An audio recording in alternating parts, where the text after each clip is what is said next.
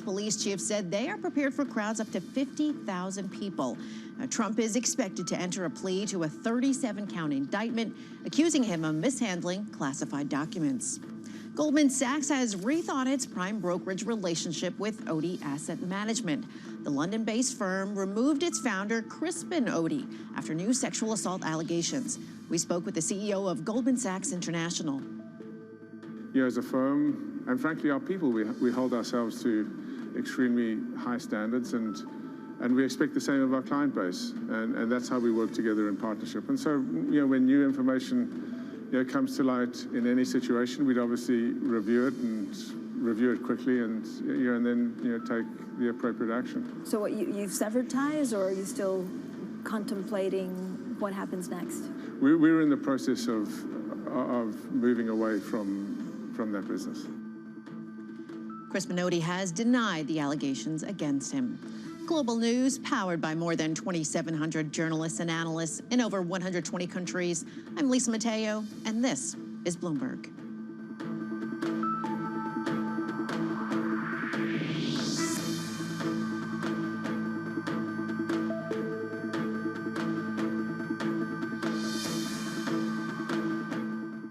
Sports and money, they've always gone together. But never before have sports been so massively influential and as lucrative as they are today. NFL, NBA, none of them were what they are today when they were born. There's leagues that are being thought of and built every day. New teams, new leagues, new business models, even entirely new sports. I never in a million years would have thought this is what my life would be like. We set out to find what's happening and what's about to happen at the nexus of business, sports, and culture. Getting involved from a business perspective was something that was very natural and easy transition for me. From the pickleball courts of Arizona to the kabaddi tournaments in India to the cornhole boards at your local tailgate.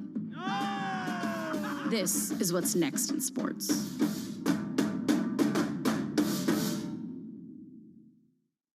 CFOs are reshaping the C-suite. Bloomberg's chief future officer shines a spotlight on these dynamic leaders. From the Wizards and Capitals to new ventures and innovative investment, running a sports empire in Washington, D.C. is a monumental task. Owner Ted Leonsis trusts CFO Peter Bichet to execute monumental sports and entertainment's financial game plan. We are definitely in growth mode. What else can we do? How do we grow the platform? Watch Chief Future Officer, Wednesday on Bloomberg.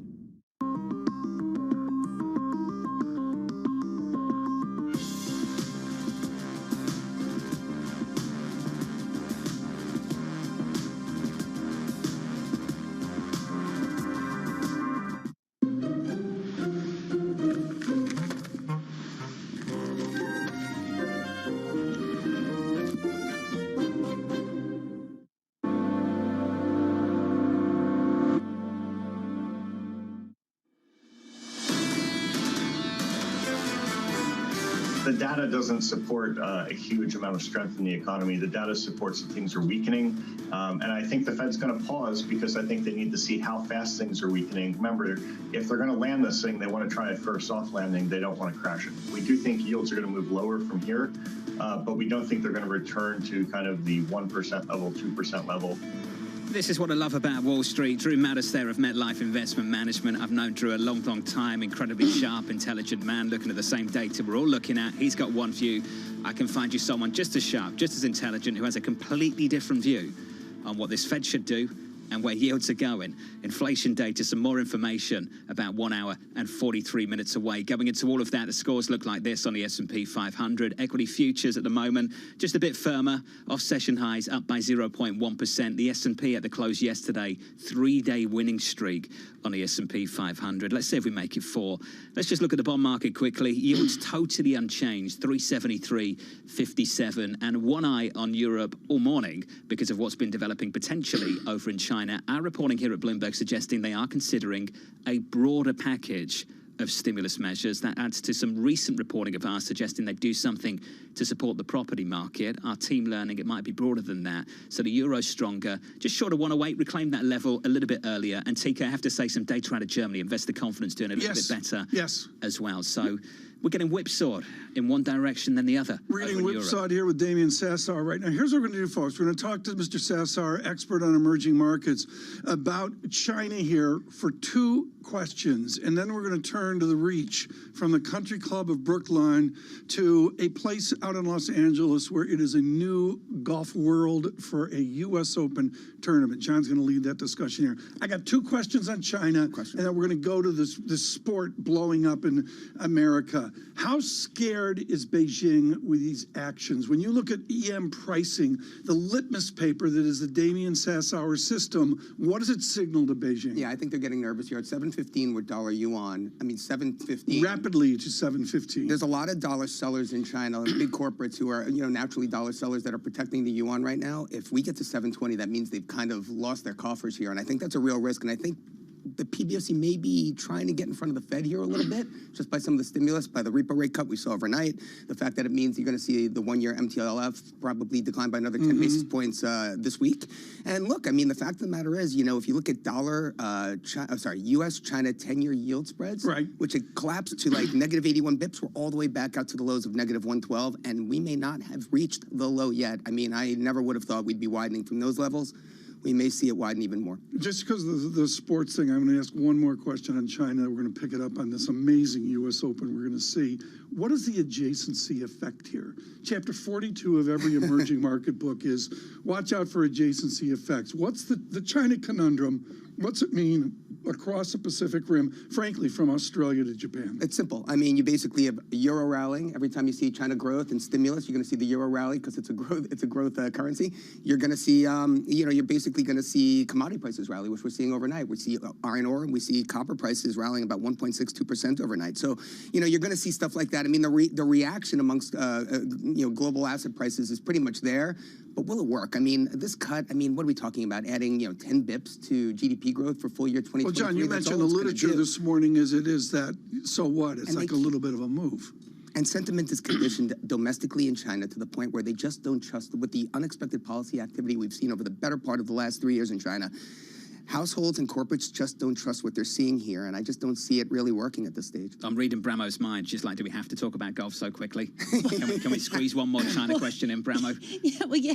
I mean, there's a larger question here, especially as China's been trying to chart its path in the global emerging sphere with all of its Belt and Road, et cetera, et cetera. How much can they continue to do that when they're struggling to support their own economy, when they really have a situation where they're not necessarily bolstering growth, but avoiding something that's much more negative? I mean, well, look, if you look at the credit data overnight, which just came out, it's very, very weak. I mean, weaker than you would have ever seen, seasonally speaking. And look, we have activity data coming up this week, Thursday or Friday, I believe. I mean, it's going to be even weaker, right? May was a bad month. You have that resurgence of COVID in Shanghai, a partial lockdown there, some of the other top-tier cities. So it's weighing on industrial production, retail sales, fixed asset investment. I mean, it's all going to be weaker on a sequential basis at the end of the week. So the Segui here, John, is the Lanhai International Yangtze Dunes Golf Course. It's the #1 golf course. That's how we're making a move. That's our Segui here. I was going to say geopolitics, tension, captured by one group teeing off on Thursday at 1:54. Yeah. Brooks Koepka, Hideki Matsuyama, Rory McIlroy.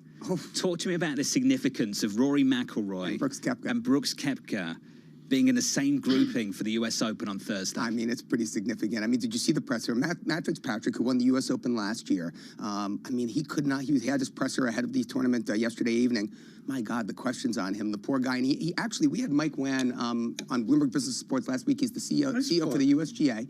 And thank you. And basically, effectively, he had the same question that Matt Fitzpatrick had, which is, who am I working for? I'd love some clarity on who do we work for? And I think that is where the rubber meets the road here. Are you working for the PIF, the Saudis? You're working for the PGA? I mean, if you listen to Jay Monahan, who is the commissioner of the PGA, he says, no, we're the majority shareholder here. PIF is the minority shareholder. We have control over what's going to happen next.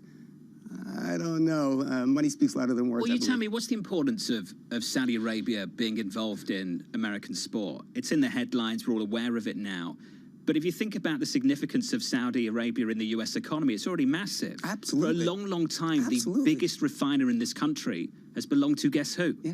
Why aren't we focused on those things? If this is such a concern, Shouldn't that be a bigger one? Exactly. I think what it is quite frankly, the way we've seen in technology, what the Saudi approach to sports is to disrupt the existing, infrastructure. I mean, you think about the PGA, that's just one sport where there's no salary cap. There's individual players. Think about Major League Baseball. Think about college sports with NIL. They can create dream teams if they got behind a real university here in the U.S. Right. With all the new rules. The heart of the matter is last year at Brookline, should the non-live people be compensated now? Should they get a one-off bolt-on payment to equate to what the live people got? Where are we on that? Patrick was asked that question yesterday, and he politely refused to answer okay, it. but which tells you everything you need to know. Got to answer it. Of course. So, look, it's going to be very difficult to give them any sort of compensation for not moving because, quite frankly, you're talking hundreds of millions of dollars here. So, well, and that's we don't like know, a rounding number for Saudi Arabia. And we don't know what was paid out to the live golfers yet. We know the numbers. We know that Phil Mickelson was supposed to get $500 million, but how much did he really get? And is that contract still valid in this new regime, in this new environment? Who knows? There's a much bigger, broader story here that I think we have to pay attention to, and I'd fold in Lionel Messi and his potential contract with Inter Miami as well. Getting a slice of the TV rights. If you think about what was behind Live Golf and why the likes of Bryson, Brooks went over there, these guys turn up, they know they're the draw. They know that's why people are watching. I mean, I watch for Rory. I watch for Thomas, I watch for Spieth. I don't watch for the rest of them. And if they don't win, they don't get paid. Yeah. And the guys who went to Live Golf were saying, well, we're the draw. We want a slice of the money, a bigger slice of the pie. If we're going to turn up and give you 4 days of work, we know we're the draw. People watch for us. We've got the personalities. You might have the long game, whatever it might be. I think it's interesting to see Messi say, I know I'm the content. I know you make money from me, not just from selling jerseys, but also through the TV rights. I want a slice of that. Yeah. Interested to see the golfers do the same thing over the last 12 months. And I wonder how that materializes the next few years. The next times we get a big TV deal with golf, which players step up and say, well, hang on a second. I might not win on Sundays, but I know people watch for me. Well, what's to stop Jon Rahm, Scheffler, Tiger Woods from breaking out with some Blackstone money and starting their own league, right? Totally. The precedent's now been set. Are we trying to make news here? But I will say this. You mentioned, UK, how wonderful it is, raising your kids there with a British accent. I'd rather get the draw of Kaylee Lines. I'd rather be in Miami. I think Messi has it right personally, Jonathan. I mean, the Argentine diaspora. Yeah, Miami's going to be fun with Messi there. I imagine, I don't know this for sure, but I'd love to talk to Messi's accountant. The tax cut you might get coming from Paris to Miami could be interesting too. Had nothing to do with it. Love of the sport. The love of the sport. And apparently his wife had something to do with this as well. Lisa, you want to weigh in here? For good reason. Yeah, this was brought to you by the Florida Chamber of Commerce. There we go. Damien, good to see you, mate. Always fantastic. Thank you. Damien Sasser of Bloomberg Intelligence. Great brief. And Bloomberg Business of Sports podcast. The business of all of this, TK. I think it's going to be so interesting now for a long time. What's so important here, like take Derek Jeter. Could he have gotten an equity interest in all this other stuff you're talking about? And yet, here's this revolution, and I'm still humbled by the opening of betting. That now you can bet anywhere on anything in the 7th inning of a baseball game. And the answer is the stuff you're talking about, John. It's not outlandish. Where, Messi gets a jersey cut or, the other stuff as well. That to me is a big thing. Welly of BlackRock coming up on this equity market. Equity futures right now on the S&P 500, just about positive. We are 94 minutes away from economic data in America, a read on U.S. inflation, a day away from a Federal Reserve interest rate decision with Chairman Powell and the team down in Washington, D.C. From New York, this is Bloomberg.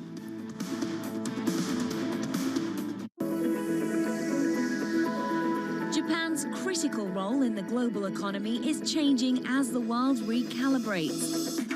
After decades of stagnation, Japan's leaders are forging a more innovative and sustainable path forward to revitalize the nation. Corporate giants, policymakers, and pioneers tell us how they're doing just that. Every week on Japan Ahead, right here on Bloomberg Television. Venture capital. It's been volatile. From bank crisis anxiety to AI exuberance, Caroline Hyde and Ed Ludlow chat with the biggest names about the latest tech trends. Is AI going to dominate the earnings narrative for this sector this week? I think we're seeing opportunity and potential platform shift that we haven't seen in a long time. If you're a company today and you're not embracing the changes that are taking place with AI, you're going to be behind. How do you prove to the investor base that you haven't just tacked on AI to make yourself sexy? It's very hard to differentiate if you're not experience with AI. The startup stories. We think this is a watershed moment for technology. Certain categories are more exciting than others. Right now, obviously, generative AI is a category that is very exciting to startup founders, customers, and venture capitalists as well. So what we are seeing is a new area of opportunities for new founders to come and change the industries that matter. And the real talk on realistic valuations. Some of the best opportunities are sitting right in front of us. How do you discern which ones are good on the marketplace right now? I think founders have woken up to the reality that taking on more money at higher terms doesn't necessarily play to their benefit in the long run. How do you actually invest? Follow the VC money on Bloomberg Technology, the only daily business show dedicated to tech right in the middle of the trading action. 12 p.m. on the East Coast, 9 a.m. in the West, only on Bloomberg Television. Lots happening on Wall Street. There are so many factors at play today. It remains tight in certain parts of the economy. Need to catch up? This is Bloomberg Wall Street Week. I'm David Weston. We've got the information and insight. Crisis is too strong a word, and words like that get used a lot. From businesses most influential and instrumental. America's economy needs a diversity of institutions. That's something that Wall Street pays a lot of attention to. Bloomberg Wall Street Week, live Friday with replays all weekend on Bloomberg Television and Radio. BSO Now is your online home for weekly Boston Symphony Orchestra and Boston Pops performances. See new concerts that go behind the scenes, plus acclaimed archival concerts. Visit bso.org/now, where the music plays on. BSO season sponsor, Bank of America. Moment news breaks. No one covers the world like Bloomberg. On the AI question, what we don't really see is Apple doing a knee-jerk response and moving into the domain of generative AI. Supporters of President Recep Tayyip Erdogan celebrating late into the night, dancing and singing. We have a fundamental reassessment of everybody's capacity within OPEC. Should we talk about $95 and $100 oil again? Not for a while. Bloomberg, your global business authority.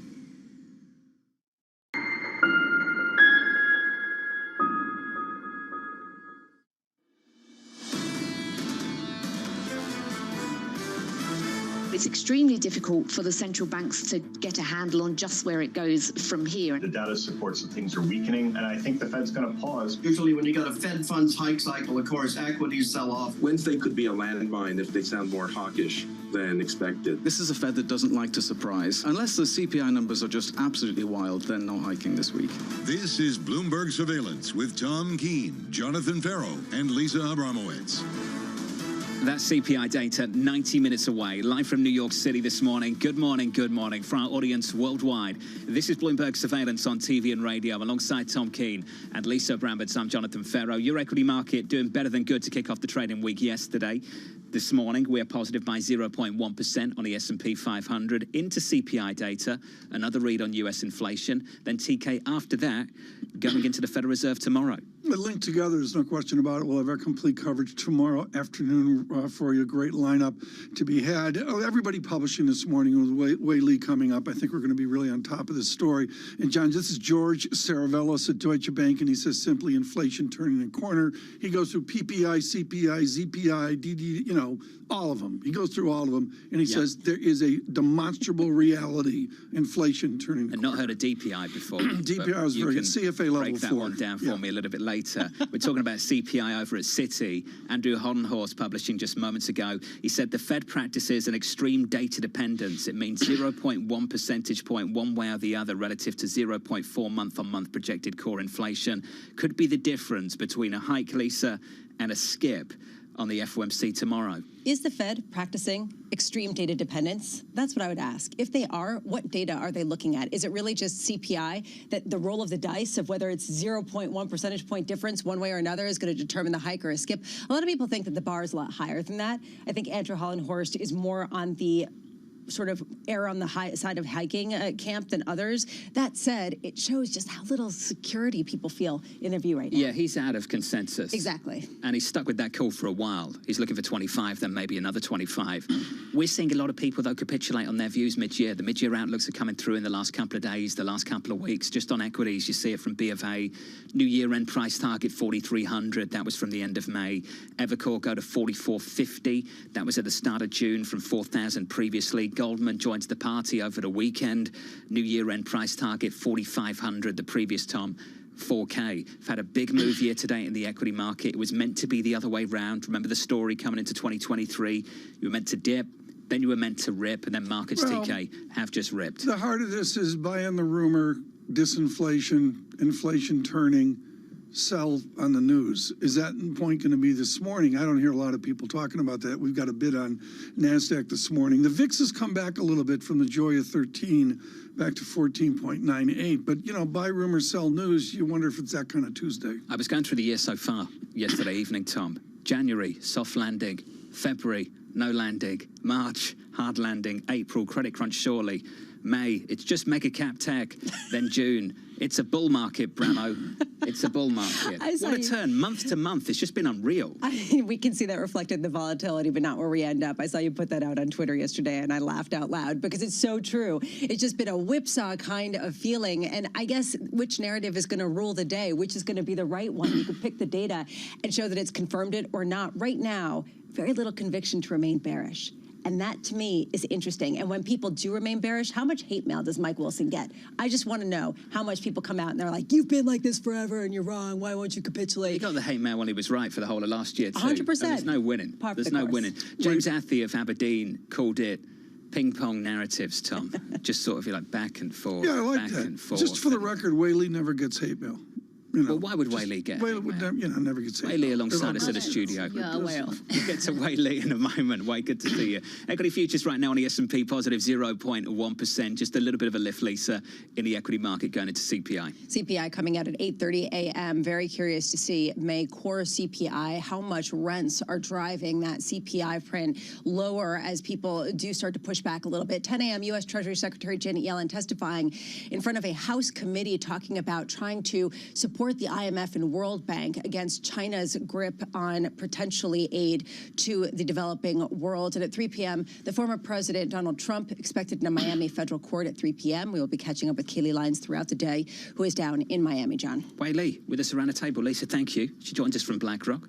Chief Investment Strategist, Global Chief Investment Strategist. Wade, good to see you. Good to see you. Let's just start. Mid-year reset. Are you resetting or retaining the views that you had at the start of the year? Well, let's take stock of where we are, right? At the beginning of the year, we called for recession coming, and we called for persistent inflation. We're going to see evidence of that very, very soon. What is likely going to happen, consensus is looking at 0.4% core CPI sequentially, right? So that's supported by still persistent goods inflation, as well as still persistent service ex-shelter inflation. So inflation is proving persistent. Yes, of course, rents component is driving that down, but we're still looking at the end of the year, 4, 3, somewhere in between, but certainly above their target. And when it comes to growth, we called for recession coming at the beginning of the year. And if you look at a combination of GDI, which is the GDI and GDP, which are two different ways of measuring economic activities in the country, if you average them, which is a fair thing to do, we have already seen 2 quarters of consecutive contraction. And then last week, we had a revised European GDP that points to recession. Germany is already in recession. So recession is, is coming, but maybe already here, right? But the bottom line is there are investment opportunities to be made, to be identified in the context of growth slowing down and persistent inflation. Let's get up front to the investment opportunities. In your research note, your nuance, the distinguishing feature is this phrase, economic damage. I think we see economic damage in China on a relative basis. Do we have enough BlackRock economic damage now that we get an impulse of global disinflation? Well, in China, we have seen inflation surprising on the downside, and I think that is also why they cut rates, which is a bit of a surprise this morning, right? The open market operation rate, but it's just 10 basis points, which is very little in comparison with the inflation downside surprise. So there could be more rate cuts coming. We're expecting more rate cuts in the medium lending facility and also in the long prime rate department to a similar magnitude. But the bottom line is the Chinese restart momentum is not as powerful as hoped to start with, and that is putting our previous expectation for China growth to come above 6% this year at risk, and we brought that down to just marginally below 6%, which is our current expectation. But even that is dependent on easing coming. They have policy space, they have fiscal policy space, they have monetary policy space, but they may be very reluctant to use that in a very aggressive way. Based on that, do you think that the trade, the piling into European equities is overdone? Well, we have seen indeed lots of inflows into European equities, and European equities have done well so far this year, thanks to, I think, China restart excitement, as well as the fact that energy crisis didn't materialize thanks to lower energy prices, and then also a milder winter. But Europe is facing a similar supply constraint challenge, facing recession on the one hand and persistent inflation on the other hand. So I think the way to stay invested in Europe would again be in a very selective way through quality bias, which is how we are looking at U.S. equity allocation as well, where on the one hand we have a modest underweight, on the other hand we have a significant kind of tilt into quality. And guess what is the single biggest name in the U.S. quality index is NVIDIA. Well, that actually is sort of the redefinition of a lot of different characterizations. As people say defensive, Apple is defensive. But, as you're talking, you say recession might be here. It might just not feel that bad. And I'm wondering if that's the case, how are you resetting the rest of your year, your mid-year outlooks? How much are you revising upward your risk tolerance, your willingness to pile into some of these names that you've liked? That's a great point. So our mid-year outlook is going to be released in 2 weeks, and I look forward to coming back and talking about it. But the bottom line is indeed the macro environment is taking shape, and there is an element of to what extent macro damage is priced in markets. But then in addition to the cyclical macro assessment, are we going to have a recession or not? And this is very debatable. If you look at kind of market views out there, there is also the structural kind of mega forces that come on top of the cyclical considerations. So if you think about so far this year, I know we talked a lot about it at this program, the narrowness of U.S. equity market rally. That is not a macro story so far. That is a Megaforce AI story. It's a concentrated thematic play, which again, I think by being selective, we can capture. You mentioned NVIDIA. I wouldn't usually pick up on single names with you. I also don't want to. You went there. If possible. That's a factual statement. The stock is up by 170%. We've seen $600 billion plus of market cap added to that company.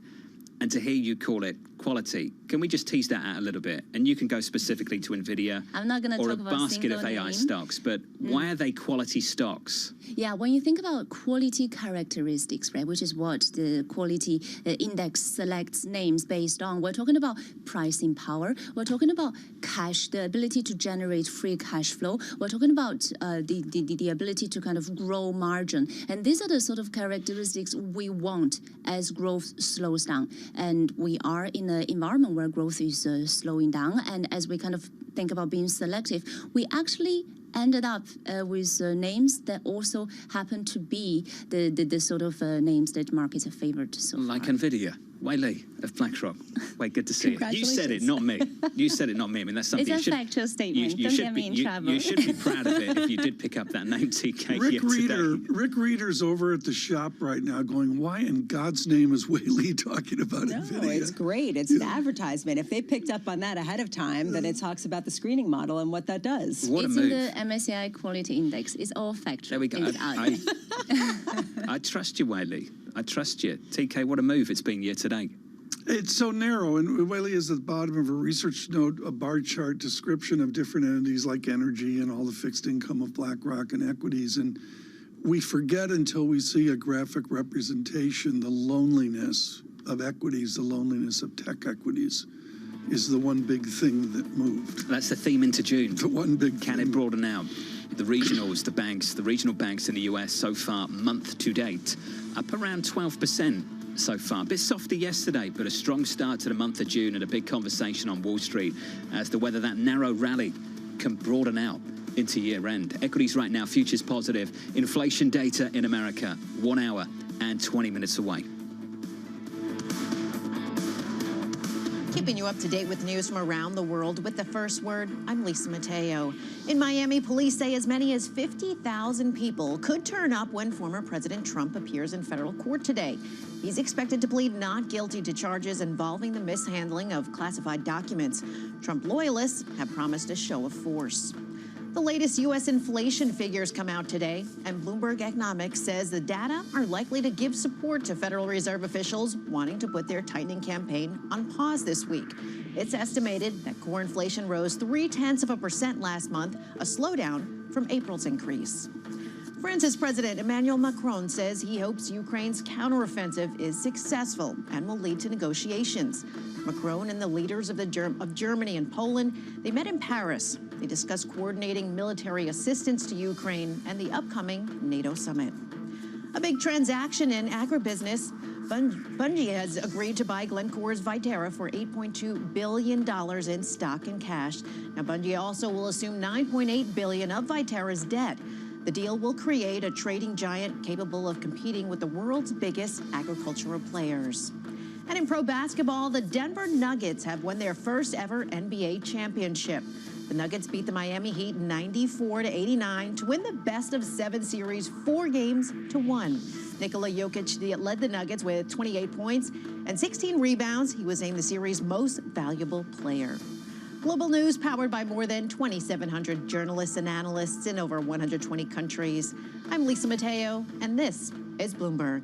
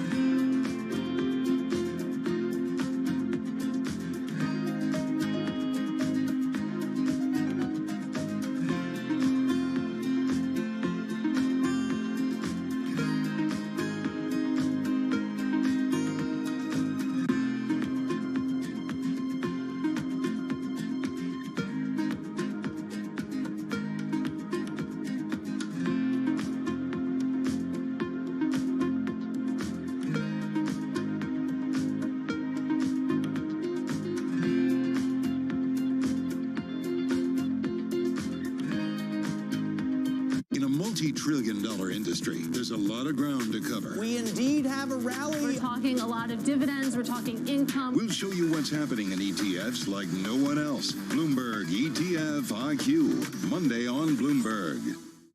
People ask me all the time, what is the key to being a really good investor? And I tell them it's to surround yourself with and work with the best investors you can find. On Bloomberg Wealth, I'm going to take you to meet the greatest investors in the world, the people that I would like to have managing my money. Today, I would say perhaps only second to AI right now, which is AI has got so much going on and folks are so excited about it. Climate tech is the hottest area to be in.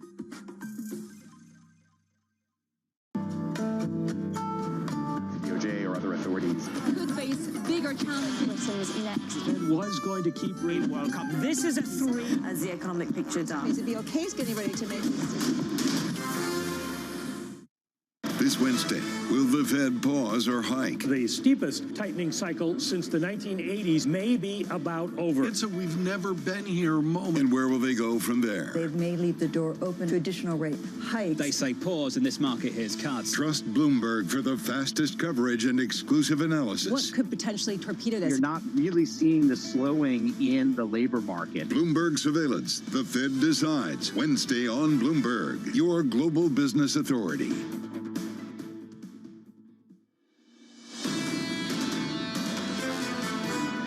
It is a very tight, very detailed, evidence-laden indictment. This is vanity run amok, Anderson. Run amok. Ego run amok. And he is now going to put this country through this. He's saying, I'm more important than the country. These are my papers. Did someone remind him he's not the president anymore? You don't need these things anymore. The former New Jersey Governor Chris Christie not holding back on CNN yesterday evening. Some Republicans, including those in the running for the presidency in the next 18 months, TK, holding back, being diplomatic, trying to walk a fine line. Governor Christie, I think, understands what his role in these primaries is going to be, Tom. That's the way it is, yeah. And he's going all in. And everybody has a role. Everybody's playing a part right now. And, you know, the cliche is they're all running to be a cabinet officer or vice president of whoever takes the trophy. But the shock there of that town hall, so different from what got Mr. Lick shown out the door. I mean, it was really something. Well, different character. Yeah. Tom, I think the former governor tone, of New Jersey different character, conducts conversations in a different way to the former president. Well, there it is. Chris Christie, and I'm sure there'll be many more voicing their opinions through this historic day for the nation. We lead with Anne-Marie Horton, our chief correspondent in Washington. Anne-Marie Horton in the nation's capital, and Kaylee Lines in Miami, moving towards 3 p.m. This afternoon. Anne-Marie, let me start with you. Kaylee's down there with the granular of the moment. What happens on Wednesday? Anne-Marie Horton, what happens next here within this process?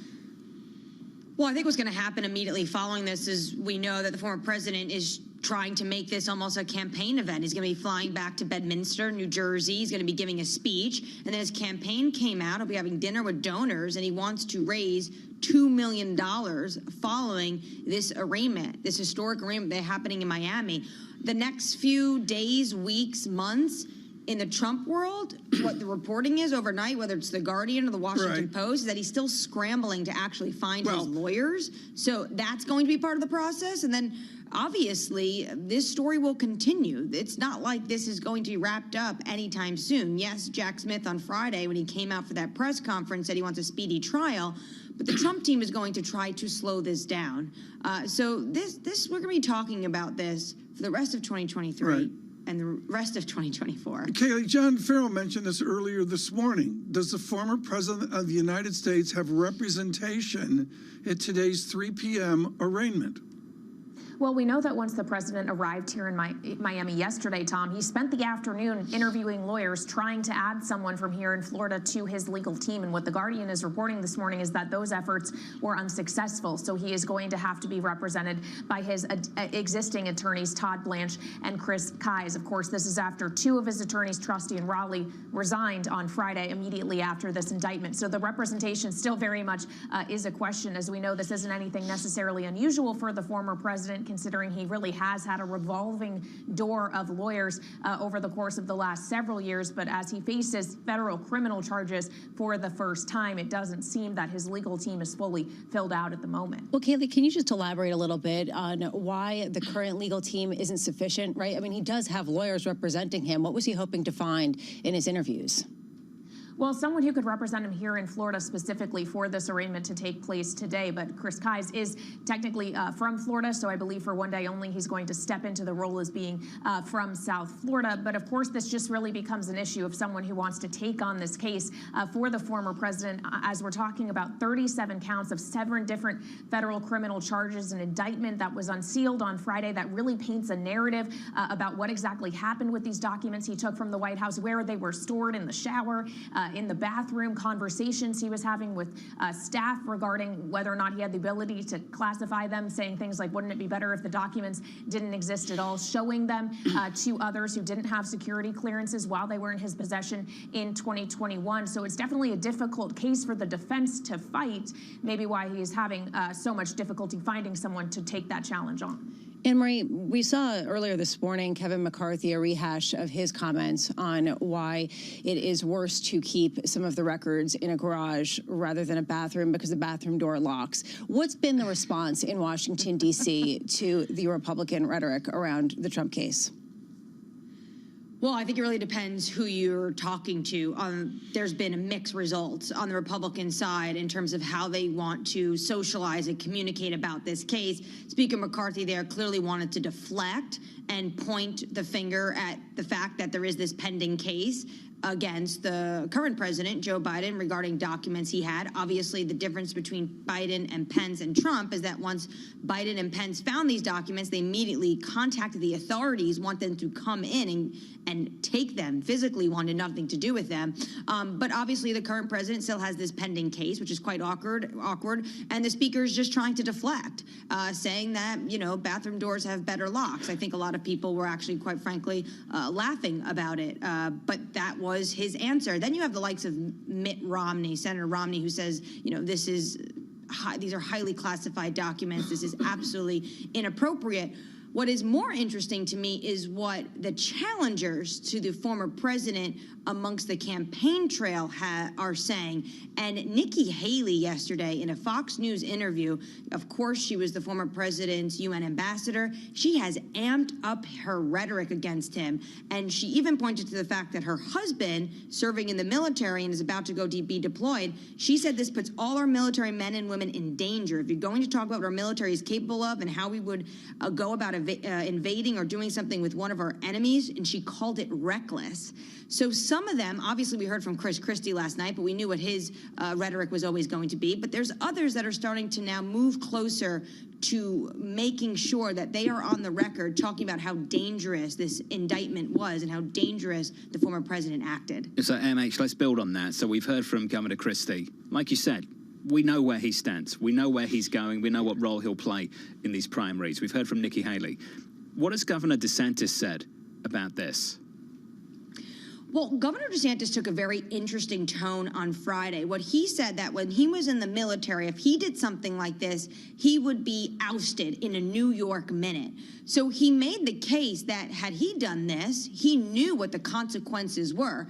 At the same time, he also wants to show that and not ostracize really the base of the Republican Party, which we've already seen. I mean, this weekend's poll from CBS News shows how strong of a hold the former president has on that base. He also talked about the fact that he does think the Department of Justice, the Democrats are weaponizing the Department of Justice and calling it Joe Biden's Department of Justice. But it was interesting that he said he would never do such a thing because he knew how strong the consequences was and how dangerous it was. Katie, just quickly before you run, just remind us again, when does all this kick off this afternoon?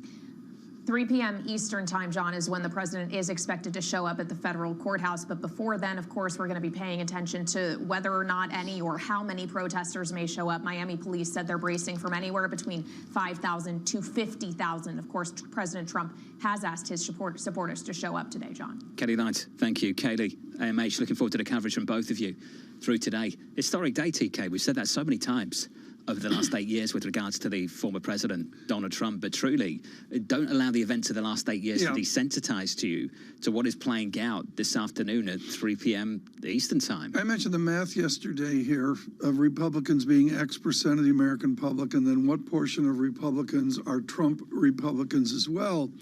And it's amazing as this drama unfolds, and then we see thousands of people with Kaylee lines in Miami today. What portion of the American public is that? There's a raging debate about that right now. I'm not going to opine on what the guesstimate is, but is it 5%, 10%, 15%? Dare I say even more, 20%? Anne-Marie talked about the recent poll over the weekend, Tom. Clearly, he's weathering the storm with the base for the primaries. How big is the base? Does that help you win a general? Does that help you win in places like Georgia? There's a movie about that. Which has become really tight. More recently. And then you've got the further litigation in Georgia upcoming, I guess is the phrase. Precisely. Equity futures just about positive. 1 hour, 4 minutes away from inflation data in America.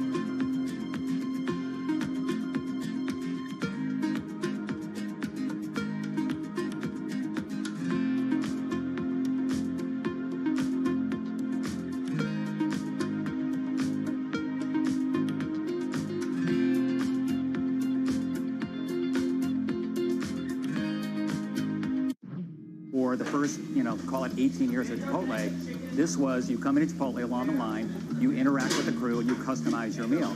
We've got this separate make line, and it's digitized, and so the orders come in, and they're really kind of staged so that if you say at noon, I want to come in at 1 o'clock, we hold that order, and we will send it to the crew like maybe 10 to 1, Right. so it's ready right when you pull up your car.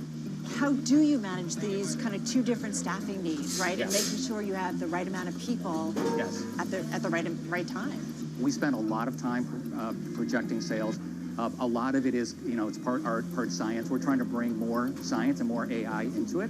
Because if you get the right sales projection, then you know exactly what your staffing needs to be. So if you get the sales right, you can get the entire restaurant staffed perfectly. With just a couple people, our average restaurant now does about over $1 million per restaurant in digital sales. Bloomberg UK, your source for news and analysis covering the biggest challenges facing the UK government, economy, financial services, and markets. Tax cuts should not be the priority. It's about a credible plan for growth over the next 2-3 years. In this post-Brexit world, how do you see actually servicing your clients? It was disruptive, and it's going to have implications to how capital raising works. Now we're having the perfect storm in the UK. Watch Francine Lacqua Thursdays at 9:30 a.m. only on Bloomberg, your global business authority.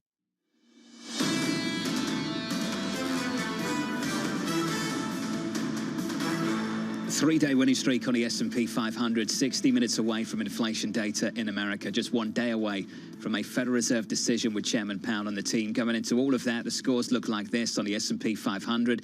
Futures slightly positive through the whole of this morning, up by 0.1% on the NASDAQ. Decent session yesterday, up another 0.33% on the session. Year to date, though, as we get to the middle of the year, year to date, the NASDAQ up 35%, Tom, for 2023 so far. Well, the single point on my terminal is the 2-cent spread, the vanilla spread, and this will be worth watching exactly at 8:30 here, 86 basis points. And it's going to be an important driver here of sky-high short-term yields and lesser, we're going to talk long duration here, but I think it's really important to partition the short-term dynamics with the long-term duration dynamics. Let's do that right now. Let's look at the short-term yield, very front end of the curve. Look at the 2-year.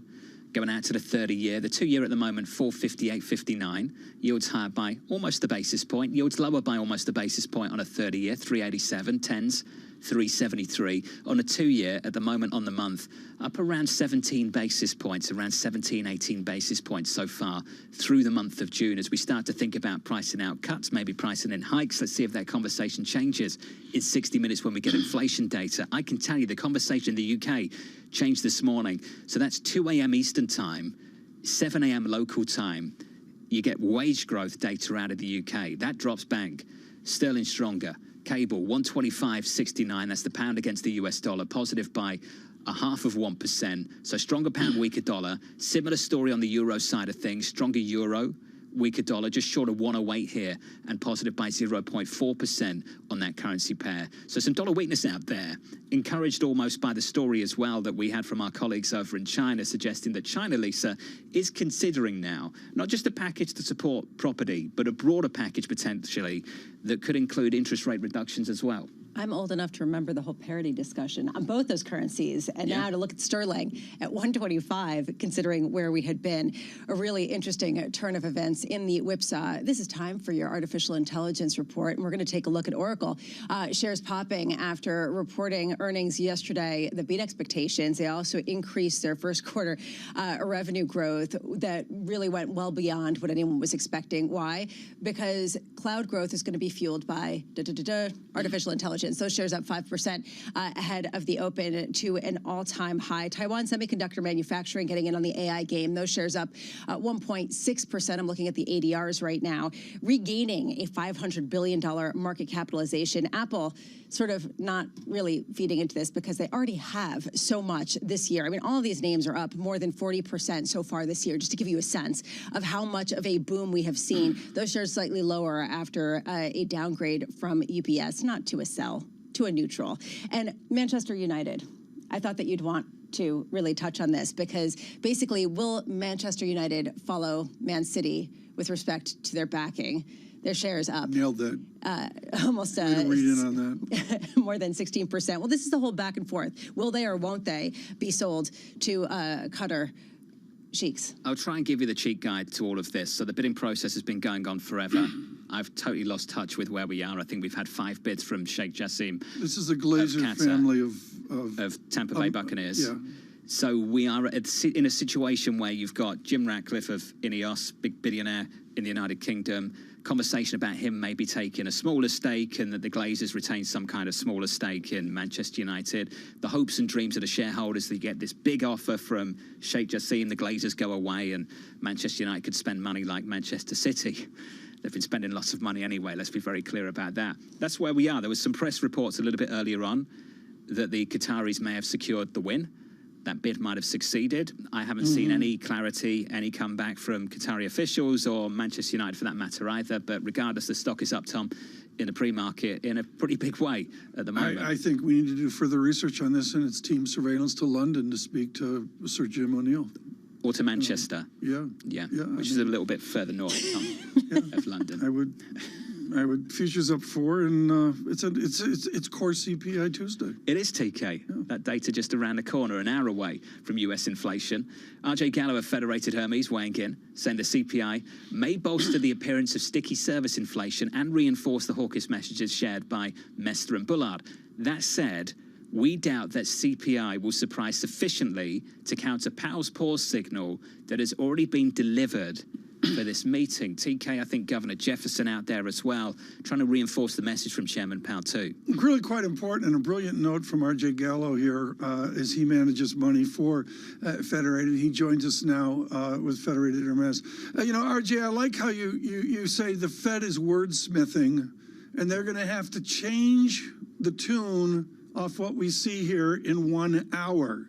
Your bet, I love this, is long duration. You are optimistic about a disinflationary outcome. Define what you will look for at 8:30 to get to where you lean long duration. Yeah, well, good morning. Obviously the CPI releases for the last 12, 15 months have been huge market events, very exceptional, the inflation that we've been experiencing. Our view is we're looking at trend. I mean, it's hard to focus on any one number. I think it's been pretty well proven that the army of economists at the Fed, the armies of economists on the street, it's been pretty tough to call inflation. Certainly surprised to the upside. The disinflation that began last year seems to have maybe plateaued in the very near term. But when you bust open the data, there are certain portions of CPI that are much better behaved. You pull shelter out, you're seeing much more reasonable statistics. The Fed has made significant inroads in the battle against inflation, and we're really looking at the trend. We've been leaning long duration, not pounding the table saying buy all long bonds, but leaning long duration now for a number of months. Our view is we're past peak Fed, we're past peak inflation, and we're past peak growth. We're getting close to the time when if you don't start to lean long duration, you might miss out. You get that weak employment report, the bond market's going to have a really good day. Link your world to the distant world of Stephen Auth. How do you link your bond world to the Auth persistent cash flow blue chip? Auth owns 142% in big tech. How do you link the two worlds together at Federated Hermes? Well, I have to say we're more linked than maybe you realize. The equity and the bond sides of the shop, so to speak, certainly cooperate. I sit on the macroeconomic committee that's led by Phil Orlando, and Steve, of course, is at those meetings. Our views are not they're really not too far apart. Steve's often been using the term rocky landing. Our view on the fixed income side, maybe we're using some more traditional phrasing, but we think a mild recession is still more likely than not. A mild recession could look a lot like what we saw back at the turn of the most recent century that we just got into, when you had an actual contraction of GDP, an official NBER recession, but the consumer never retracted. You never saw consumer spending have a negative growth rate. Yet other very interest rate sensitive sectors did deeply contract in the wake of the dot-com burst and the financial ramifications thereof. I think something like that might be in the offing later this year. And that helps to underpin the idea that starting to add duration to your portfolio, legging in, if you're in money markets, start buying some intermediate bonds. That's where we think from an asset allocation standpoint, it makes sense. And within our bond portfolios, we're up in quality and leaning a little long duration, not max long or anything like that, but certainly beyond neutral. What do you think would be a greater shock to the market right now, RJ? That we get a significant upside surprise in about an hour time with CPI, or a significant downside surprise? That's a great question. I think that calling inflation has been hard, as I mentioned before. If you look at the surveys, most are expecting a bit of a soft report right now. So, conventional wisdom would be if you start to get a stronger report, that might be a bit more of a shock. That said, I think the markets and the policymakers on Constitution Avenue have all been sort of wringing our hands about whether or not we've hit a plateau. I'd say the bigger shock might actually, despite the survey, be if you get a soft number. A softer number might open the door to many people moving in the direction I've just described. And it's now time to be adding some duration to your portfolio, and then the market obviously would reprice lower in yield. A lot of people say that savings are almost up, and yet I saw some data, consumer savings I'm talking about, and yet I saw some data yesterday from Bank of America showing that savings are still considerably elevated from where they were pre-pandemic. At what point does that tailwind get used up, this sort of tailwind from the stimulus that was pumped into the system during the pandemic? It's been extraordinary. When you think about the monetary and fiscal response to the pandemic, we are now dealing with the echoes of that, years later, and they still persist. The consumer has a lot of support. Number one, the unemployment rate, although it has ticked up, is just, I think 0.3% off a 53-year low. So the households of America, all in all, are in pretty good shape. You might have savings still left over from some of the fiscal policy relief money that came out in the COVID bills. You might have a job. You probably do. Most people who want a job have one. And wages have been growing at a reasonable clip. These are all the reasons to suggest there will be no recession. But again, I think the challenges in the banking sector, the disintermediation on the right-hand side of their balance sheets, the asset devaluation on the left-hand side of the balance sheets, the commercial real estate challenges that are evident by the fact that the building I'm in is probably about 50% occupied on any given day. There are many financial ramifications of this post-pandemic economy and the 500 basis points of Fed tightening that we think will continue to slow the economy, even if the consumer has some more savings, even if the consumer still has a job. Ultimately, employment markets will start to soften up, but we could have one of those recessions where the consumer is not the source of weakness, the other segments are. Interesting.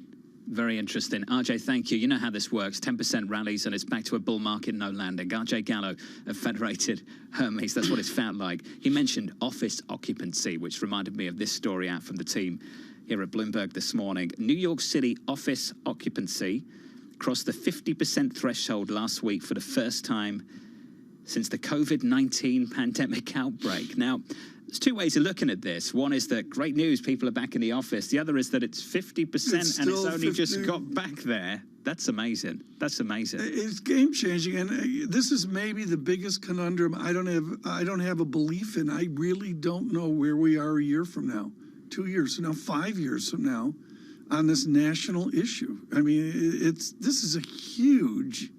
To borrow from the great historian Bernard Bailyn, it's the depeopling of cities. Yeah. That's what it is. If you'd like the source for that data, it's from security firm Castle Systems. It's up 4.2 percentage points from the week before. Let's see if that trends in that direction through the rest of the summer. Equity futures on the S&P just about positive. Coming up next, Jack Lew, the former U.S. Treasury Secretary, a conversation you do not want to miss, going into inflation data around about 50 minutes away.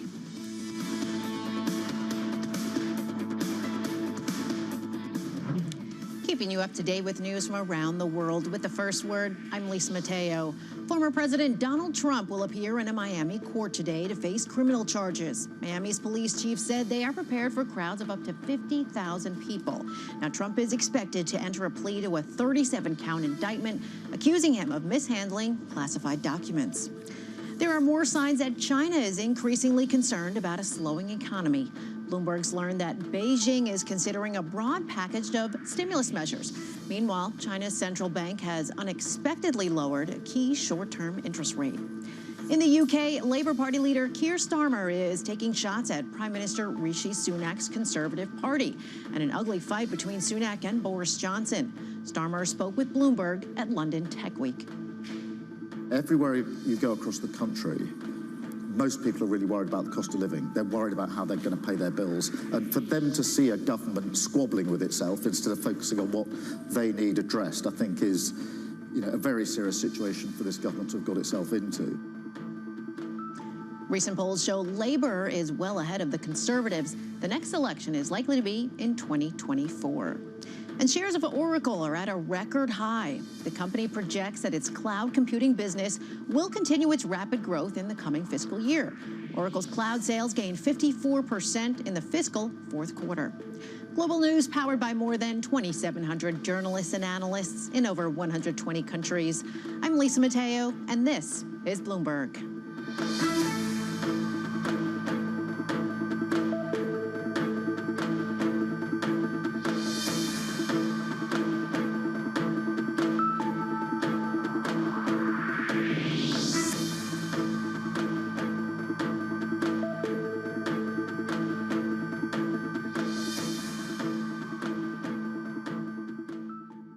So what is the best investment advice anybody's ever given you? You don't need to have a good idea every day. So there's times to be patient and there's time to press. What do you think is the most common mistake that investors make, the average investor? I think it's FOMO. So buy high, sell low. And the amount of damage that does the average investor is big. Let's suppose I have an extra $100,000. What would you say that person should do with $100,000? To put it in an index fund or something else like that? Yeah, I think for the average investor, buying an index, but buying and holding and just letting it compound is really sensible advice. I think the more trading someone tries to do, the more damage they tend to do.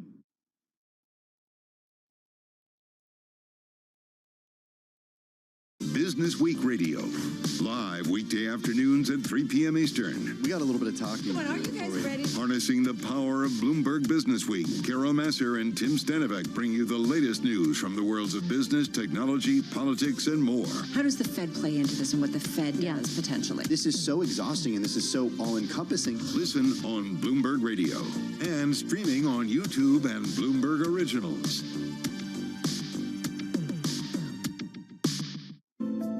Bloomberg covers the world with unmatched reach and resources. From more than 120 countries, the moment news breaks, 24 hours a day. Bloomberg, your global business authority. Why do the biggest names in business choose Bloomberg? That is a great question. It's a great question. Great question. Great question. That's a question I get all night. Bloomberg, top experts, great questions.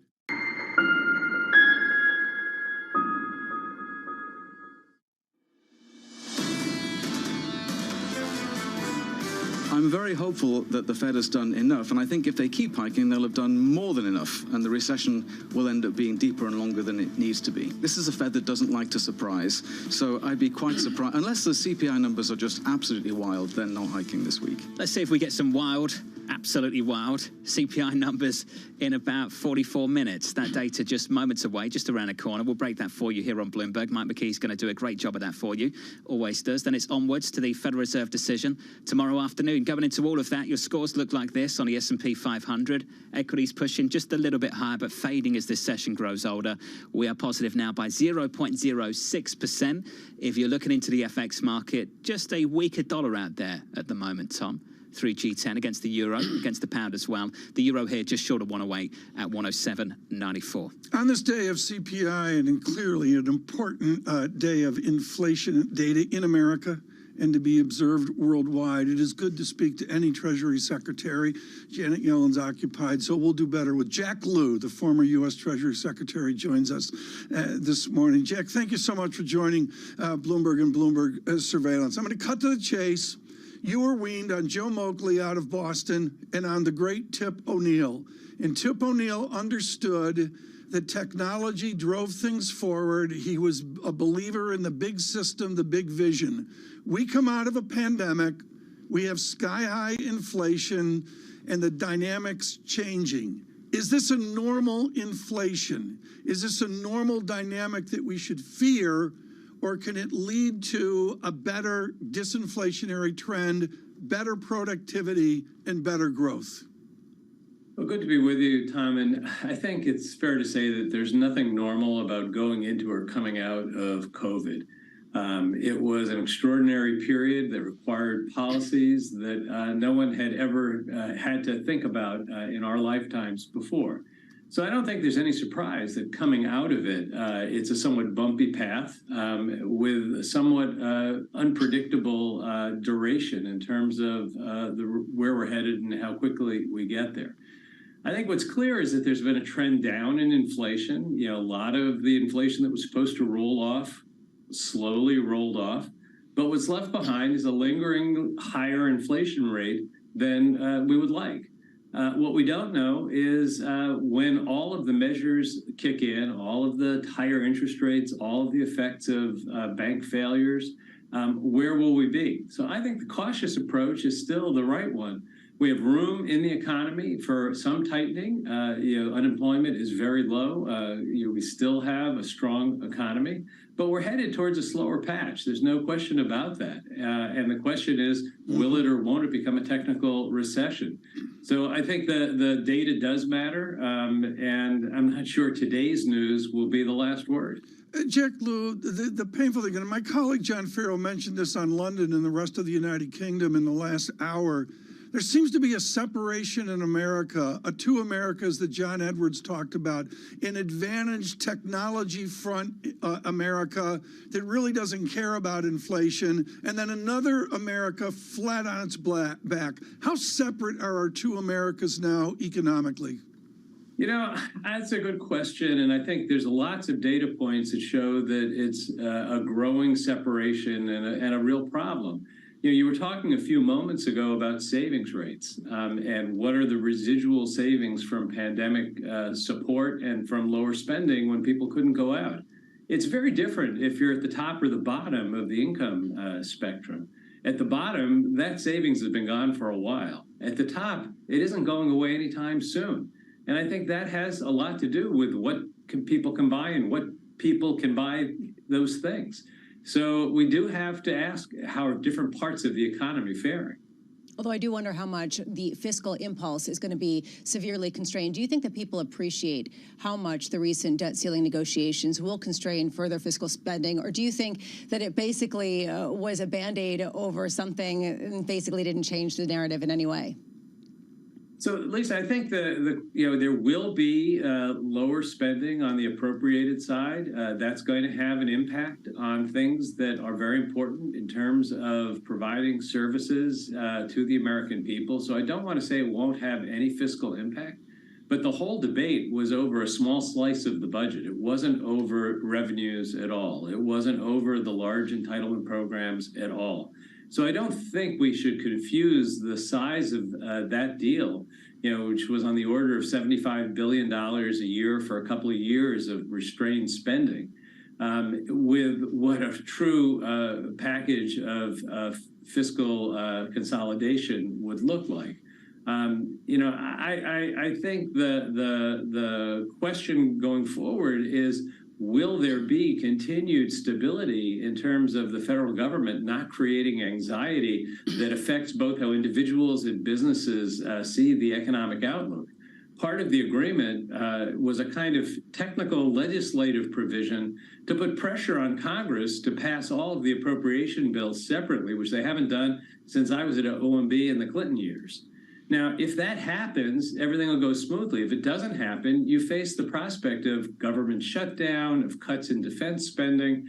The noise coming out of Washington in the last few days suggests to me that we're not necessarily done with drama coming from our capital. This is my shocked face. I do think that people are expecting a bit more in terms of drama on this front. At the same time, when you talk about instilling some confidence in C-suites of some predictability, I do wonder your response to future bank failures at a time when a lot of people are saying, basically, for all intents and purposes, there is a backstop, at least to depositors, basically promised by the Treasury Department and interference promised by the Fed. Well, look, I think regulators and Treasury have made clear that they will do what they have to prevent systemic crisis from occurring. They haven't been terribly clear over whether that means in every single case. There are continue to be normal workouts of troubled banks. So not everything is in the case of the regulators will step in. Look, I don't think we're done seeing the impact of higher interest rates on pressure on financial institutions. You add to that the pressure that comes from commercial real estate values being below where they were just a short period ago. So there's going to be some stress in the system. I think looking ahead, the thing that ought to happen is reflected in what policymakers have said, which is that there has to be more careful oversight of mid-sized financial institutions, particularly growing mid-sized financial institutions, so that we don't have as many surprises in the future. I don't know exactly what shape that will take, but I do think that's a very important discussion, and rolling back that oversight a few years ago, I thought was a mistake at the time, and I was glad to hear that thinking has changed back to we have to keep an eye on things. Jack, one final comment. We've got to say happy anniversary. It's almost 10 years to the day that you unveiled a new signature. Can you believe that was a decade ago, Jack? Can you believe that was 10 years ago? It is very hard to believe that it's 10 years ago. Isn't that amazing, TK? The signature is it's original. Well, it's changed. Go on, Jack. And I still get them when I go to the money machine. That's gold. The old ones, Jack, or the new version with the newer signature? You get a pretty good. I only had one. There was only one signature. Oh, so they never got the new. They never got the new signature on them. They said we'd like a redo of this if possible. Can I just say that you've given my children hope, because they often will say when we're trying to develop a signature, they will look at yours and say, "Look, we can be creative with it." So the only thing I say is don't blame my grade school teachers. They tried. Jack Lew, thank you, sir, for being a good sport as well. The former U.S. Treasury Secretary, Jack Lew. 10 years since he unveiled a new signature. TK. Yeah, this 10 years, a decade. That's unreal. And how fast that's gone. 30 minutes away from this inflation report. This goes back to how time is moving on to where we were. George Saravelis alludes to this morning, to an interest rate structure back. What percentage of our audience, radio, TV, doesn't understand the traditional rate structure of before? And that's like time marching on. do you have a good signature? Mine's not bad. I can imagine that. Tom, you've got a good signature? No. It's not embarrassing. Let's put it down. Mine is pretty embarrassing. Yours is embarrassing. Oh, yeah. I mean, it's not is like a lot of circles. That, though, the circles? It's not quite Okay. circles, but it's definitely like Do you long for the controversy of what was controversy in June 2013? I think it was Taper Tantrum, Ben Bernanke. Yeah. It was sweet. Jack Lew's new signature. Yeah, well, it's a different time. It's a different time, wasn't it? Time has marched on, but this rate structure is we're 30 minutes away from this report. To use a Disney cliche, it's a whole new world after all. We were all freaking out about tapering and the balance sheet of the Federal Reserve because it was too big, and then it's like quadrupled since then. No one talks about it anymore. Amazing. And it's been contracting at a fair clip as well, more recently as well. Equity futures right now just about positive. Inflation data 34 minutes away. From the world of politics. We're not going to be relying upon countries whose values we don't share. To the world of business. It's all about corporate power, the balance of power. Live from Bloomberg's Washington headquarters. We're going to be more excited what's in store for you. How long will it take? How many years? Why don't we take this one day at a time? Good luck. Everybody has a perspective. Every weekday at 5 p.m. Eastern Time. Join host Anne-Marie Hordern. It's the one area, really, of bipartisanship. Well, I think we're getting more of it. That's optimistic. And Joe Matthew. The debt ceiling is looming. How close are we going to get to the line before you start to worry? Alongside Kaylee Lyons. The door was open for regulators to do more, and that puts the Fed between a rock and a hard place. As they deliver news. This is such an important economic issue. He's no longer trying to run away from that really blew some minds. Insight. We can both invest in law enforcement and also make sure that communities feel safe in their own skin. And analysis. I think your audience will get this more than most. This is not the Republican Party that you know. It allows him to do what he did so successfully in 2020, which is run against crazy. From and about politics' biggest power players. This was the zombie case, and it's now more than well alive. That's for sure.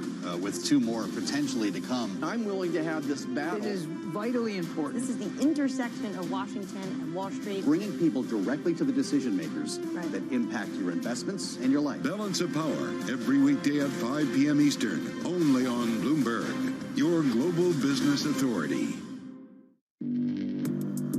Access the financial world on demand.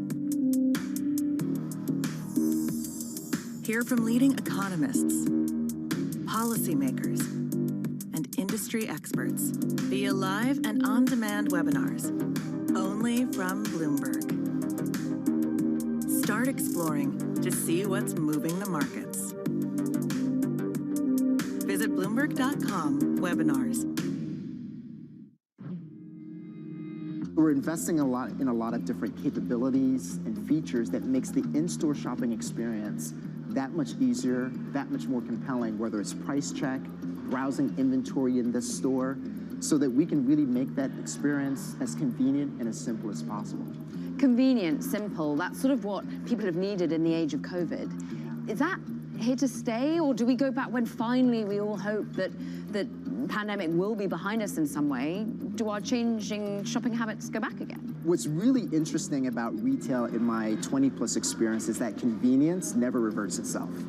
Now, the form of convenience has shifted, whereas, say, in 2000 to 2010, a lot of convenience was driven by more stores nearby. Now it's stores in addition to digital. There's nothing closer than the phone in your hand.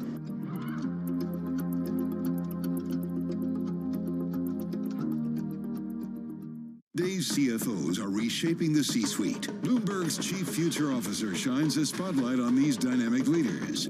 From the Wizards and Capitals to new ventures and innovative investment, running a sports empire in Washington, D.C. is a monumental task. Owner Ted Leonsis trusts CFO Peter Bichet to execute monumental sports and entertainment's financial game plan. We are definitely in growth mode. What else can we do? How do we grow the platform? Watch Chief Future Officer, Wednesday on Bloomberg.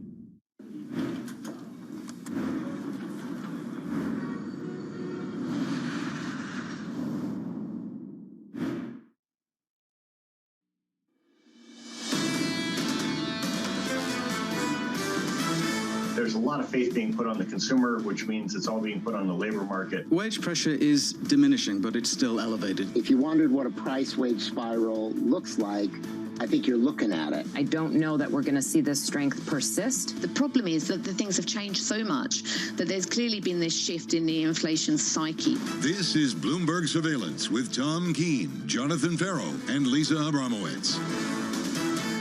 Good morning, everyone. Jonathan Farrow, Lisa Abramowitz, and Tom Keene. Inflation of America. We will see that in 30 minutes time here. We've got a great lineup scheduled. Abby Joseph Cohen scheduled to be with us here after the CPI inflation report. We just heard from the former Treasury Secretary, Jack Lew, and those two, great and worthy of America. What do they see? They see disinflation. What a difference 20 basis points could make, because the estimate is for year-over-year headline inflation to come down to 4.1%. Can you imagine the thoughts and feelings of people this morning if we had a 3-handle on headline inflation? The focus, of course, on Wall Street will be on core. We're looking for something like 5.2% year over year, month on month, which is a big focus for a lot of economists on the street and what that might mean for Fed policy tomorrow. 0.4% is the estimate, Tom, month on month. And a lot of people would conclude that's still too hot. Which way does it tilt now, the so-called whisper number? I really don't have a feel. Alan Ruskin writes about an asymmetric CPI inflation report with Deutsche Bank, and I don't have a sense now if it's 0.4-ish on the month. I've never done this, folks. We're looking at month-over-month data. 0.4-ish. Is 0.3-ish a bigger deal than 0.5-ish? There's lots of issues there. Lisa asked the right question. What would generate a bigger market move? Upside surprise or downside surprise, Lisa, going into tomorrow? And what we heard there was potentially a downside surprise because people are still sort of girding for rates to remain high for a very long period of time. The difficulty here in understanding the trajectory is if you pull back and look under the hood, rents are decelerating on an overall basis at the fastest pace on record, right? So the inflation is coming down at a rapid pace. Is this backward looking, because you've already seen resurgence? Is this concentrated in a couple of cities, not New York, where we know that's not the case, right? I mean, all of these sort of vagaries, Tom, is really what's making it difficult to get a handle on. What's so important here to me is the two Americas that we talked to Jack Lew about. I mean, Alberto Gallo was out with a great essay this morning, John. This inflation report to fancy people, I don't think it's a big deal. It's like, yeah, okay, inflation's there, whatever. Let's move on with our savings that we have in a pandemic. There's a hunk of America, I don't care what the number is, they're still flat on their back, crushed by where short-term rates are off of where inflation is. Let's attempt to put some numbers on it. You get some credit card spending data out of Bank of America. It's pretty good, the right? Spending on big-ticket items, huge. The bottom line is, their quote, consumers have rotated their major purchases from goods to services instead of pulling back on such spending altogether. In their view, this is a sign of consumer health because big-ticket spending tends to be highly cyclical. Big-ticket spending, Tom, still happening in this economy in a big way. And yet, Lisa, you look at small business, and I know, Conrad DeQuadros at Breen Capital is out with a summary of the NBI, the small business survey, and I guess there's some good optimism in it, but I think anecdotally we see a lot of pain out there with 3-month T-bills where it is. Yeah, we did get the NFIB Small Business Optimism number that came out earlier this morning, and it came in better than expected. Still suboptimal, where there isn't necessarily complete optimism. Yeah. Right now, the difficulty is everyone's waiting for all of those savings to get used up. And they're not. They are still there. They are still higher than where we were pre-pandemic. The sort of tail effect of the stimulus. When does it get used up? It was supposed to be over already, and we're still looking at a pretty significant pile of cash. We got rents, we got energy. My suboptimal data check, John Farrow, is West Texas Intermediate, 67, almost looking at a 66. Yesterday, 68.50. That's cheap oil. We've all got our home bias. Just to hear Lisa go through the rental stats, and you read my mind. It was like, really? Rents are coming down? Right. Rents are coming down, are they? Well, but to that point, how specific is that in a couple of locations? In San Francisco, New York, different story. San Francisco's got its own very specific problems. Your equity market right now, just about positive on the S&P 500. The data about 35 minutes away, 35 minutes and 28 seconds, with yields coming in about a single basis point. Tom, your 10-year 372.60. Joining us now, Brian Levitt, global market strategist at Invesco. We got 8 ways to go here in this conversation, 25 minutes away from a key inflation report. How is Invesco, and critically, Brian, how are you adjusting mid-year to a nascent, perhaps disinflationary trend? Well, it's still an environment where investors should be looking for quality. We're not at the beginning of the new cycle yet. We're not at this big pickup in economic activity that's going to drive cyclical performance higher. So you've seen the larger cap, mega cap stocks do well. That's because investors are focusing on quality in what is still going to be a slowing economic environment. Quite frankly, the Fed's still raising rates, which we've never seen before in the aftermath of financial accidents. So, that's the roadmap for now. We're going to be looking for signs that market sentiment and that leading indicators are shifting towards that recovery trade, more cyclical, value-oriented. I don't think we're there yet. Are we in a bull market? Well, we're certainly in a bull market for a handful of names. I mean, if you look at the broad indices, it's a bull market, but it's a very narrow concentration. As everyone has said, the top 10 names are driving a lot of that performance. But this is how these things play out, is that, look, we're still well off the peaks from where we were, prior to this inflation battle. We're grinding higher, and over the next couple of years, markets should do well. If you look historically after inflation has peaked, after the Fed is done tightening, markets in almost every instance have done well over the next at least 2 years. Brian, we talked earlier, John was mentioning some of the upward revisions that we've gotten from a number of different shops as they reassess the landscape heading into year end. How much have you changed your view and upgraded your expectation for stock returns? Well, we were positive coming into the year, and the reason we were positive coming to the year is, inflation peaked last June. And so if you look in the years after inflation peaks, stocks tend to do well. So we're a year out now, and, pretty true to form, the equity market has performed well. Now, a lot of this has been driven, as we talked about, by higher quality names. Early in the year, it was all about the soft landing names. And lately it's been, more tightening, some struggles in the economy. I think that, ultimately we're going to move through the old high. But what we're looking for is signs that the composition of that is shifting. And what you'd like to see is broader market participation. So, what this narrow concentration says, maybe you have some potential near-term challenges, but again, ultimately the next couple of years are likely to be good for equities. We've seen signs of that broadening out. What would give you a sense that it's sticky, that there's something real here in terms of the bid into regional banks, into financials in general, into consumer cyclicals? Yeah, exactly. I mean, you'd like to see some normalization of the yield curve. You'd like to see more participation from emerging markets, deepest value names, cyclicals. You'd like to see stocks, meaningfully outperforming the quality bonds. So, we've seen some signs of it, but certainly not in all clear. And I think what we have to remember is, monetary policy works with a lag. 12 months ago, the Fed funds rate was 1%. And so, this is a market that knows that the lagged effects are still coming, and we've got an economic slowdown coming, which that likely precludes a big a new market cycle immediately, the early cyclicals and value taking leadership. We probably have a bit of time before we get there. Let's go to 8:30 here, 20 minutes away, Brian Levitt. I know it's just one number. You're going to tell me you're going to look at a smooth moving average. It's TV and radio. What are you going to look at within the festivities here? What's a single thing that matters to you? Well, the first thing I want to see is the year over year. I'm like everybody else. We want to see, how much it has come down. And there are some pretty good base effects that we're working on. So could we see a year over year that's in the low fours or even below? That would certainly be interesting. The month over month, as you had mentioned, certainly interesting as well. But also the components. I mean, this has been a progression. We've seen commodity prices fall. Of course, we've seen a collapse in the money supply. We've seen retailers rebuild inventory. As you talked about, we're starting to see rents come down. So it's all a process. There's still some parts that are hot. A lot of us sat at home or all of us sat at home for 3 years, and we're still spending money in restaurants, hotels, airlines, and that's because we have a low unemployment rate. But ultimately that'll start to shift. I'm pretty convinced this inflation story is in the rearview mirror. I'm pretty convinced that investors should be looking towards an economic slowdown, the end of tightening, the ultimate beginning of a new cycle, rather than being so focused on the inflation numbers. Tell that to the airlines.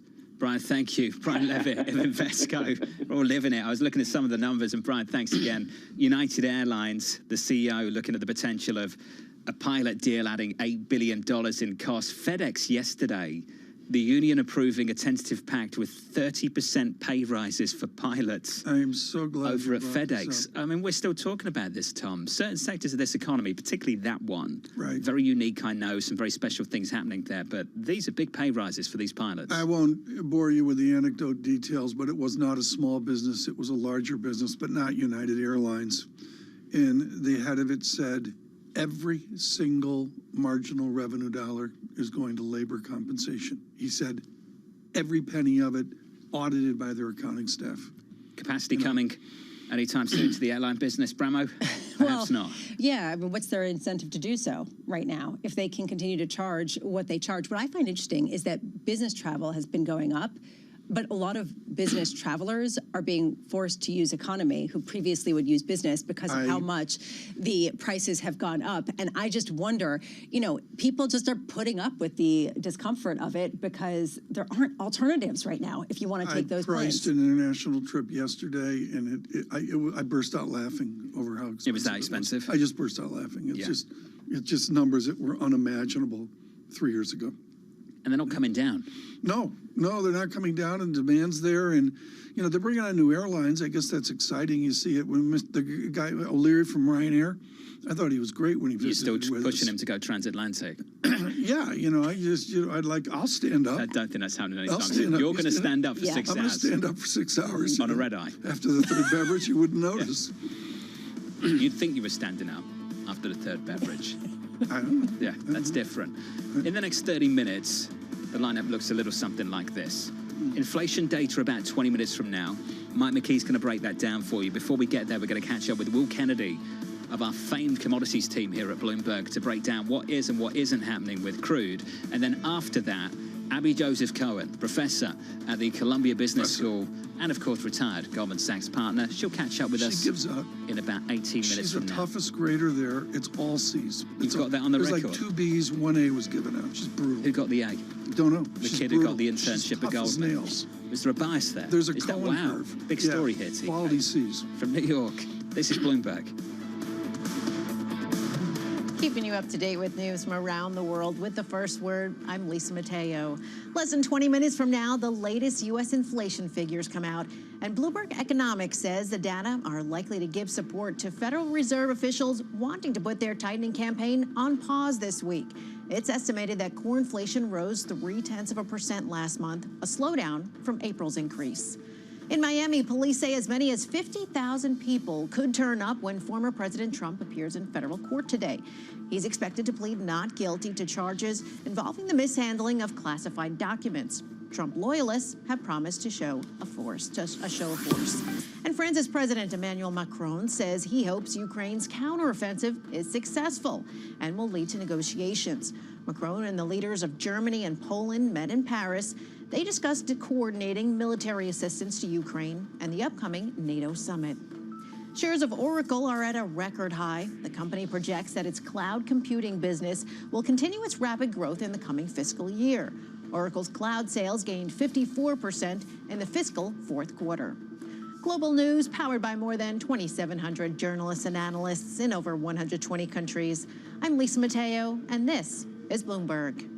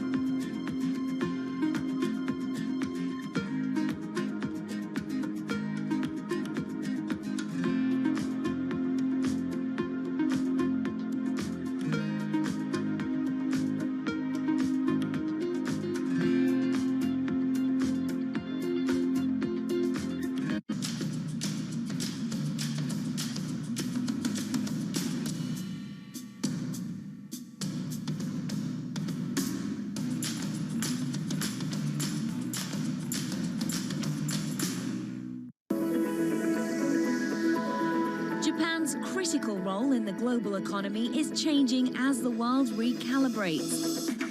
After decades of stagnation, Japan's leaders are forging a more innovative and sustainable path forward to revitalize the nation. Corporate giants, policymakers, and pioneers tell us how they're doing just that.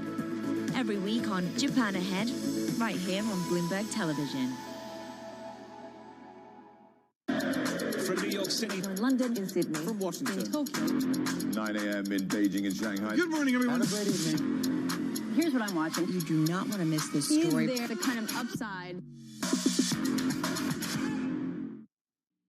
This Wednesday, will the Fed pause or hike? The steepest tightening cycle since the 1980s may be about over. It's a we've never been here moment. And where will they go from there? They may leave the door open to additional rate hikes. they say pause, and this market hears cuts. Trust Bloomberg for the fastest coverage and exclusive analysis. What could potentially torpedo this? You're not really seeing the slowing in the labor market. Bloomberg Surveillance. The Fed decides. Wednesday on Bloomberg, your global business authority.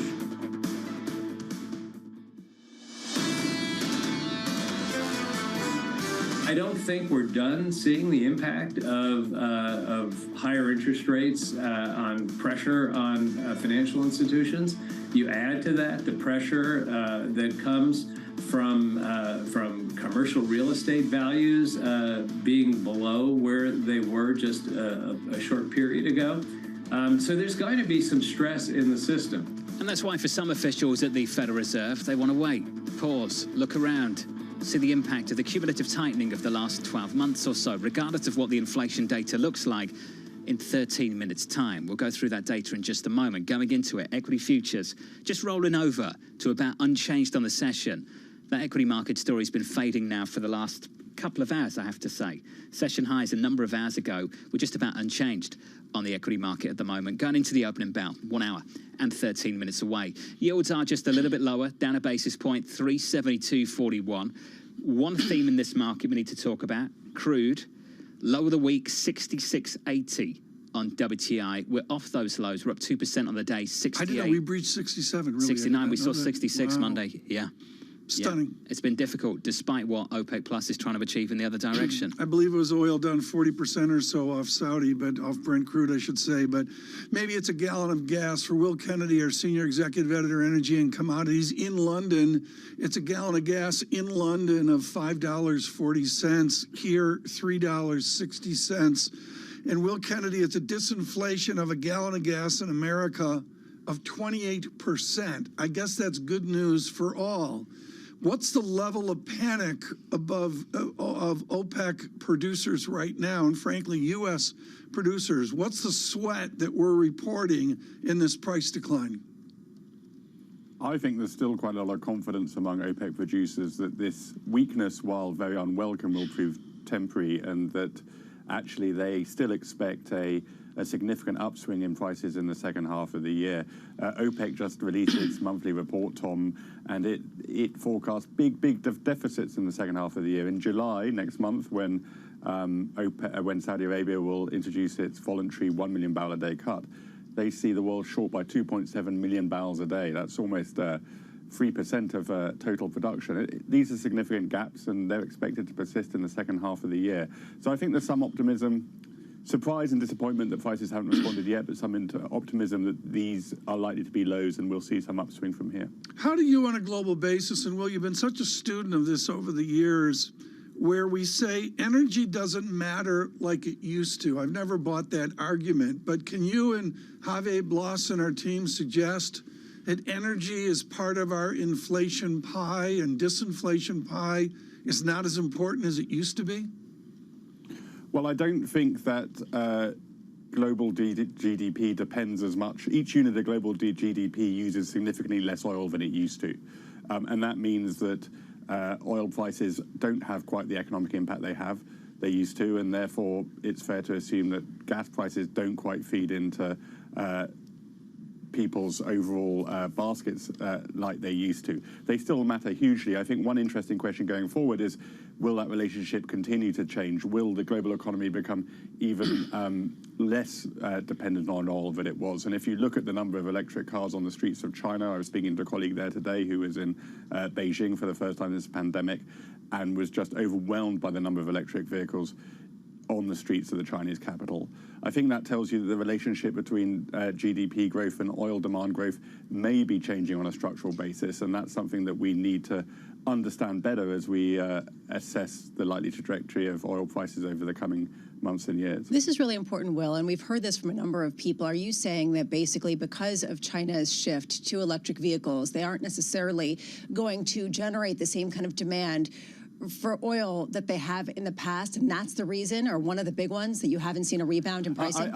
Look, I'm not saying that demand is going to suddenly plummet in China, but the growth of the Chinese economy may not produce the kind of uplift in oil demand that you saw in the past and that some people expected to see in the future. The relationship between economic growth in countries like China and elsewhere is changing and perhaps becoming a little bit weaker. I wouldn't want to overstate it, but I think it's something that people will want to understand better. And as the electrification of the transport system rolls out across the world and gathers steam at whatever pace, people debate how fast it will go, it will change the relationship between oil demand and global economic growth. Will it change the relationship with commodities more broadly, Will?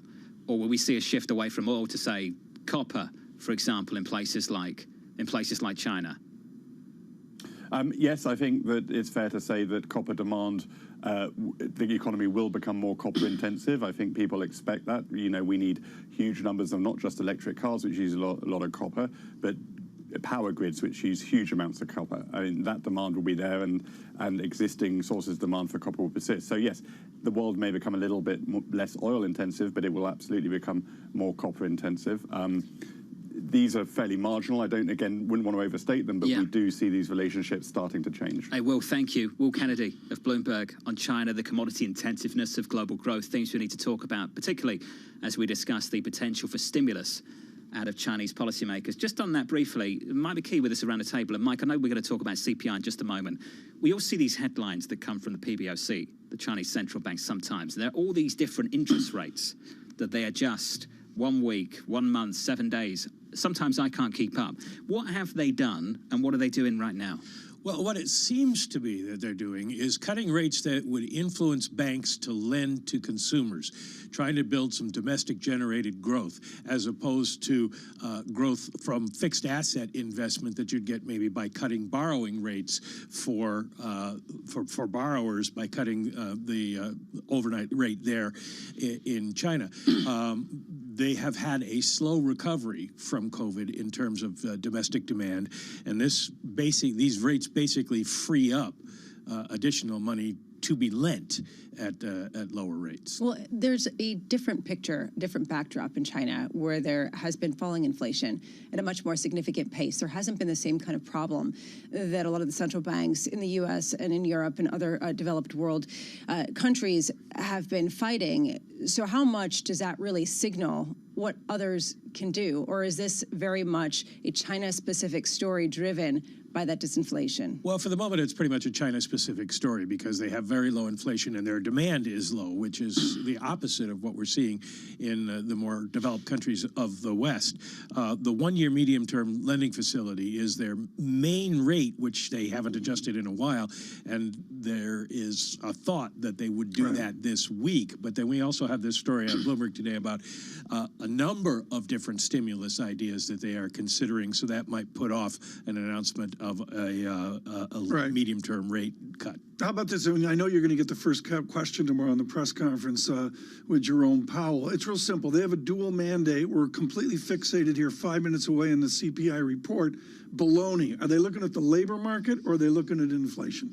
Well, they're looking at inflation, the labor market as an input to inflation, but they don't have a labor market problem right now. They've met their mandate. It's still below probably what they think full employment is. So for them, it's all about inflation. And if the numbers come in, we'll talk about this obviously, but if the numbers come in high, then you're going to have Wall Street start betting that maybe they will change their mind. I just wondered, I think the question of the day for Wall Street is, what happens if the Wall Street Journal reporter is in the shower or something and misses the phone call? Yeah. Nikki Leaks. Well, there was a story out from Nikki Leaks, and it basically told us nothing. I saw it, I was so excited, and I read it through. Nikki Leaks is happy with that assessment. Well, story. let's keep with the zeitgeist here. Colby Smith overnight with a treatment. Colby Smith overnight in the FT with a treatment on Claudia Sahm and recession part of America as well. Colby Smith says inflation's cracking. Is it? No, I think that might be going a little bit too far. It is starting to decline, but we are in that crack part where you've picked the low-hanging fruit, and it's going to be harder to get rid of some of the embedded inflation out there. So expect things to go down slowly. We may see a big drop to 3, but after that, it gets tougher. Being very kind to our friends at the Financial Times and Dow Jones this morning, of course. Michael McKee with inflation data. Do you just know the moments data already as we go away. to break here? Did they give it to you early? If I told you, I'd have to kill you. Abby Joseph Cohen on the other side of that data too, from New York. This is Bloomberg.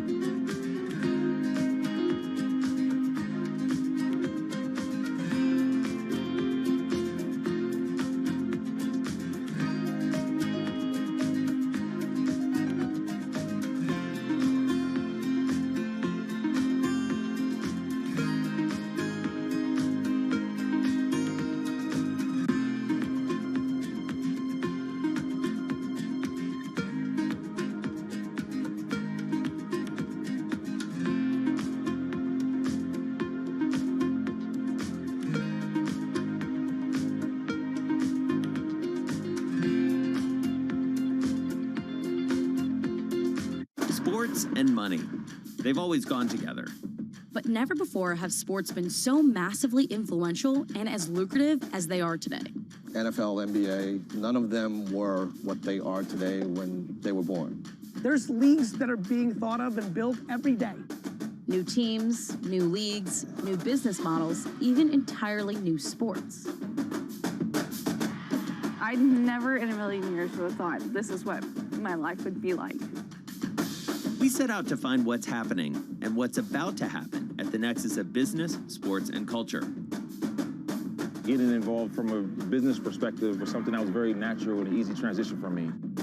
From the pickleball courts of Arizona to the kabaddi tournaments in India to the cornhole boards at your local tailgate. This is what's next in sports.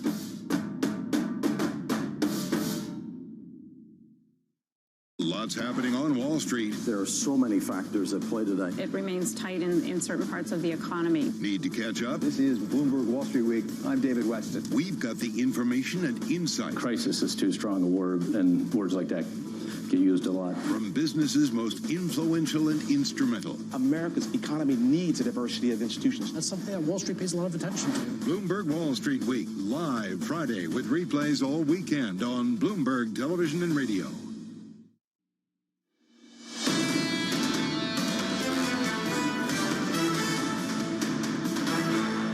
An inflation report for America. We'll have that for you in 20 seconds here. What is the Bloomberg terminal saying? It's saying a little bit of lift to equities and far more further curve steepening, I should say, in the last number of seconds. Lisa Abramowitz and Tom Keene, John Farrell preparing for our next eventful hour. Michael McKee with us and Abby Joseph Cohen to join us here after a careful study of the CPI report. That must mean we need to go to Michael McKee on the shock and awe of the moment.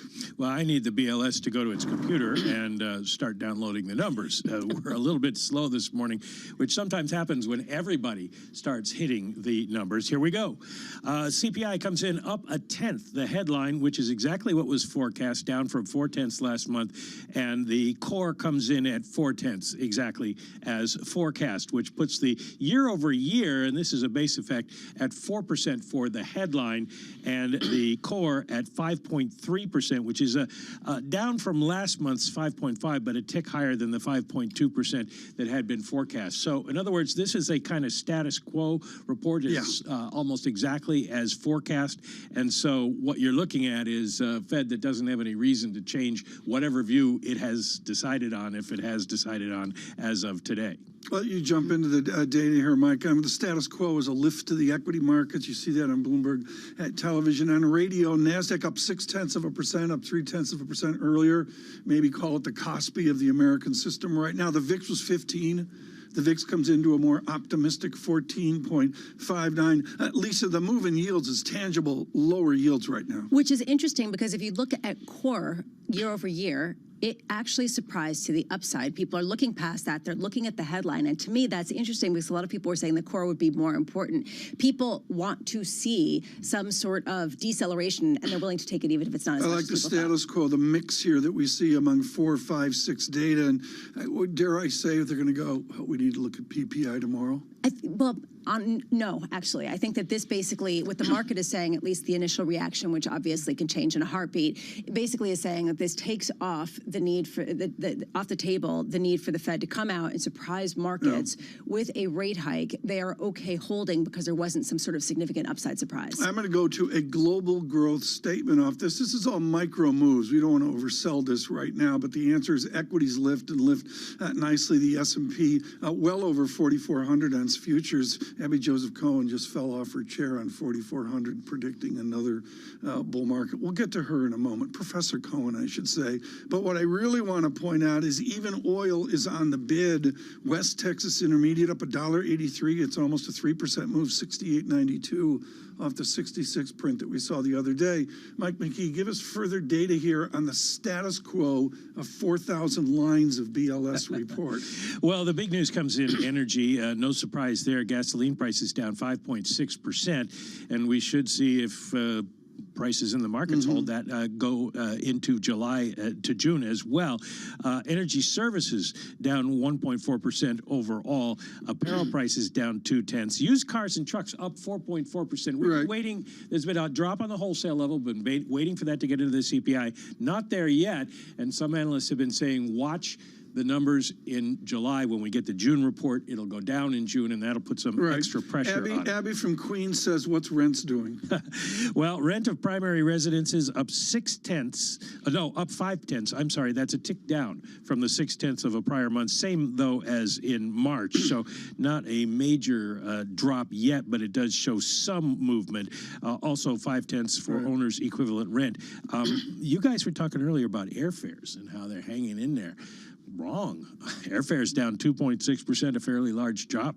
Down 3% after being down 2.6% last month. So airfares seem to have topped out, which is one of the reasons that we're seeing some downward pressure. 10 seconds to get to Professor Cohen. Does this change your questioning to Jerome Powell tomorrow? No, I think it still leaves the question open. If they don't move tomorrow and give us a hawkish hint, then what is it that's going to move you to raise in July? Does it have to be a turnaround in inflation? Because right now we're seeing inflation sort of on the path that they have laid out. Very good. Michael McKee with us, and of course, this important work tomorrow as the Federal Reserve reports. We'll have our special coverage tomorrow afternoon. It is a joy after a pandemic to have Abby Joseph Cohen darken the door of our surveillance studio, I should say. She is not with Goldman Sachs. It is a whole new world after all for the former Goldman Sachs partner, professor at Columbia Business School, and joins us after giving out bushels of C's this term. Wonderful to have you in the studio, Abby. Once again, it's an Abby Joseph Cohen market in that you have to believe in optimism on the American economic experiment, and within all the caution and gloom, equities will rise. Is this a bull market off the October lows, and is it a better time ahead for the stock market? There are quite a few questions embedded in there, Tom, and let me just say I'm delighted to darken your door, so thank you for the invitation. I believe that what we're seeing is that investors are thinking differently than many of the talking heads.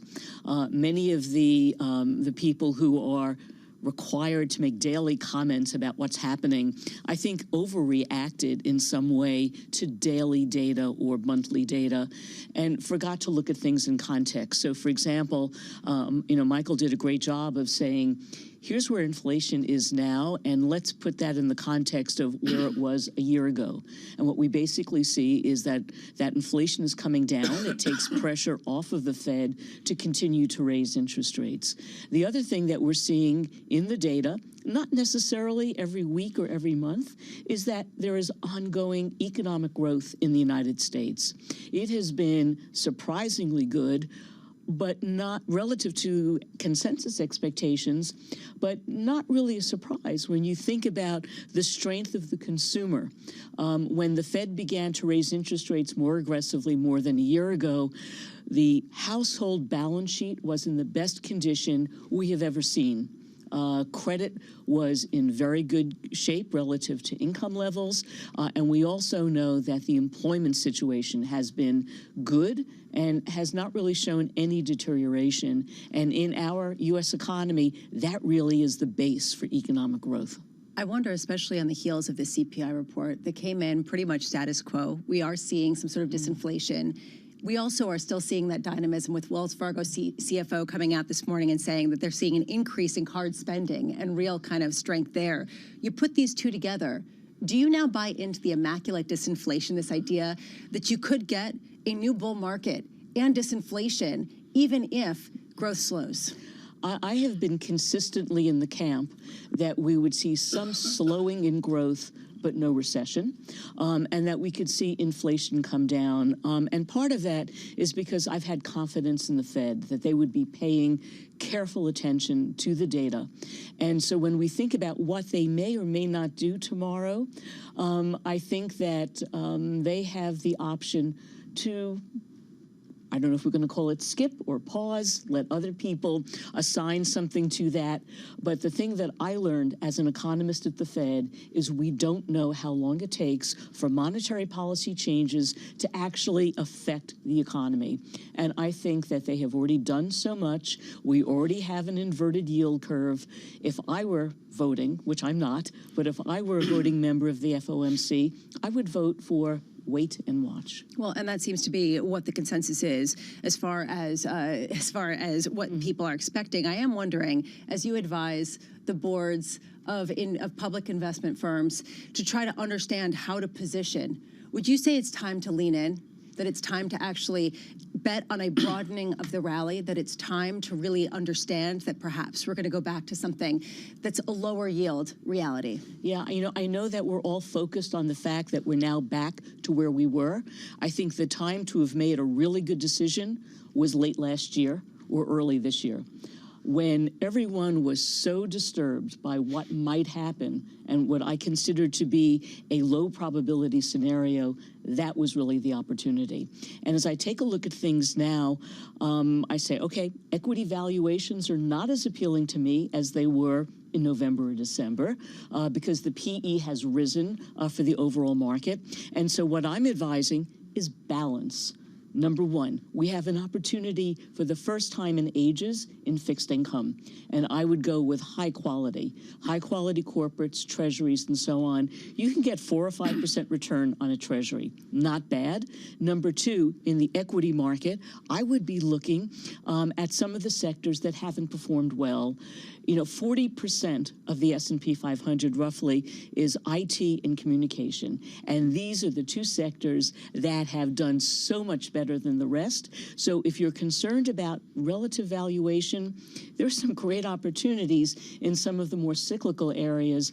And if people increasingly believe that there will not be a recession, that's where you start to look for opportunity. Just real quick here, do you think that the whole AI hype has been overplayed, that it's kind of Lisa. starting to get a little concerning?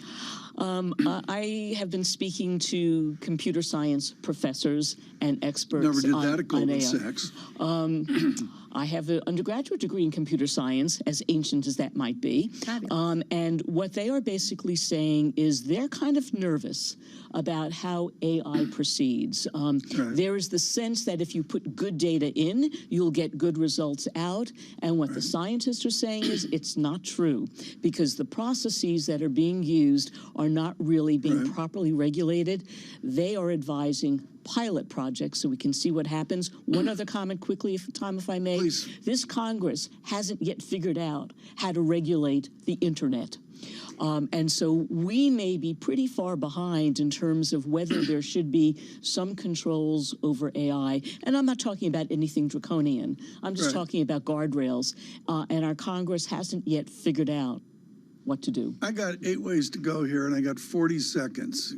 Mr. Costin at the shop downtown goes from 4,000 to 4,500 SPX. I don't want you to play the game you used to play at Goldman Sachs, but I do want you to tell me what the second leg of a bull market looks like. The first leg, as you alluded to, is easy money. What happens now in a second leg of a presumed bull market? Sure. I've been at that 4,500 level since last December. So I'm not surprised in terms of what we have seen. So when I take a look now at David's forecast, which is very thorough, he's talking about an increase to about 4,700. I think that's reasonable when I look at the profit outlook and also what might happen to PEs. Does Lee Bollinger and the rest of Columbia University know you're gaming the SPX off of Bloomberg Terminal at school? Are you really doing that? I am not. You're not placing trades. I'm doing that at home. But You're on the couch with a laptop at home. Abby Joseph Cohen on a day of inflation. Michael McKee says it's a status quo inflation. Keeping you up to date with news from around the world with the first word, I'm Lisa Mateo.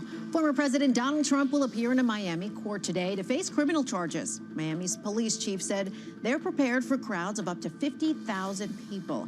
Now, Trump is expected to enter a plea to a 37-count indictment accusing him of mishandling classified documents.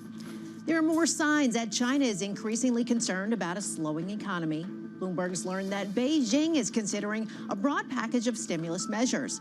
Meanwhile, China's central bank has unexpectedly lowered a key short-term interest rate. The CEO of Barclays says there are several ways to look at UBS's takeover of Credit Suisse. CS Venkatakrishnan spoke to Bloomberg in an exclusive interview. Credit Suisse and UBS's merger has two important consequences. One, for the financial system as a whole, it has stabilized it because a slightly wobbly G-SIFI bank is no longer there. It's absorbed into UBS in a very solid transaction. The second is, as UBS develops its business model, it will be for Barclays both an important client for our markets business and a competitor for us in investment banking. Meanwhile, UBS has poached nearly a dozen of Barclays' top technology bankers. And for the first time since the start of the COVID pandemic, offices in New York City crossed the 50% occupancy market. Now, that's according to data from security firms Castle Systems. It says occupancy last week was up more than 4 percentage points from the week before. Global news powered by more than 2,700 journalists and analysts in over 120 countries. I'm Lisa Mateo, and this is Bloomberg.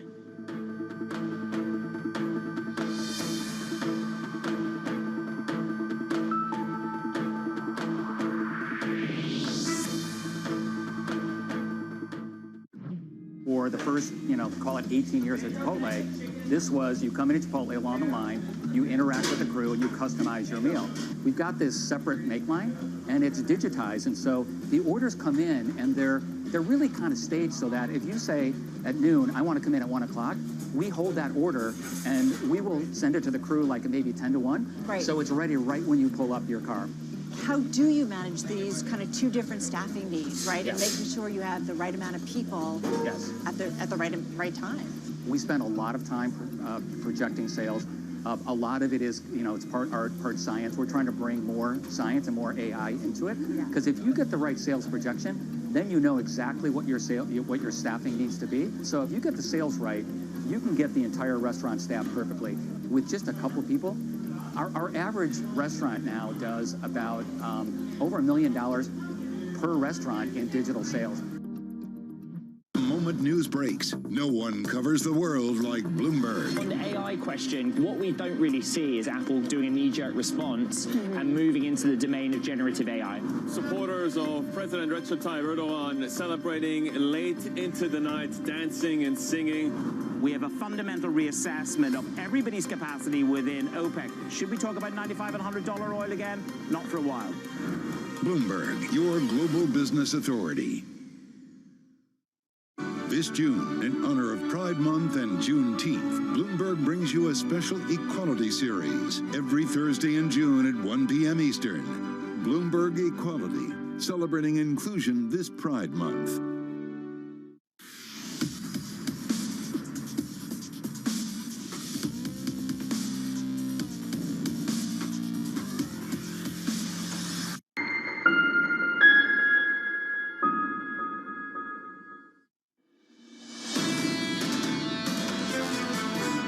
Even today, greater than 80+% of the way the world operates around energy right now is still fossil fuels, when you kind of look at it.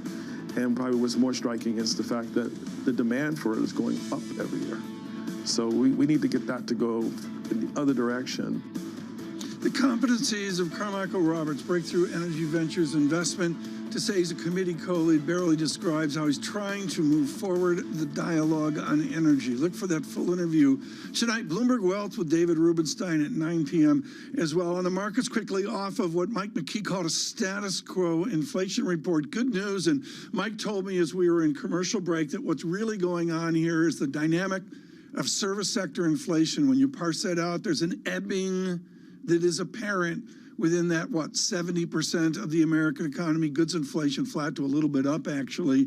And you get it in a better market. NASDAQ up 0.3%, changes to NASDAQ up 0.7%. The VIX, 15, comes into a nice 14.59. Lisa mentioning 7 basis points in the 2-year yield, 4.50%. And I note oil finally getting a lift off 3 days of agony down to a 66 handle.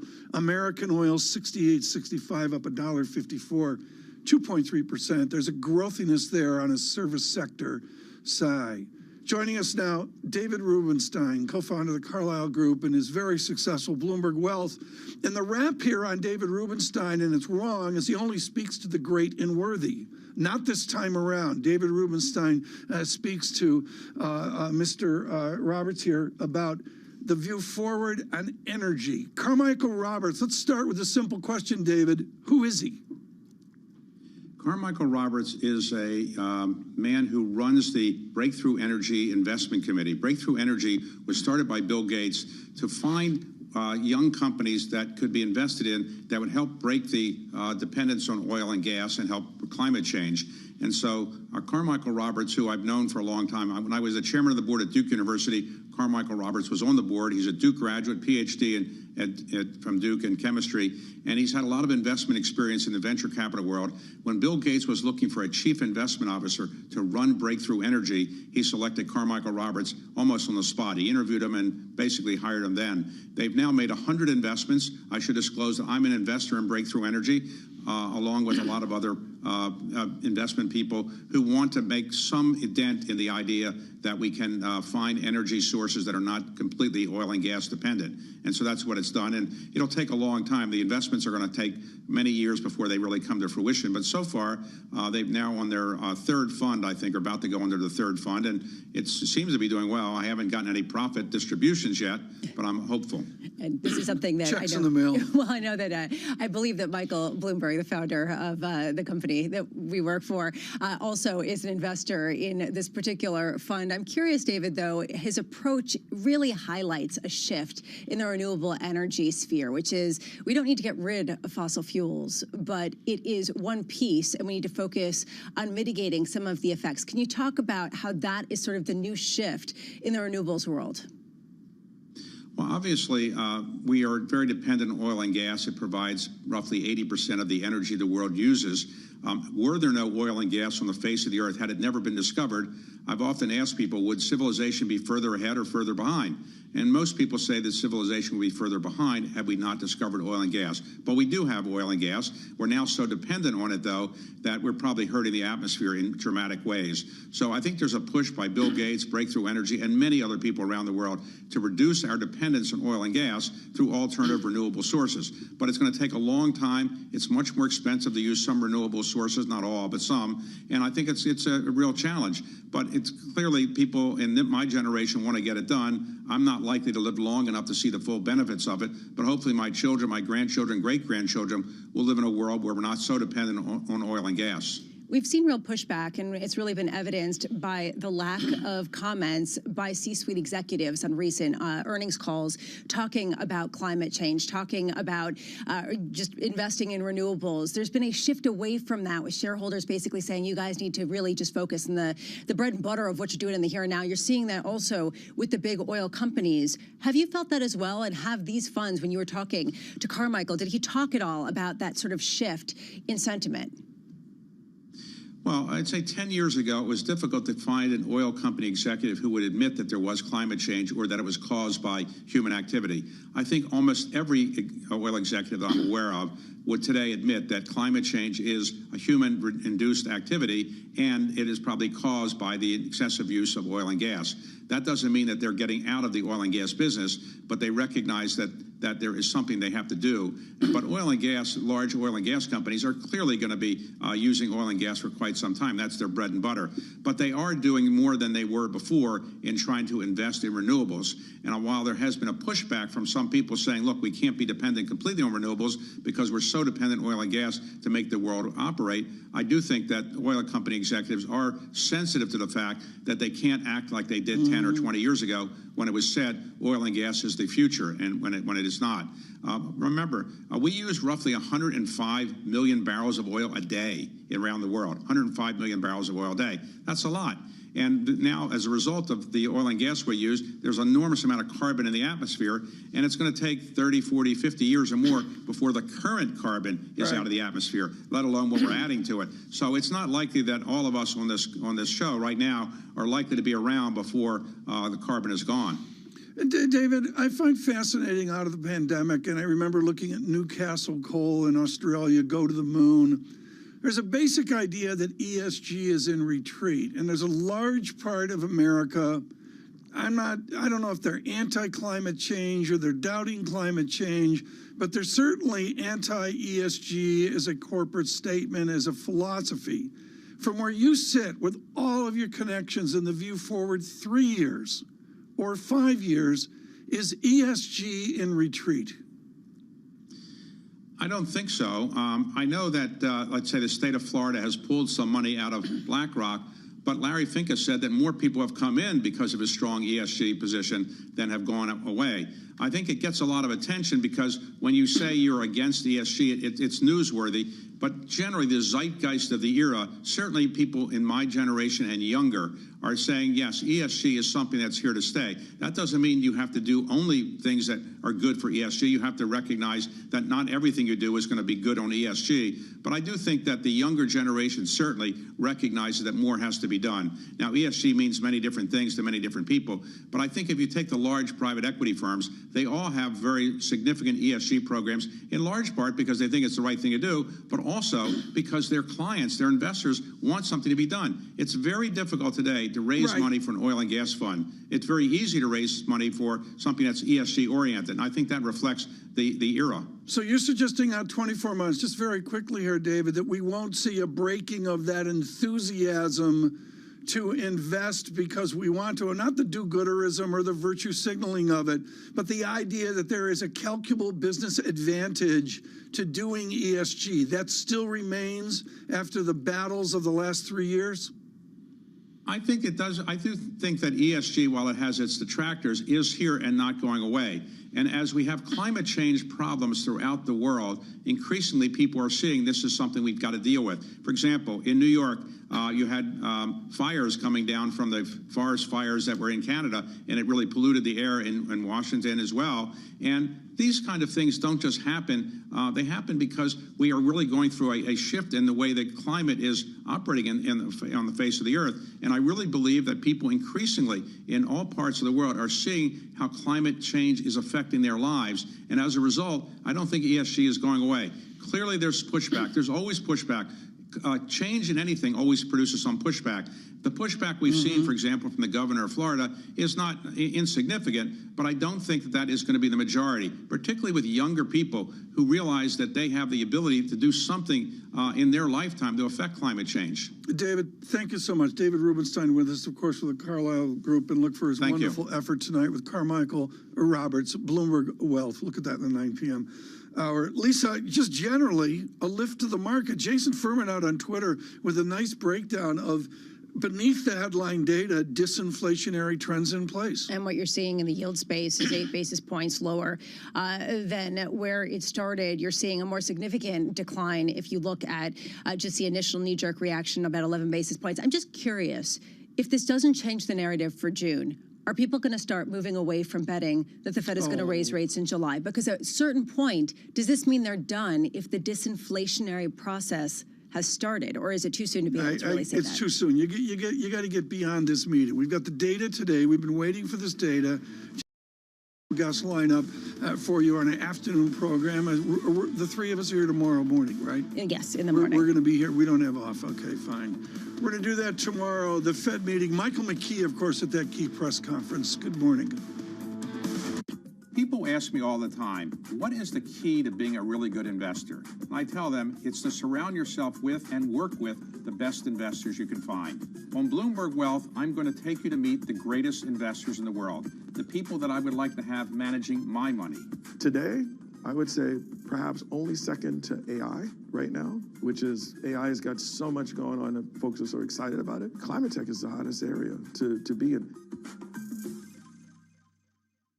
Forget a degree in finance. Go for a career in tech instead. That's the advice from the latest Bloomberg survey of professional and retail investors. Only 1 in 5 Wall Street professionals say high school seniors graduating this year should follow their footsteps and go into finance. About half say that Gen Z's best bet actually lies in the tech sector, and that's despite all those recent layoffs at companies like Meta, Amazon, and Google. Still, hiring trends paint a rosy picture for those with a background in tech. Industries ranging from auto to the federal government have jumped at the chance to recruit any laid-off tech workers. A degree in tech could set you up for a lot of potential jobs and a safety net if any of those jobs don't quite pan out the way that you'd hoped. Survey respondents also expressed concern about the long-term threat of AI. Think ChatGPT taking all of our jobs. For kids graduating from kindergarten this year, about 40% of investors said to go into healthcare. That way, when they come of age, they may be able to hedge against any potential AI-related job takeovers. Roughly 12% said Wall Street would be the right career given that pending AI threat. The AI concerns come despite traders themselves finding that current iterations of ChatGPT struggle with things like math and corporate earnings. But the idea here is that there's still plenty of time for AI to improve and to potentially threaten our jobs along the way.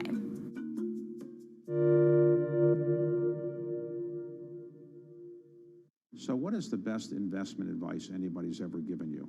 You don't need to have a good idea every day. So there's times to be patient and there's time to press.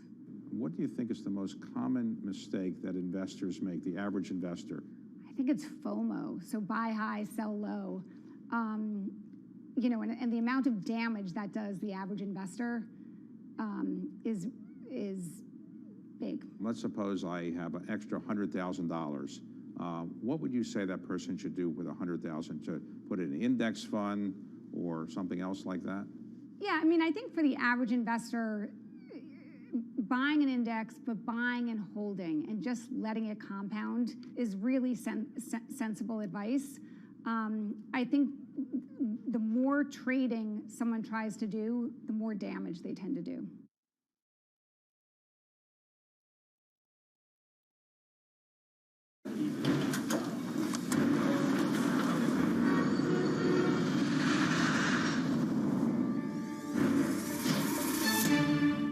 No news is good news. Live from New York City this morning. Good morning, good morning. Your equity market positive 0.5%. The countdown to the open starts right now.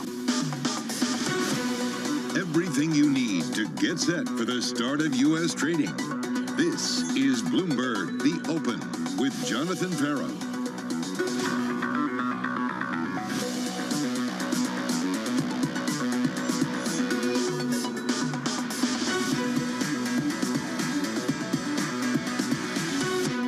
Live from New York, coming up, no ugly surprises from the U.S. inflation report, leaving the door wide open for the Fed to skip June as China considers a broad stimulus package. We begin with the big issue, inflation in America.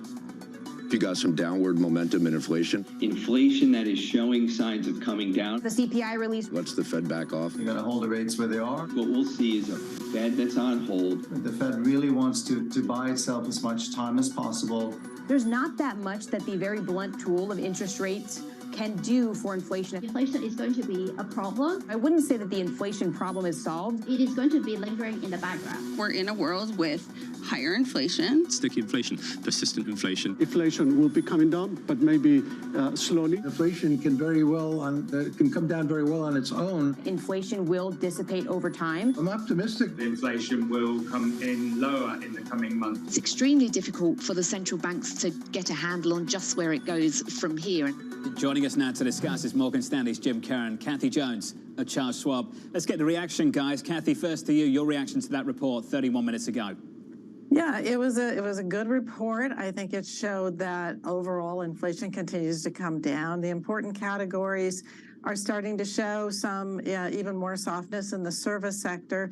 Obviously, for the core number, we're still waiting for that rent decline, the housing component to come down. I think that that'll happen in the second half of the year, but that'll be the final move towards a more normalized inflation environment. So I think everybody, the Fed has to be pretty happy with these numbers. Jim Kern, what's your take? Well, I think what we were thinking about going into this is that if the inflation numbers come down enough that the Fed goes from a skip in June to a pause and may stay there indefinitely over time. I don't think these numbers were that strong on the downside to inflation, but as Kathy was saying, look, this is a step in the right direction, and certainly it takes away some of the pressure for the Fed. Now, look, the other thing that we also know is going to happen over the coming months is that inflation is going to come down just based on the year-over-year base effect measures, and I'd like to look beyond that. In other words, if all that's going to bring down inflation substantially over the next several months is base effects, then we have to be worried a year from now that those same base effects actually start to prop it up. So when we're speaking a year from today, that inflation may stay sticky at still higher levels. So Jim, just to be clear, tomorrow, hike, skip, pause, based on what you heard 32 minutes ago.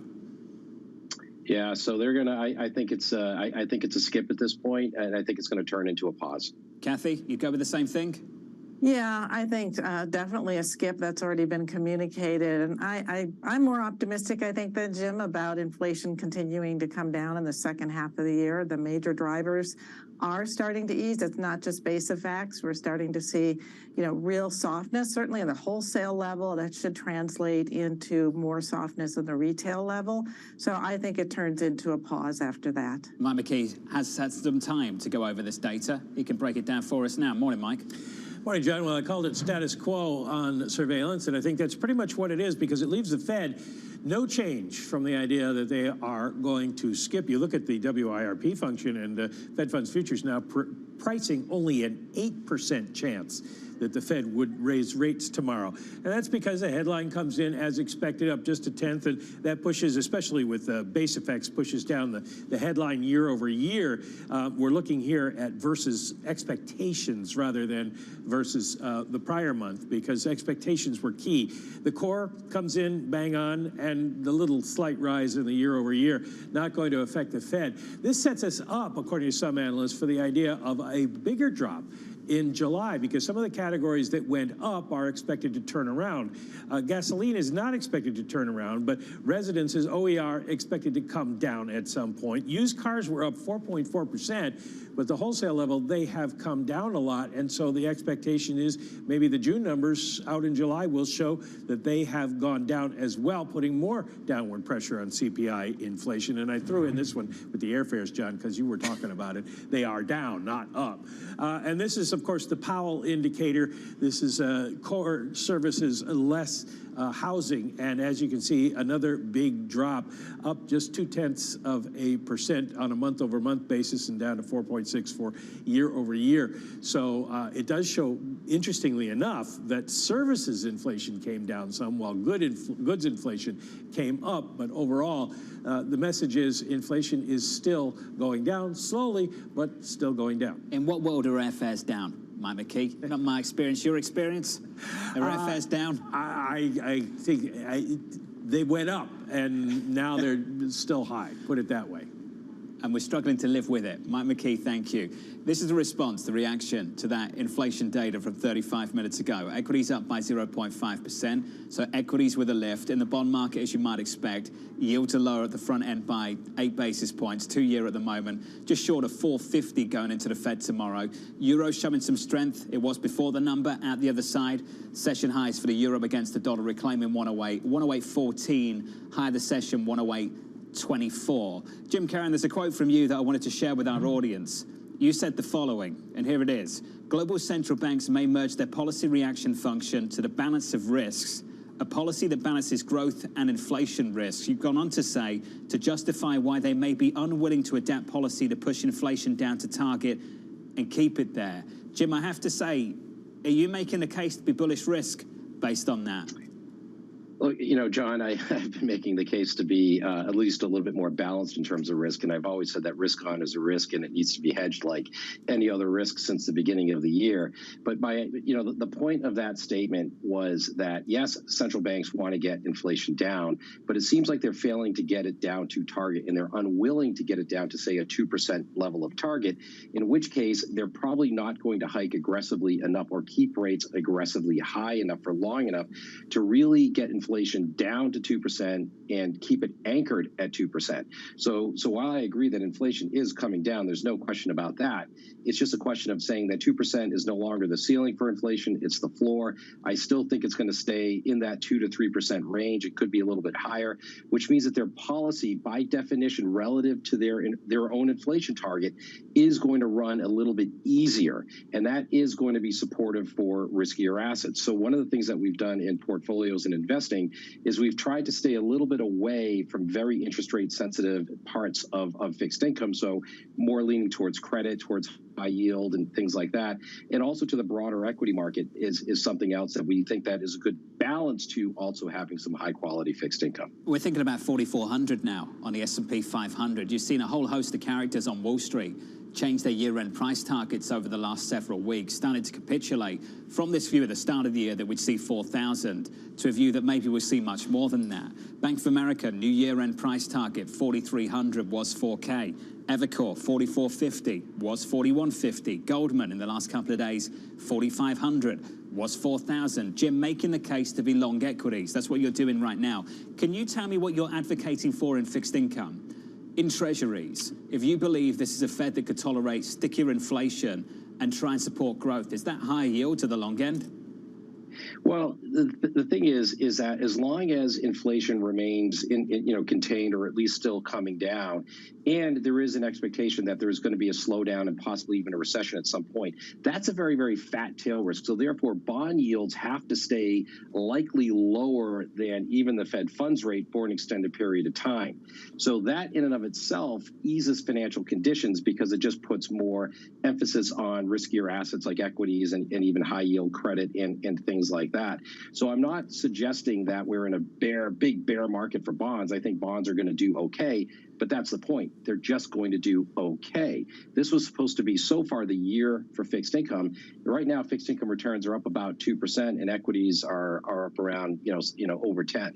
Equities are absolutely ripping relative to expectations. Kathy, that old cliche, we've talked about it on this show before, capital goes to where it's treated best.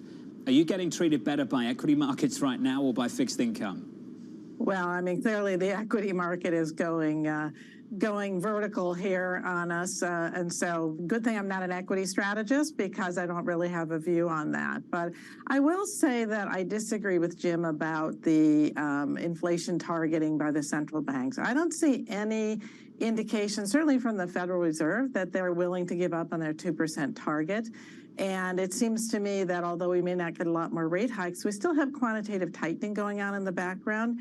As inflation comes down, you have real interest rates going up, and that's a form of tightening. So I will take them at their word that 2% is the target. I don't see this Fed and frankly the other major central banks capitulating on the inflation front. So we're a lot more cautious on low quality credit in the fixed income markets. We're more neutral than anything else, but I think there's still some issues, particularly when you look at some of the very low quality credits out there. We still have pretty high real interest rates for them to deal with and high rate refinancing rates coming up. Jim, what would you say back to that? Well, look, I mean, I agree with Kathy. Look, 2% is going to remain the target. The question is, and when I talk about the balance of risks, is are central banks willing to do what it takes to actually get the inflation down to that target level? That would still argue for substantially higher policy rates in order for them to do that. Now, yes, there could be a broadening and services inflation is coming down and things like that. All of those things are happening. I guess I'm a little more skeptical than Kathy is about how low inflation will go and will it stay there and will it be anchored at around that 2% level. My view, and I know I'm counter consensus on this, but I believe that inflation is going to be unanchored at 2%, and it's going to likely try to percolate higher just given the strength in the jobs market and what have you. And this is not just a U.S. issue. This is global. I mean, Bank of Canada increased rates last week outside of expectations, 25 basis points. The RBA, everybody's having a hard time getting inflation down to those target levels and keeping them there. And this is what's creating some of the issues. So the balance of risks are you either kill growth and solve the inflation problem, or you let inflation run a little bit hotter above target, in trying to manage to have decent growth. And I think the central bank's going to err to the side of growth, which is what makes me a little bit more balanced in my outlook for owning some risky assets alongside some high-quality fixed income. So, Jim, just the last question in this segment to you. When do you think the $5 trillion worth of money in money market funds get the joke? You know, that is the $5 trillion question. that is a very, very good. You know, I think that, you know, cash rates at around 5% still are attractive. That's, you know, that's pretty good. But I think that there is going to be a chasing of returns. And I think that some of that capital is going to start to leak out. I think it's going to leak out when the market breadth broadens in the equity markets for performance to be more widespread as opposed to mainly just in tech, which I think people already see it up 35% year to date. Might be a little bit hard to chase at this point, but the other sectors might start to look more appealing that have better valuations, P multiples around 15.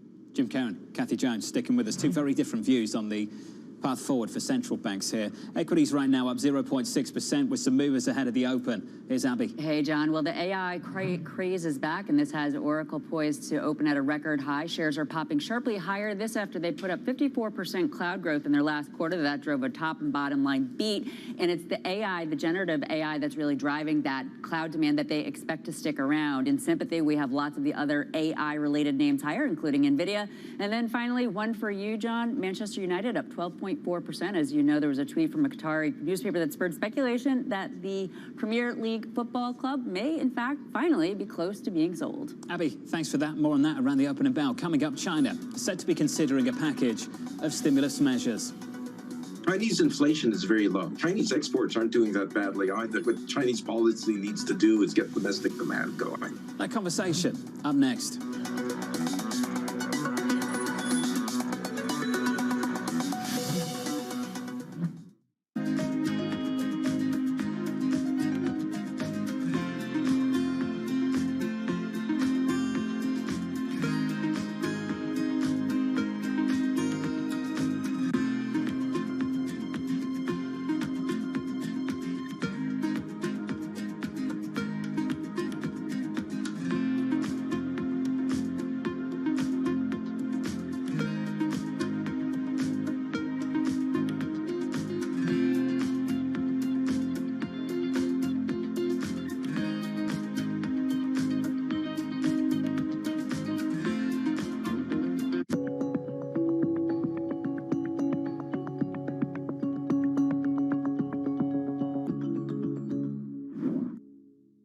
London will stay a financial center. It will stay our EMEA hub.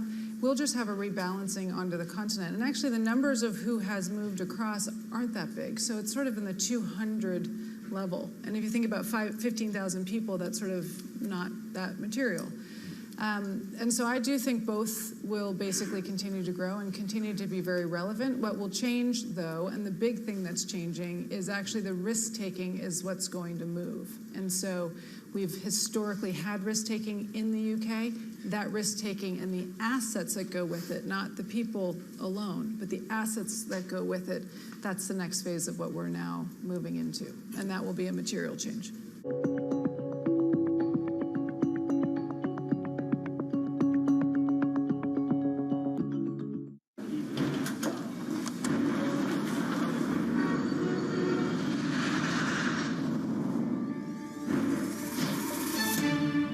Today's CFOs are reshaping the C-suite, positioning companies to meet the next generation of challenges, breaking out of traditional roles. One of the most important things is looking around the corner. Look for Chief Future Officer on Bloomberg.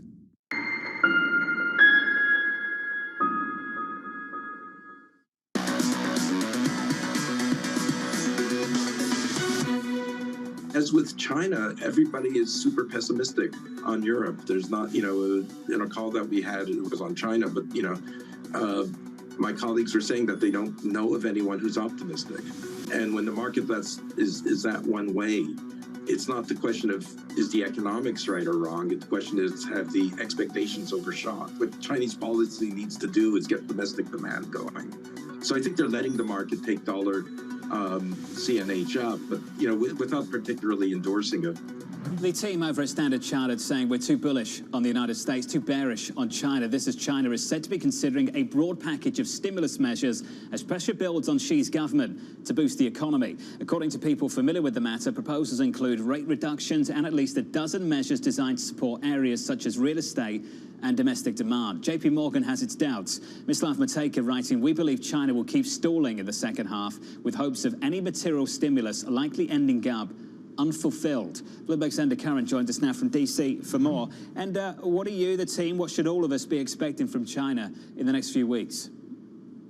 Well, it's a question of what options they have, John. As you mentioned, our colleagues in Beijing are reporting that they may look at ways to bring down mortgage costs. They may look at ways to boost the housing sector there because the expected rebound in housing isn't really playing out at all or softens across the board there. And of course, the consumer demand story, that was meant to see a big rebound after the end of COVID zero. That isn't necessarily playing out as expected either. The problem is that the authorities are somewhat boxed in. At the local government level, there's a lot of debt. At the property developer level, there's a lot of debt. The authorities are very keen to keep a steady hand when it comes to debt and leverage. So it's a question of what they can do. Now, what they are doing is bringing down some interest rates. The central bank again brought down another short-term interest rate overnight. But not a lot of people think that lower interest rates is what China's economy needs. It needs a big rev up in animal spirits. And what went wrong? 6 months ago, we were talking about China reopening, China booming, lifting the rest of the world, get long Europe, buy European equities, luxury players. That all ripped and then it faded, it broke down. What went wrong? Why are we sitting here in June talking about the need for stimulus in China? And it was meant to be the big upside surprise story for the global economy this year, John. I mean, some sectors have performed somewhat okay. There has been some demand for luxury goods, for example. But broadly speaking, I think it's the animal spirit story that has been missing. Post-COVID zero, we were meant to see a big rebound in consumer spending. It hasn't really happened. Maybe that's because in 2020 and 21, China's economy had a pretty good run, don't forget. During the depths of the pandemic, the export market was going gangbusters. The internal circulation story was doing fine because there was no COVID in China. So perhaps there was never going to be the V-shaped rebound that other parts of the world have seen. But whatever, the end result is trade and manufacturing are pretty much in the doldrums. The consumer rebound story seems to have petered out. The overseas travel story certainly hasn't happened in terms of the dividend from Chinese tourists. So it looks as though it's all down to what the public sector can do now to get China's economy back on track for the second half of the year, or else it will be a pretty disappointing 2023 for China's economy. Surprised in 1,000 different ways through 2023 so far, only halfway through the year. And thank you. Jim Kerr and Kathy Jones back with us. Kathy, any assumptions right now? Any working assumptions from your perspective and the team on what might come out of China in the next few months? Oh, yeah, we're just trying to work on it now. And I think our assumption is that they will try to take some measures, but they're in so deep on the debt side and the real estate sector, and it's probably going to take a lot to dig out of that. So we should see some easing. But, with China, you just never know how much can get done, how quickly, the way it distributes through the economy. And they've taken more tentative steps, I think, over the last year than most people expected. So we're still a little bit cautious about just how far they're willing to go. Jim, are you cautious too? Yeah, we're cautious. Now, look, I think the issue with looking at China is that we look at it from a developed market lens. What we have to understand is that China's having an internal demand problem, right? They don't have internal demand. They're a large open economy. Their economy functions on external demand. The solution of rate cuts is a demand side solution. If I said, hey, the U.S. is slowing down, we cut rates, you increase internal demand, we get the economy back going. China doesn't have as much internal demand. So cutting rates doesn't actually generate that demand to generate the growth. That's a very developed market way to kind of think about how cutting rates could actually work. So as Ender Curran was just saying, it's like we're missing those animal spirits. That's the problem. That internal demand component has never really been developed in the Chinese economy. And that's why their policy is of cutting rates is going to be very, very really stressed or challenged, at least, to try to generate the GDP growth. They have debt overhangs. They have all these various issues. Lots of countries do. There's no question. They have a lot of money they can stimulate. But I think what they end up doing is going back to their external demand model to generate the growth, because that's what's worked before. And that's what's worked, obviously in the past and has worked well. And that's something that I think for the global economy could actually be somewhat supportive, but they're not there yet. It's been so surprising to see what develops there, and I think we've all been surprised by 1,000 different things, as I was saying to Undercurrent just moments ago. I was writing yesterday evening how each and every month of 23 so far has been different to the other. In January, it was soft landing, then it was no landing in February, hard landing in March, April, all thinking about what would happen with a credit crunch. Surely it will come. Then in May, we saw this rally in equities. It was just about big tech, and here we are in June talking about a bull market. Kathy, I was looking at your mid-year outlook, and this line from you. As we close the books on the first half of 2023, what stands out is how much didn't change. Kathy, I'm talking about what did change. What stood out to you that remained the same? Well, what remained the same was Fed policy and yields from 2 years on. So we saw all the movement at the short end of the curve.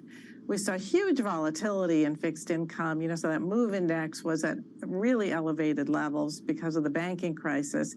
And yet here we are with yields from 2 years on out, just about where we started the year, and actually a little bit lower as you go out the curve. So what didn't change was monetary policy, and what didn't change was the yield curve, the market's reaction to that as you go out on the yield curve. Any reason, Kathy, to think it changes anytime soon? No, I don't think so. I mean, I think yields will drift down from here. That's our forecast for the year, and has been from the beginning of the year, that we'll see 3.25% or so on the 10-year, because we do expect inflation to come down. We do expect that the economy will slow down. There's still a risk of recession on the horizon, depending on just how tight monetary policy squeezes. And we have the fiscal impulse, which is now negative, not positive. So maybe we get a lot of boost from external sources. Maybe China contributes to economic growth globally that helps out the U.S. economy. But the trajectory we're on is still slow growth, lower inflation, probably higher unemployment down the road, and that translates to us to lower yields. Kathy, great to catch up. Great panel this morning. Kathy Jones there and Jim Caron. Going into the opening bell about 7 minutes away. Equities up here by 0.4%. Coming up the morning calls and later. Turning us back on the equity market rally, why Richard Bernstein of RB Advisors is looking outside the US for investment opportunities. That conversation still ahead. Your opening bell, 7 minutes away.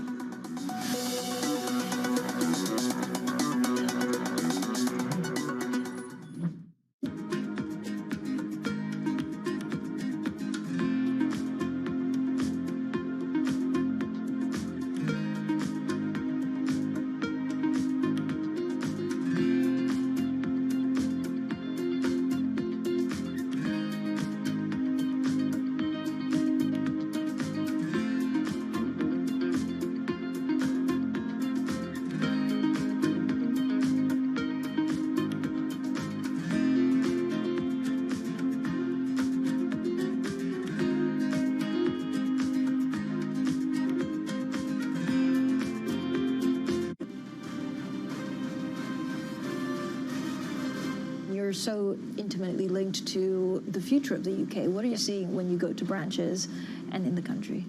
Yeah, we're seeing a lot of anxiety at the moment.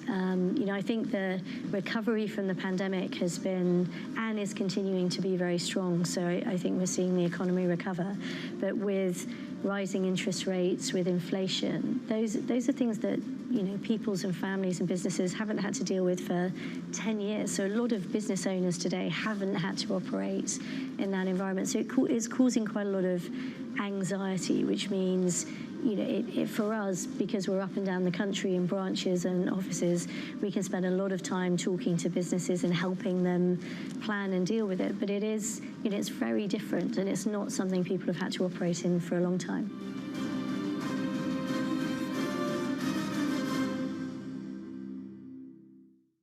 BSO Now is your online home for weekly Boston Symphony Orchestra and Boston Pops performances. See new concerts that go behind the scenes, plus acclaimed archival concerts. Visit bso.org/now, where the music plays on. BSO season sponsor, Bank of America.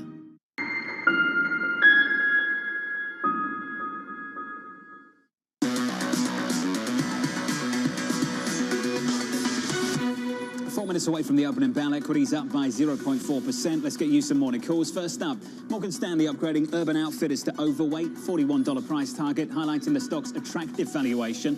UBS downgrading Apple to neutral, saying recent data checks indicate softening iPhone demand. And finally, Goldman upgrading Oracle to neutral, pointing to the company's solid results and continuing cloud momentum. That stock is up by 5.4%. Coming up, pushing back on the rally, Richard Bernstein of RB Advisors explains why this time isn't different. Your opening bell up next.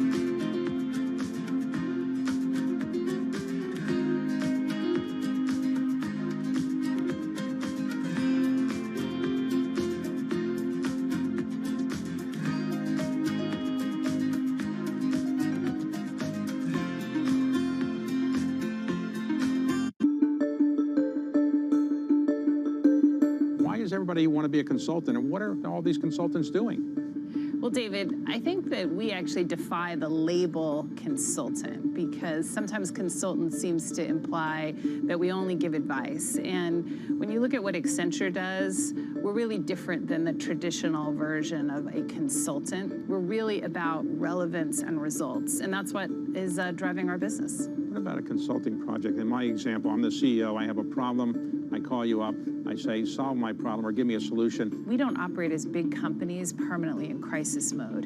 And so when you think about, like, how long does it solve things, a lot of it starts with, you know, the company being willing to set aggressive goals. And so what we are trying to do now is work with our clients to work differently and to work faster.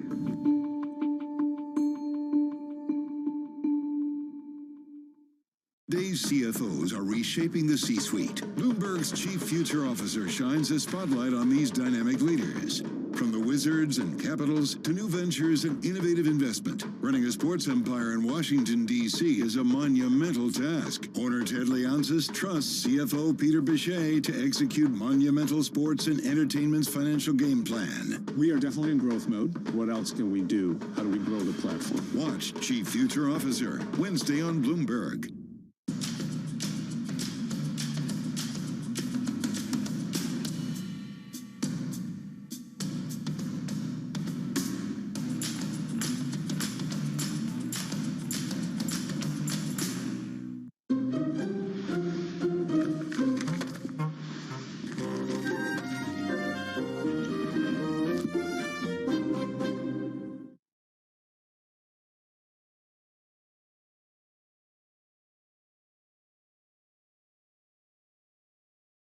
Get to the bond market off the back of that CPI report 1 hour ago to the second. Yields lower by about a basis point or two on a 10-year, 372, 371.83 to be precise. Dollar showing some weakness, euro some strength, back through 108, 108.04 in that currency pair, and crude higher by 3 percentage points, trying to recover and reclaim a 70 handle, $69 and about 20 cents right now. About 20 seconds into the session, your equity market shaping up as follows on the S&P 500, positive by 0.4%, on the NASDAQ up by 0.7%. I can tell you the NASDAQ year to date up by 35% on the NASDAQ 100 year to date so far in 2023, and 6 months still to go. One stock to watch at the open is Oracle. Shares hitting a record high after the company reported better than expected results. The CEO, Safra Catz, writing, quote, both of our two strategic cloud businesses are getting bigger and growing faster. That bodes well for another strong year in 2024. Abby has more. Hey, Abby. Hey, John. And it's interesting because that strength may not bode so well for Amazon and Microsoft. At least that is one of the pieces of commentary coming out of the street, that they put up such a strong cloud quarter, 54% growth in the quarter, driving both the top and bottom line beat, that the competitors, they may have a reason for pause. Now, looking forward, they expect to continue to see this kind of demand for the cloud, for the generative AI. And it wasn't just Goldman that's positive. You earlier were mentioning that they upgraded the stock from a neutral or from a sell to a neutral, no small thing. Piper Sandler saying solid execution, improving cloud growth prospects. D.A. Davidson, interestingly, saying they may be a little bit of ahead of themselves on their outlook because they are so positive on their cloud business. But Jeffrey saying that the cloud is the highlight of the results and the stock has room to grind higher on continued execution. So record high here, maybe more to come, John. Abby, thank you. Oracle up by 5.5%. Yesterday, record high on Apple. This morning, pulling back just a touch from those all-time highs. UBS cutting the stock to neutral, writing the following: we're downgrading Apple given persistent softness in developed markets and data that indicates growth is likely to remain under pressure. We do not believe Apple shares offer a compelling risk-reward, particularly in light of soft iPhone, PC, and App Store fundamentals over the next 6 to 12 months. Not taking a big dent out of this rally, not even taking a bite out of it, really. We're down by 0.3%, but notable this morning to see anyone downgrading Apple after a 41% surge year to date. That's the Apple story. Let's get to Manchester United, surging at the opening bell. This coming after a tweet from a Qatari newspaper spurred speculation that the team is moving closer to being sold. Isabel Lee has more. Hey, Isabel. Hi, John. This has been going on for a while, around 7 months to be exact, and sports fans all over the world are very invested. In pre-market, it was trading as much as 30%. Now it's paired gains around 13%. Reports swirling overnight has sent the stocks soaring. So we have the Qatar Sheikh Hassim saying that it might be a success, this bid, and this is the 5th takeover offer for the Premier League team. He made it clear last week that this is the last time he's going to make a bid. Details are sparse for now, but reports say it's around 100% of the club. Hassim is the son of Qatar's former prime minister. His rival is British billionaire Jim Ratcliffe. So as of close yesterday, Manchester was valued at around 3.8 billion. So we'll see where it goes for now, John. It seems like shareholders and fans alike do not want the Glazers retaining any kind of minority stake in this business. Isabel, thank you. And like Isabel, I've been struggling to follow this one. It feels like it's been going on for absolutely ages. Any clarity on that story? We'll try and bring it to you. Let's take a look at cruise line stocks this morning. Carnival, Royal Caribbean, Norwegian, all moving higher. JP Morgan and Bank of America touting industry momentum and increasing confidence in consumer demand. Bank of America analysts saying, quote, the cruise industry's long booking window and strong current demand could allow it to be less susceptible to a slowdown in the leisure consumer relative to other areas of travel. Katie has more. Hey, Katie. Hey, John. Yeah, Carnival leading the big three higher once again this morning, currently looking at gains about 1.3% after that double upgrade that you mentioned from Bank of America and JP Morgan yesterday. Now, both banks also lifted their price targets for the likes of Royal Caribbean, Norwegian yesterday, in addition to upgrading Carnival. And like you said, this all really comes back to the fundamentals. JP Morgan in particular sees the cruise industry enjoying continued demand momentum after meeting with each of those cruise liners. Bank of America analysts had the same takeaways from those meetings, writing that industry demand is steady and the pricing environment is, quote, rational. Now, if we take a look at the stocks on a slightly longer time frame, after a little setback in March, cruise stocks have been soaring over the past month and a half or so. Royal Caribbean is the year-to-date leader with 2023 gains of over 90%, but Carnival in orange there, as you can see, it's quickly catching up. Norwegian, still the relative underperformer, but still year-to-date gains of 50%, John. One thing you'll never catch me doing. I talk about this all the time, Katie, just hate a cruise. Just the idea of it. I despise the idea of it, but clearly you should not listen to me based on the year-to-date performance, Katie, that you just described. I would also never get on a boat that big, so you'll catch me and then on be land. stuck there with, anyway. Not me. Katie, thank you. Not me either. It's good to hear. Meanwhile, Tesla looking to extend its record rally to a 13th session, coming off another analyst upgrade, this time from KGI Securities, boosting shares to outperform and writing Tesla's automotive investments in the US are paying off. Its AI prowess is underrated. Ed Ludlow has more. Hey, Ed.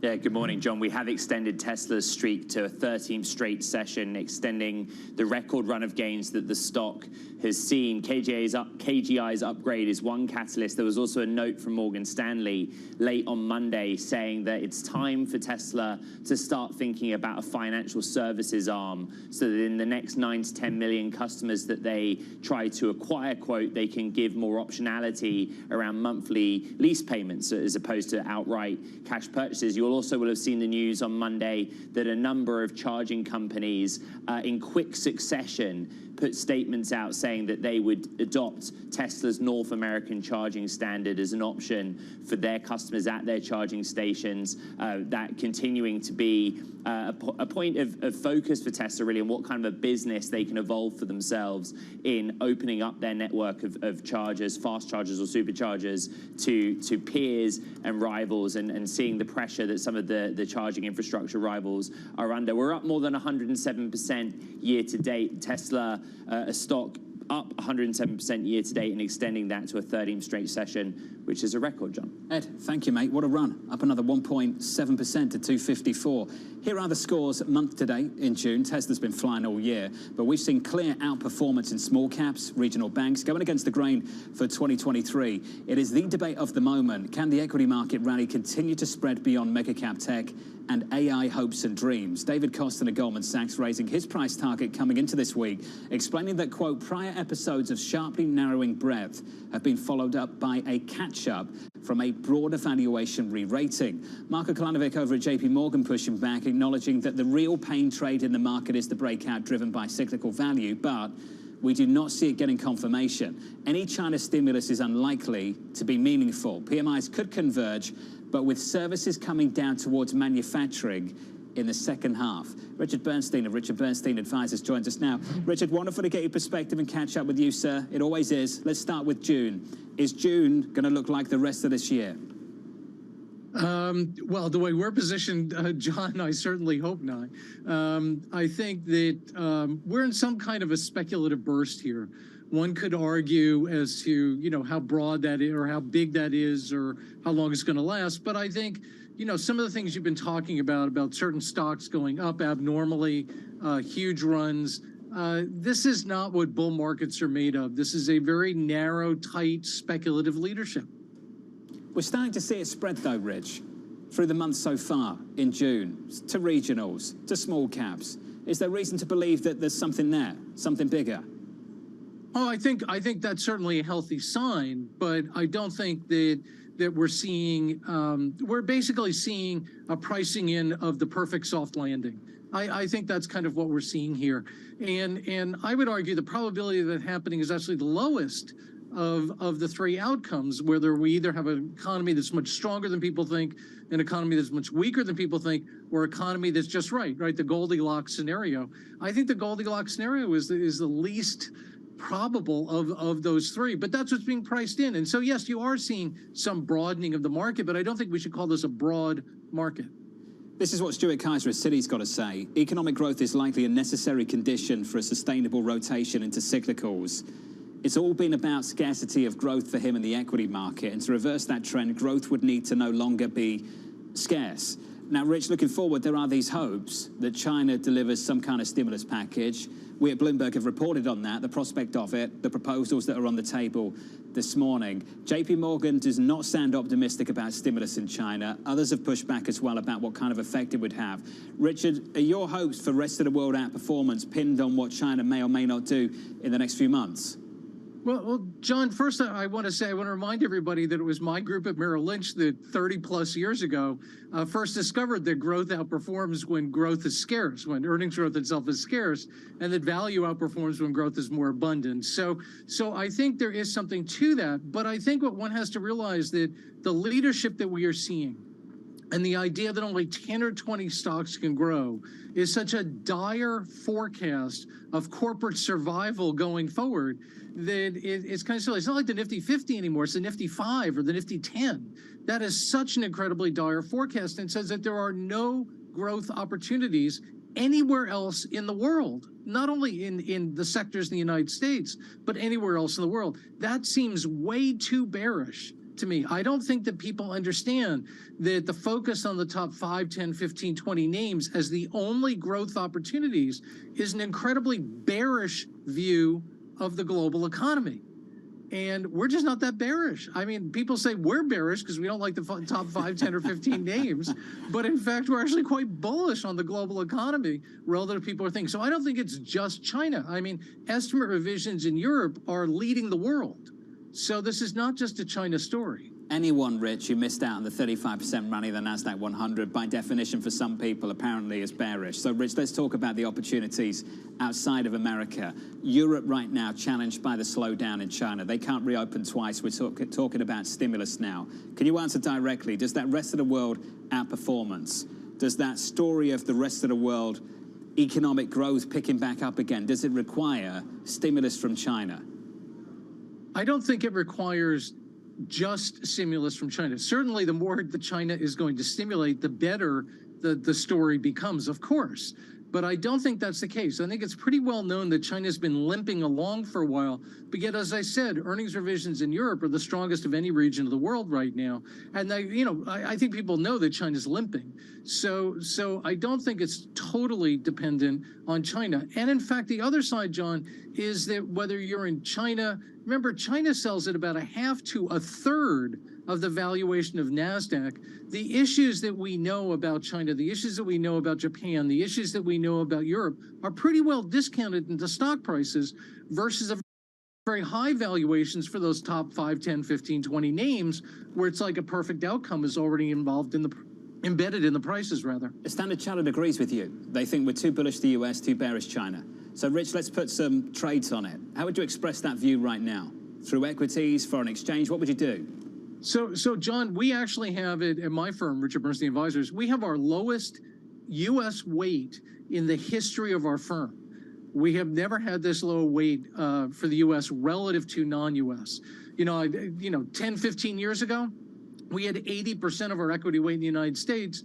Now it's probably about 45 to 50%, depending on the particular portfolio. So I think that's number one, right? That people should be looking outside the United States. Do not be geographically myopic. Number two, I think, look, if you think the economy is going to rev up, if you think inflation is going to come back, clearly you want to play more commodity-oriented sectors, commodity-oriented countries. If you think the economy is going to slow down more than people think, then it would be traditional defenses. But as I said, I have a very tough time understanding the love affair with the top 5, 10, 15 companies that need the perfect slowdown, the perfect soft landing. Well, Rich, the rest of the world's a big place. What are we talking about here? Miners in London, energy players across Europe. What are we talking about? Tech over in China, Japanese equities, banks, what? Well, I think one has to remember that in Europe, the two biggest sectors are energy and consumer staples. So, one of the reasons we like Europe is just simply those are the two dominant sectors there. If you're looking at Japan, Japan's market is very related to a weak yen. If we go back 30 or 40 years ago, there was no relationship between the Nikkei and the yen because the Japanese economy was so productive, the currency didn't matter. Well, we know the Japanese economy is not a productive economy because of their demographics and other issues. So now they're very dependent on a weaker yen. They can only compete based on currency, based on price. So the weak yen, which we have seen, is boosting the Japanese equity market as it has been, through multiple cycles. So I think there's a number of different ways to play this around the world. As I said, I think the world is very, very attractive. Richard Bernstein, making that point several times. We'll continue this conversation another time. Richard, it's good to see you.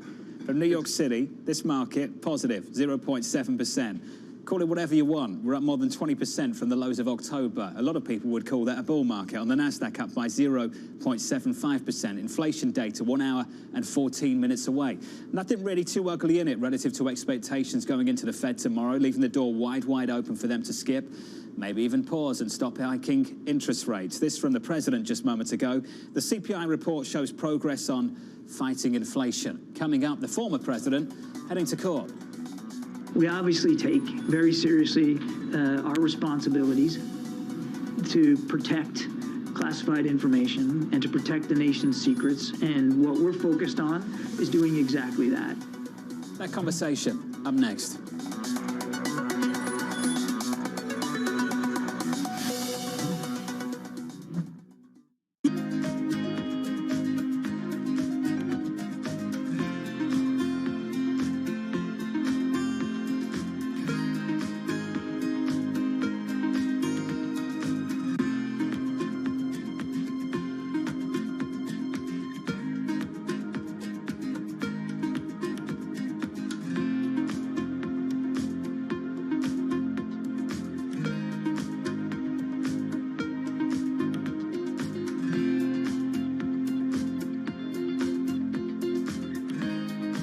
what's happening on Wall Street. There are so many factors at play today. It remains tight in certain parts of the economy. Need to catch up? This is Bloomberg Wall Street Week. I'm David Weston. We've got the information and insight. Crisis is too strong a word, and words like that get used a lot. From business's most influential and instrumental. America's economy needs a diversity of institutions. That's something that Wall Street pays a lot of attention to. Bloomberg Wall Street Week, live Friday with replays all weekend on Bloomberg Television and Radio. This is Bloomberg Surveillance with Tom Keene, Jonathan Farrow, and Lisa Abramowitz. It was unimaginable that we would see rates move this fast. That was not in the realm of thinking. Just the timeline of what they knew and when they knew it. Why didn't they do anything about it? When do we have to see the kill?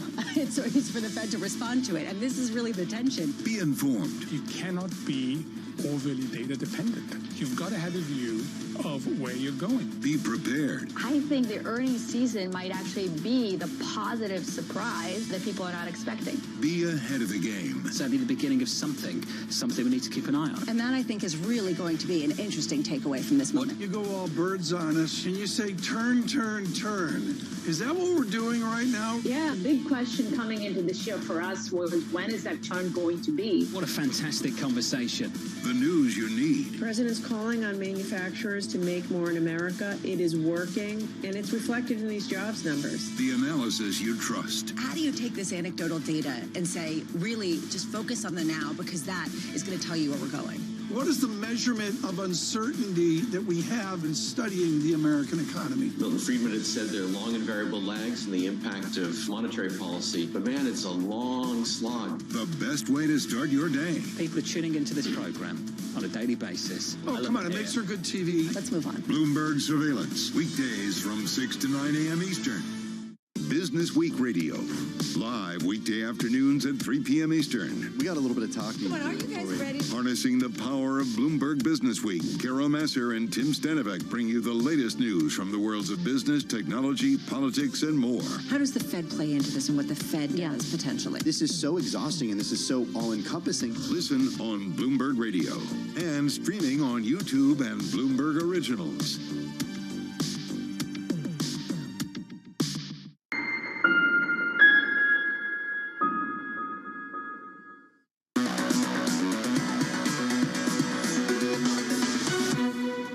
Equities up this morning, about 18 minutes into the session, positive by 0.5%. Big spectacle later on this afternoon. The former President Donald Trump set to appear in a Miami court after being indicted on 37 counts for allegedly mishandling classified documents after leaving the White House. Joining us now, the Bloomberg team, AMH in D.C., alongside Kenny Nines in Miami with more. Kenny, just walk me through the next 6 hours. Well, President Trump is expected to appear at that federal courthouse at 3 p.m. Eastern time. We may not actually see him arrive. He is likely to walk in via an underground tunnel.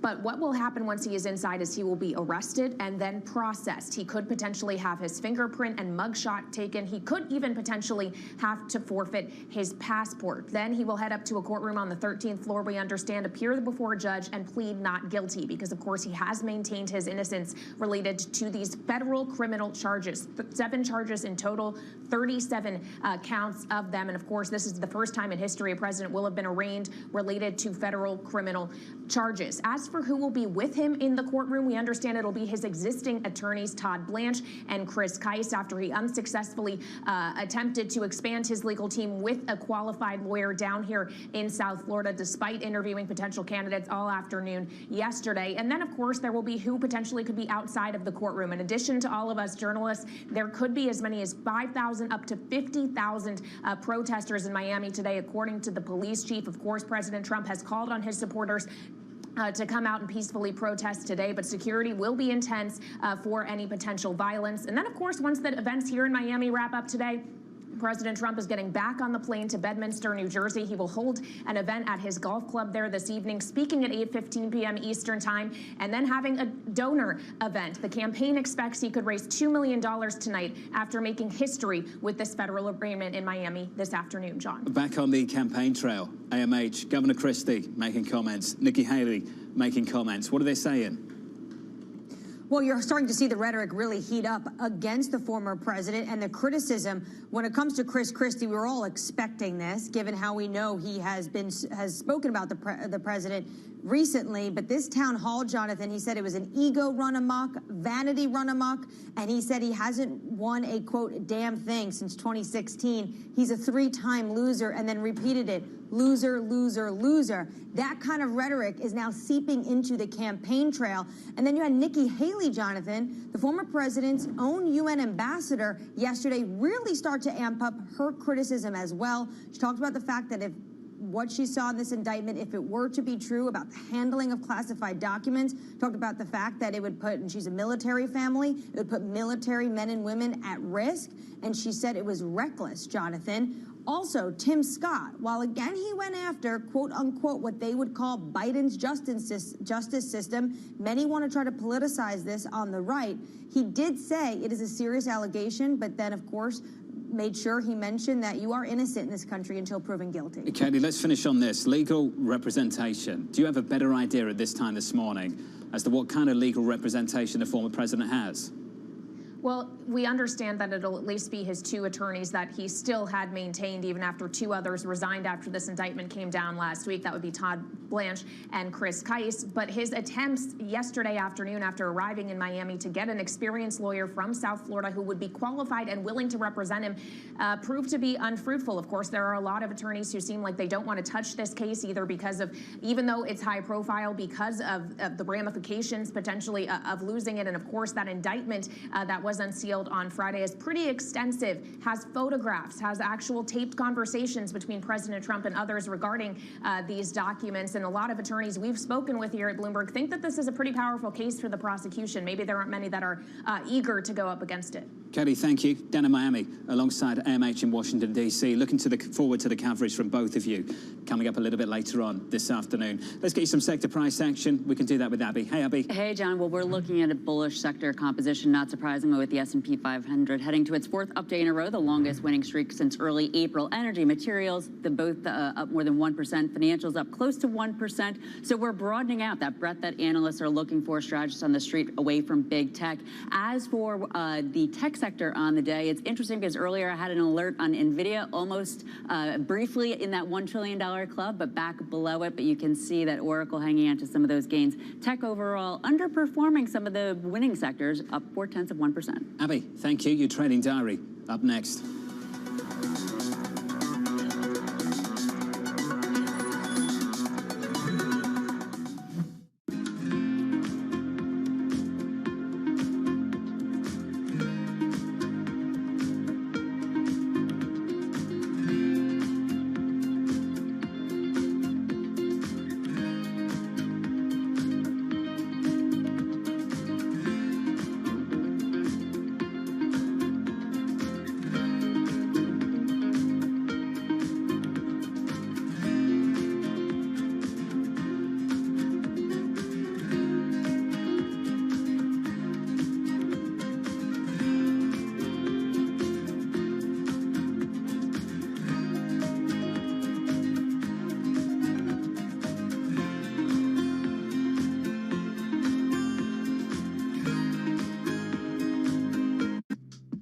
Steve's ability on the course may not be etched into any record books, but following him around, it's clear that it's not for lack of trying. Jeez. We were constantly hustling behind him as he caught up with executives in the portfolio companies and reminisced with former and current players. He's a day trader. He called himself self-made day trader. Yeah. And so he's on the bus after a game in New England, and he's day trading on the bus, and Bill Belichick sees him and cuts him on the spot. You know, in many ways, it's a convention, right, of the people that I don't see maybe once a year. And so it's kind of all come together. My firm, our charity, fundraising efforts, and then the friends that are around. My dad and my brother, it all happens right there as a confluence of all these parts of my life that have found its common center.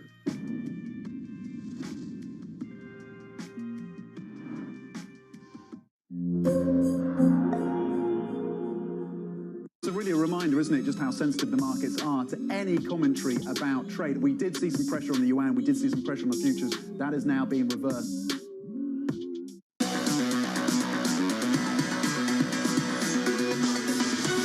No news is good news for this equity market. No real news in that inflation report relative to expectations. Equities up and small caps outperform on the session. and on the month. That's the price section. Here's the trading diary. Secretary Yellen testifying before the House at the top of the hour, plus President Trump due in court in Miami this afternoon. Fed rate decision, Chairman Powell news conference tomorrow.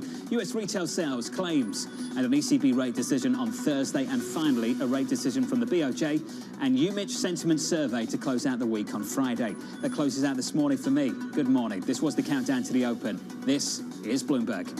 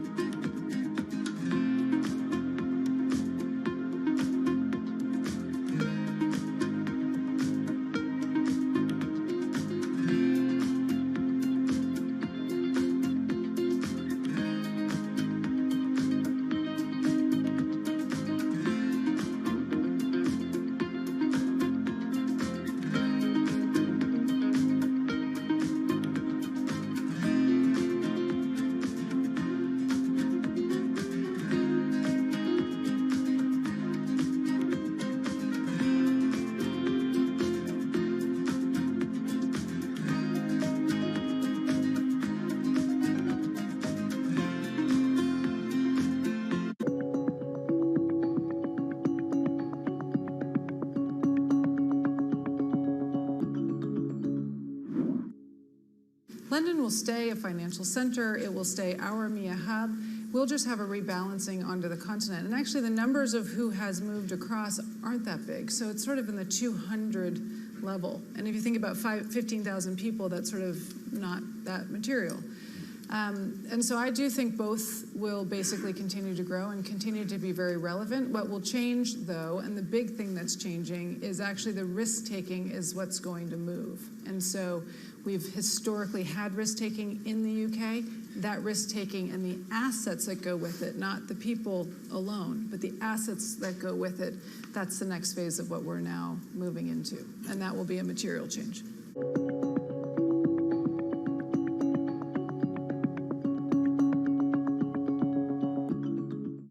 People ask me all the time, what is the key to being a really good investor? And I tell them it's to surround yourself with and work with the best investors you can find. On Bloomberg Wealth, I'm going to take you to meet the greatest investors in the world, the people that I would like to have managing my money. Today, I would say perhaps only second to AI right now, which is AI has got so much going on and folks are so excited about it. Climate tech is the hottest area to be in. Bloomberg covers the world with unmatched reach and resources. From more than 120 countries, the moment news breaks, 24 hours a day. Bloomberg, your global business authority.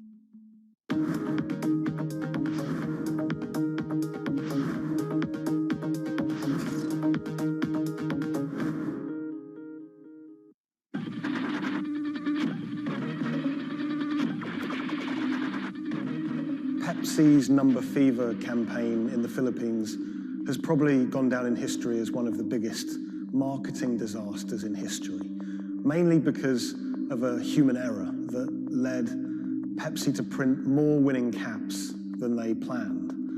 The resulting chaos caused riots, civil unrest, and even deaths. Reporting this story took over a year, and it resulted in me flying to Manila in the Philippines to meet unlucky winners and to find out exactly what happened back then in the 1990s.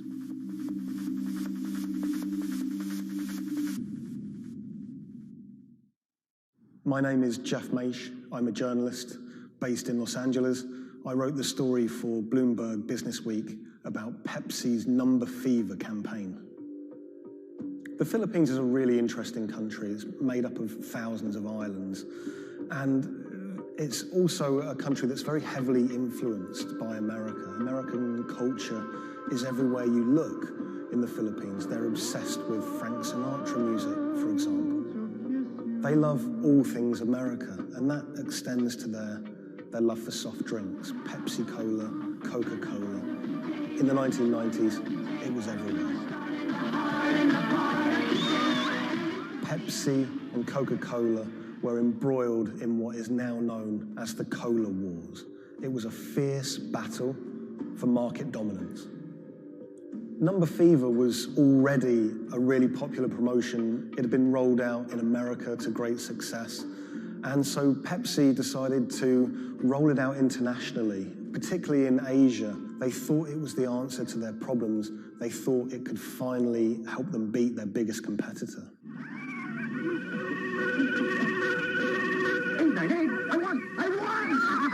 Look for the winning number in Fireside Source every day, also on TV, radio, newspapers. You could be a millionaire.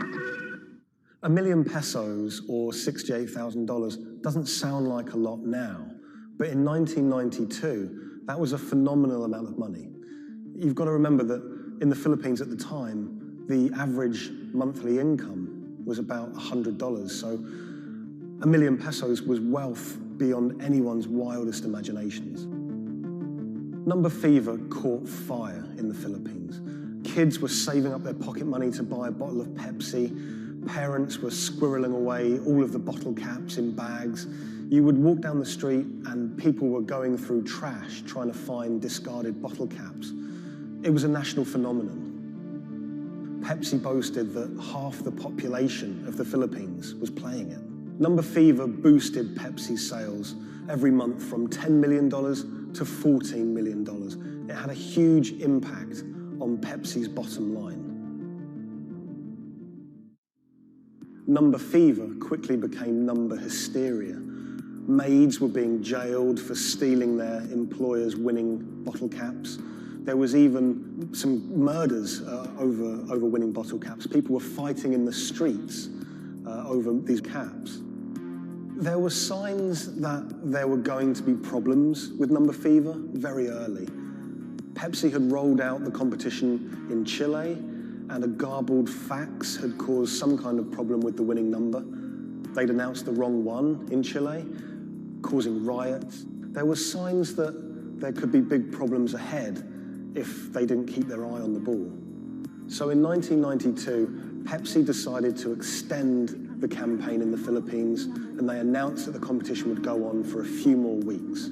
One night, on the television news, they announced the latest winning number, 349. The problem was, 349 had already been allocated as a non-winning number in earlier campaigns. So there were literally hundreds of thousands of bottle caps with 349 just floating around the Philippines. Hundreds of thousands of people all across the Philippines, thousands of islands, were finding winning bottle caps. 349, 349. Some people had 10 lucky 349 bottle caps. People were dancing in the streets, celebrating. They thought their problems were over. They were millionaires. It's still not certain exactly how many winners there were of lucky 349 bottle caps, but we know that Pepsi printed over 600,000 of them. Pepsi realized very early that there was a problem. Hundreds of people started arriving at their bottling plants with their lucky bottle caps. They realized something was seriously wrong. Pepsi tried to solve the problem by offering a small token donation to anyone that brought a lucky bottle cap to their bottling plant. But it wasn't enough. People didn't want just a handful of pesos. People wanted their $1 million peso prize. Within a year, violent protests and riots outside Pepsi factories would leave dozens injured and 5 people dead. At one Pepsi factory in the Philippines, a grenade was thrown through the window. It killed 3 Pepsi employees. Anacita Rosario was a school teacher living near Manila in the Philippines. She was one of the tragic victims of this whole thing. She was walking to a nearby store to buy some rice one day when a Molotov cocktail was thrown at a Pepsi truck in a violent protest. It bounced under the truck and exploded. It killed her and an innocent bystander who was just a child and injured many others. When I was in the Philippines, I tracked down Anacita's daughter, Cindy, and her husband, Raul. It was clear to me that they were still very upset by the whole thing. a family had been ripped apart by this competition. And Raul told me that he'd never remarried. He'd told me that he'd gone to meet Pepsi executives after his wife was killed. And he was angry. He said to them, this wouldn't have happened if it wasn't for you, if it wasn't for number fever. The biggest revelation from my reporting was rumors that Pepsi was somehow involved in bombing their own trucks. I found a newspaper report with a headline that said, "Pepsi goons bomb their own trucks." And when I visited the NBI, the police department in the Philippines, they presented me with documents and interviews with people who claimed that Pepsi had paid them to cause riots and to cause trouble outside their plants in order to destabilize the situation and to frame the owners of the coalitions that were fighting them, to try and curry favor. I just thought that was so shocking. And of course, Pepsi denied it, but how bizarre that a company would be accused of bombing their own trucks.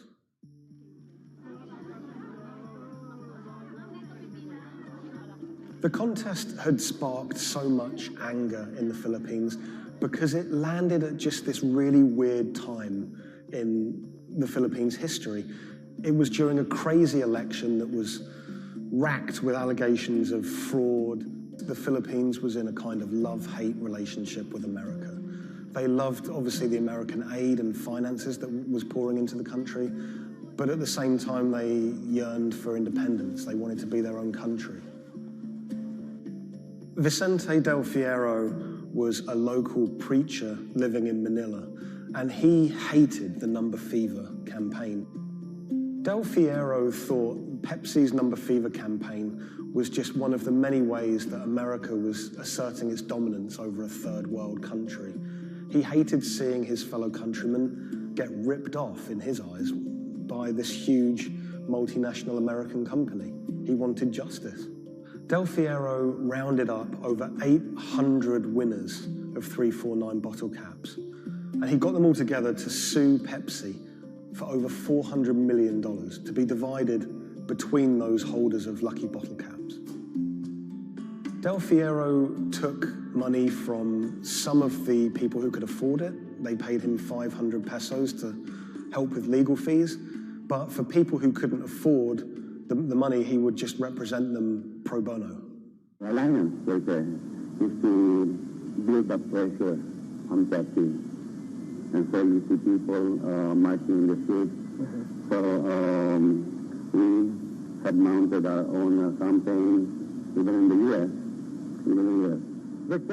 He flew to America and he hired two consumer lawyers here in America to take on Pepsi. He had a meeting at Pepsi's headquarters to try and resolve the problem, but he said he wanted to take it all the way to the highest courts in America. When those cases were heard in America, those courts decided that this was a problem that should be heard in the Philippines, not in America. Back in the Philippines, Del Fierro continued his case in the Filipino courts. At one stage, there were arrest warrants handed out for 9 Pepsi-Cola executives, which he saw as a big victory. We don't know if those arrest warrants were ever upheld, but it made newspaper headlines across the country. Pepsi did not take kindly to Del Fierro's campaign. They tried everything to shut him down. They sued him for libel. My father had to attend 3 times a month for a branch 145 and another hearing for the branch 113A, also 3 times a month. Also, there was a time my father was hospitalized due to heart failure. Still, he had to attend the 2 branch hearing. Otherwise, for not attending, the judge will issue warrant of arrest to my father. My father passed away January 13, 2010. After staying for almost 1 year in the hospital, he died of complications due to heart failure.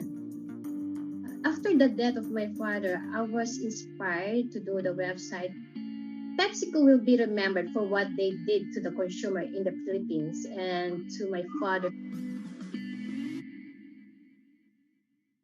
When I reached out to Pepsi for comment for this story, they claimed that they didn't have access to anyone who was working at Pepsi that was around in those days.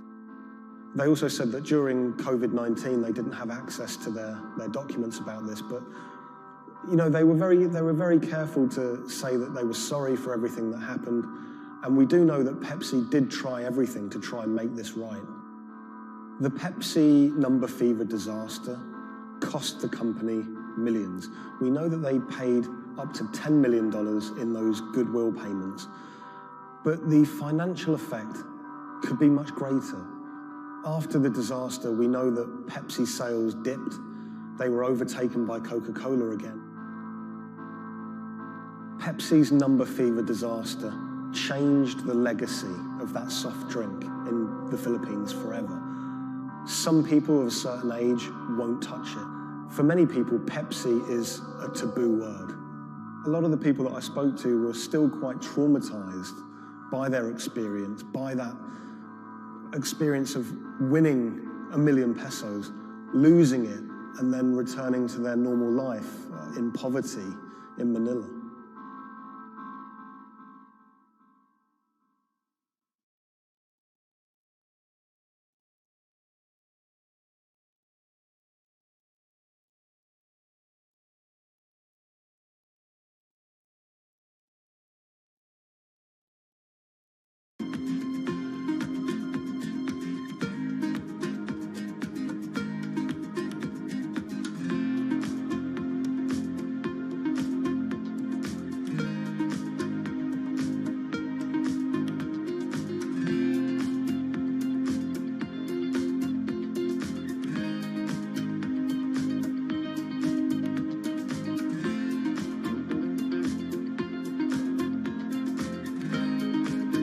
When the news of the bombing came out, it was a massive story in Germany. We are following some breaking news coming to us out of Dortmund in Germany. It was covered by all the media outlets. 3 roadside explosions triggered at the same time last night as a coach left its hotel in the south of Dortmund. Public figures commented on it. We should not let them affect our life, whoever it was. The media echo went far beyond Dortmund. I think it was front page news in every single big paper around Europe. Everyone thought of like a terrorist attack, and people were scared that throughout the city in Dortmund there was more attacks to be happening. Unbeknownst to investigators, just after the bomb went off and the players of the team were shell-shocked, the person who had masterminded the attack was actually sitting in the hotel eating steak and sweet potatoes.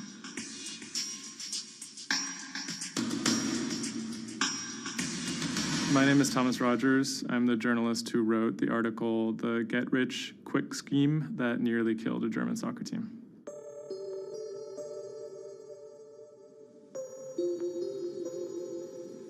Dortmund is a mid-sized city in the western part of Germany in a state called North Rhine-Westphalia. And it's a former industrial city that's kind of fallen on hard times in the last few decades. It was severely bombed in the war, so the center of the city is quite stark. Some of the few high points include its soccer team. My name is Ike Henning. I'm a reporter with Bloomberg News, and I'm a great fan of Borussia Dortmund. Dortmund fans are super loyal. On all match days, the entire city is in black and yellow. It's like a religion. I think more than most German cities, soccer does play a very large role in the identity of Dortmund. In October of 2000, the BVB became the first team in the Bundesliga to actually go public. Salaries for soccer players in the Bundesliga have gone up very dramatically. With such high prices, they thought that by going public, they would be able to compete better with big teams like Bayern Munich. Unfortunately, that didn't go too well. Dortmund bought too many expensive players, high wages, and the club almost went bust in 2005. The price of their shares, it has sometimes gone up, but mostly gone down since they made that decision. So on April 11th, 2017, the team was staying in a hotel on the outskirts of Dortmund. Match days are always special in Dortmund. Everyone is looking forward to it. The team always meets in the same hotel ahead of matches. They stayed in this hotel in order to have a kind of neutral space before games so that they could concentrate, be sort of isolated from distractions, things like that. Everyone was pretty optimistic they had a chance to go really far, maybe into the finals.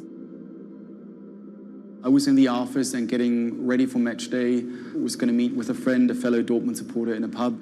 As always, the fans are very excited about matches. On that day, they were heading to play in the quarterfinal against AS Monaco at Signal Iduna Stadium, which is in the center of Dortmund. Shortly before 7 p.m., the players of the team boarded their official team bus. When the bus took off the parking lot of the hotel and turned on the street, there were three detonations, 3 bombs that exploded and hit the bus of Dortmund. 3 explosions occurred close to the Borussia Dortmund team bus. The B team bus had just left the hotel. The explosions destroyed 2 windows in the rear part of the bus.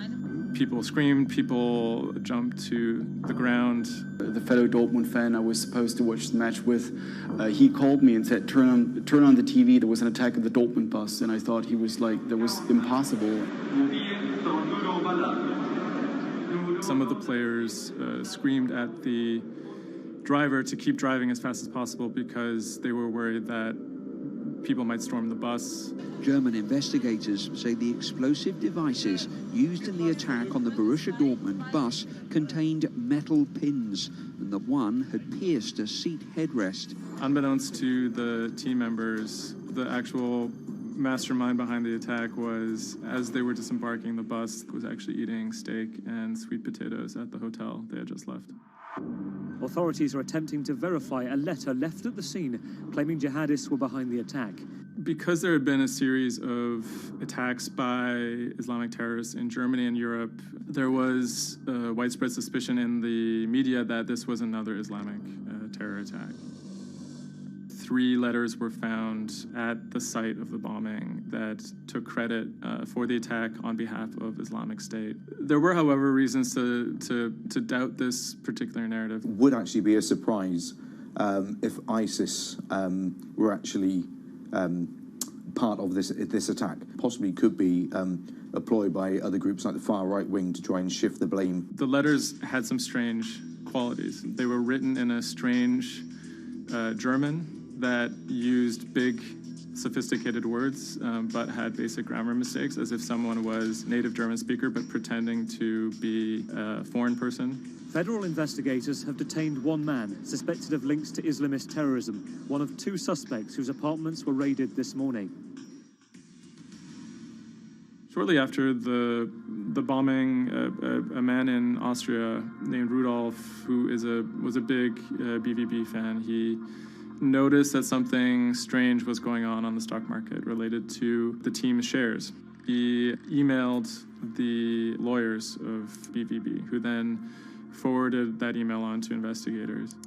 The email stated that someone had bought 60,000 BVB put options, a wager that the value of the shares of the team would fall below a certain amount at a certain date. Why would someone buy that ahead of a match and then 3 bombs go off? Something isn't right here. For the person to make money off of that, it required the stock to go down quite a bit in a fairly short period of time. And it wouldn't just be the team losing a match, it would require something much bigger than that.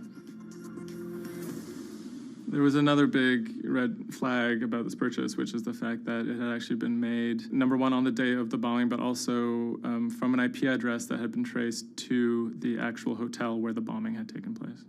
When 3 explosions targeted the bus carrying the Borussia Dortmund footballers on April the 11th, written notes left at the scene claimed the attack was the work of ISIL. The truth, as is now alleged, is remarkable. On April 21st, the police arrested a man in a southern German city called Tübingen. He was on his way to work, and his name was Sergei Benagold. He seemed like an unlikely suspect because he had no known connections to the Islamic terror world. He didn't seem like a far-right extremist. He didn't seem like a left-wing extremist either. He seemed to be a completely unremarkable young man. A 28-year-old German-Russian man, named only as Sergei W., stayed in the same hotel as the players on the night before the bombing. He specifically requested an upper room overlooking the bushes where the explosive devices were hidden. The media dissected why he would do that, what was his past. He had been inspired by the 2015 terror attack in Paris. And he noticed that in the aftermath of the attack, the stocks of French companies went down. And he believed that if an attack took place that was directed at a specific company, that the decrease in stock price for that company would be even more dramatic. It never occurred to anyone that someone would do that out of greed. We now know that the suspect bought 3 different derivatives on the Borussia Dortmund shares. With all these derivatives, he bet on falling shares. The suspect bought the majority of these financial products on the 11th of April, the day of the attack. If the plot had been completely successful and the stock had reached a value of 0, Venergold would have made up to 570,000 euros, or the equivalent of about $608,000. Ultimately, the plan completely backfired. The attacker, Sergei Venergold, didn't make any money. In fact, he lost money. In court, he would be extremely quiet. He usually kept his hands clasped together. One of the lawyers actually commented that he had never seen a defendant act so calmly. Venergold had served some time in the German military. From that information and from online research, he was able to figure out how to assemble remote detonated bombs that would do what he hoped to do. There were a few days of extremely emotional testimony, including the soccer players who described doubting whether or not they could ever play another game again. It brought everything back up, and it didn't quite help them to kind of process what was going on. Throughout it all, he sat there completely silent. The big mystery that was swirling around the trial was the question of why. He may have simply done it because he wanted to impress a woman. Rebecca is a young woman who has a very troubled home life. She ultimately sees her relationship with Venergold as an opportunity to leave that troubled home. Venergold is a Russian immigrant to Germany. He speaks with an accent. He has anxiety in large groups of Germans. She begins to resent the fact that he has these fears and feels a little bit trapped. Rebecca attempts to dump him on multiple occasions, and he threatens to commit suicide if she leaves him. Venergold apparently told Rebecca that she would soon be seeing a surprise. After being dumped via text message, he apparently began planning for this attack in earnest. Venergold was charged with 28 counts of attempted murder, which carried a maximum sentence in Germany of life in prison. He claimed that he had nothing to do with the attack, but as time went on, he admitted that he had actually been the person who had built the explosives and had set them off. But he claimed that he didn't want to actually kill anybody. Ultimately, Venergold didn't receive the harshest possible sentence. He was given 14 years in prison, but it's still a considerable amount in jail in Germany.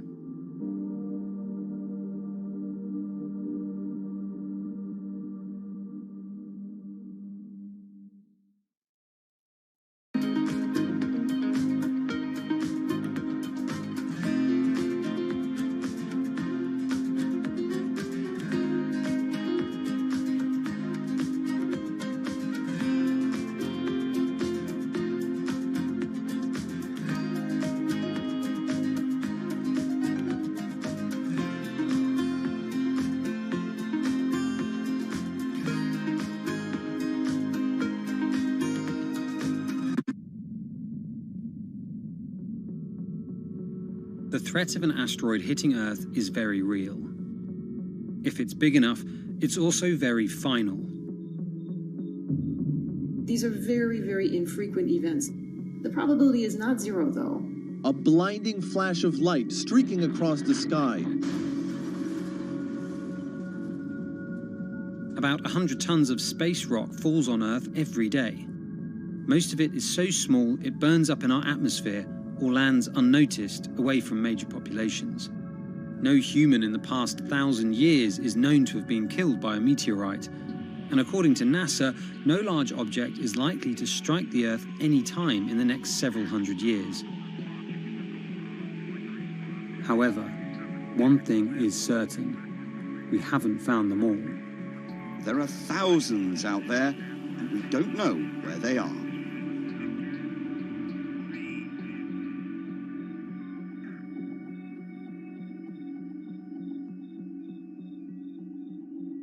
There are a lot of asteroids in our solar system. They number in the billions. Scientists all over the world are working toward detecting and deflecting the most catastrophic of natural disasters. The race is on to find as many of these objects as we can. We have a way of calculating whether or not an asteroid is potentially dangerous or not. I mean, I think it's something worth investing in. It's our existence at stake, right?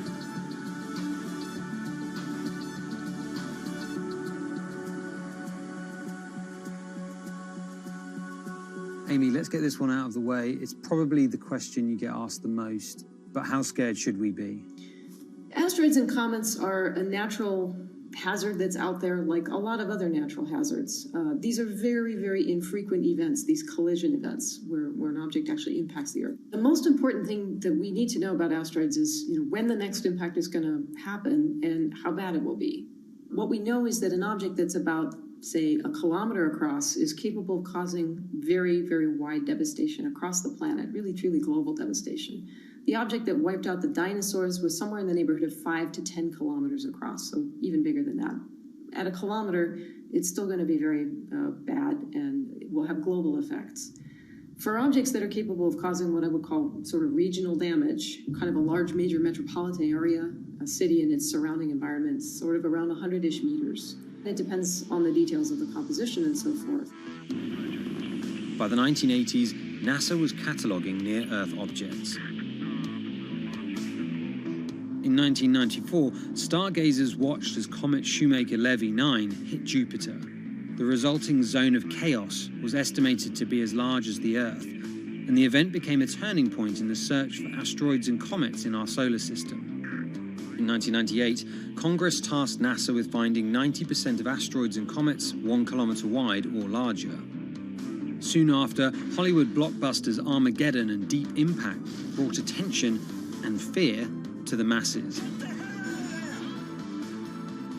The great news is that the vast majority, more than 90% of all the really large 1 kilometer near-Earth objects have been found. The challenge now is working down to these smaller sizes that are still quite capable of causing a lot of damage, but they're just harder to spot because they're fainter, they're smaller.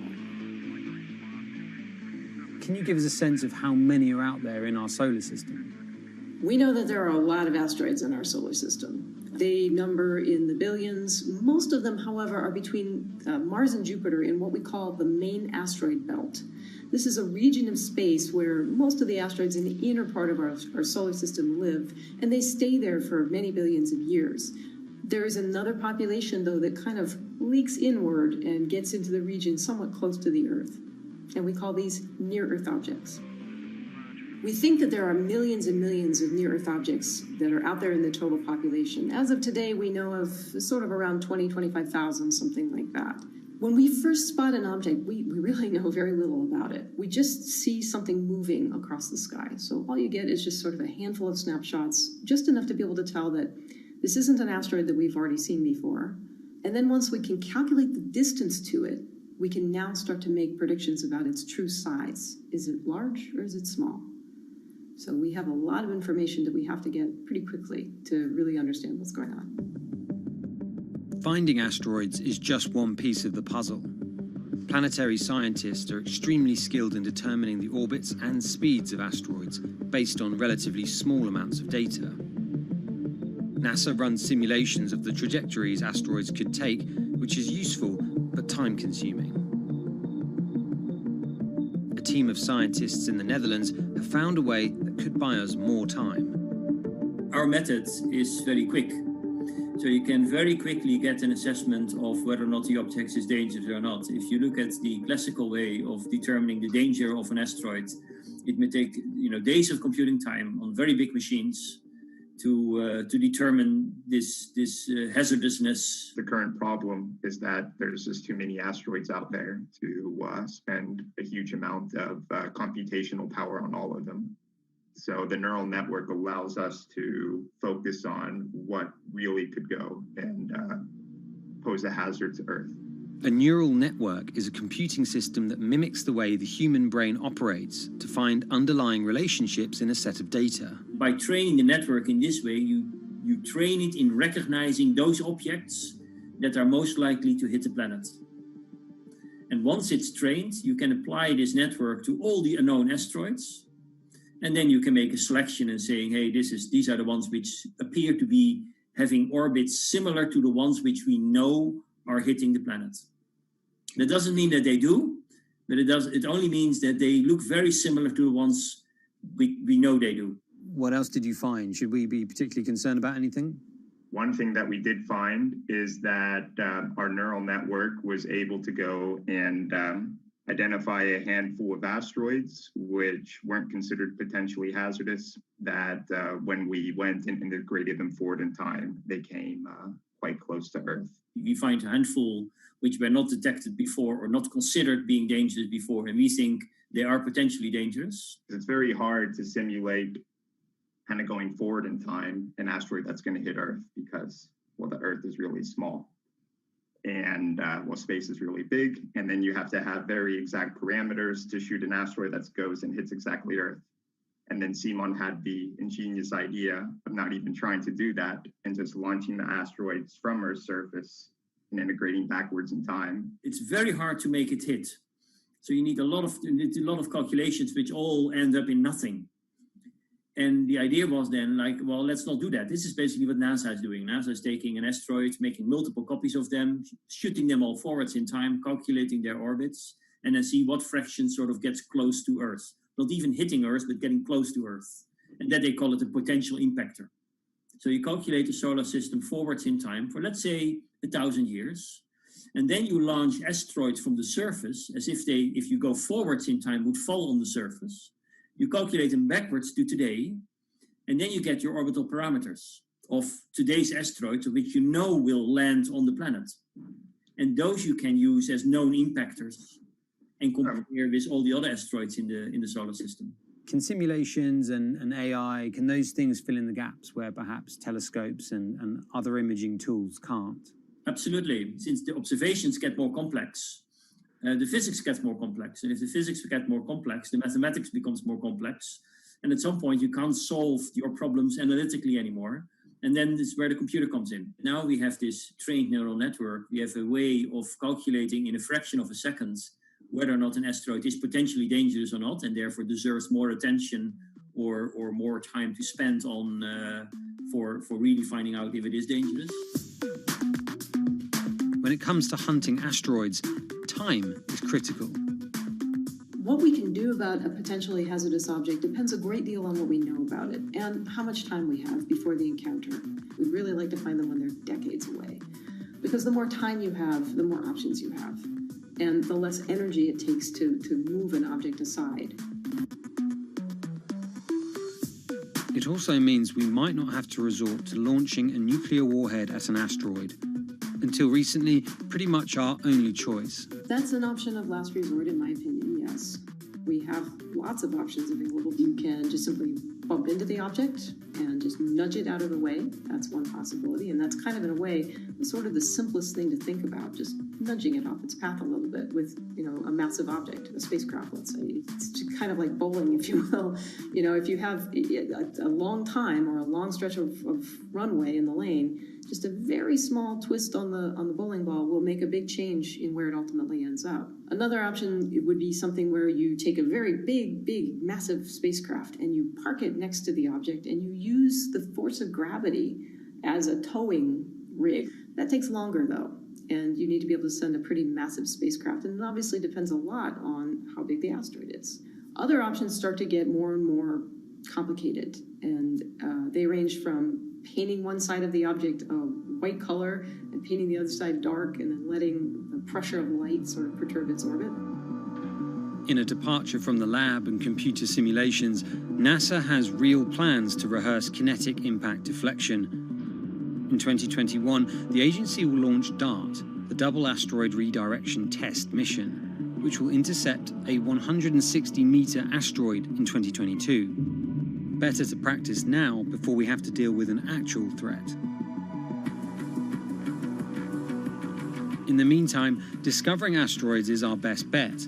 Thousands of scientists and amateur astronomers around the world make up an informal network that survey the heavens. But that may not be enough.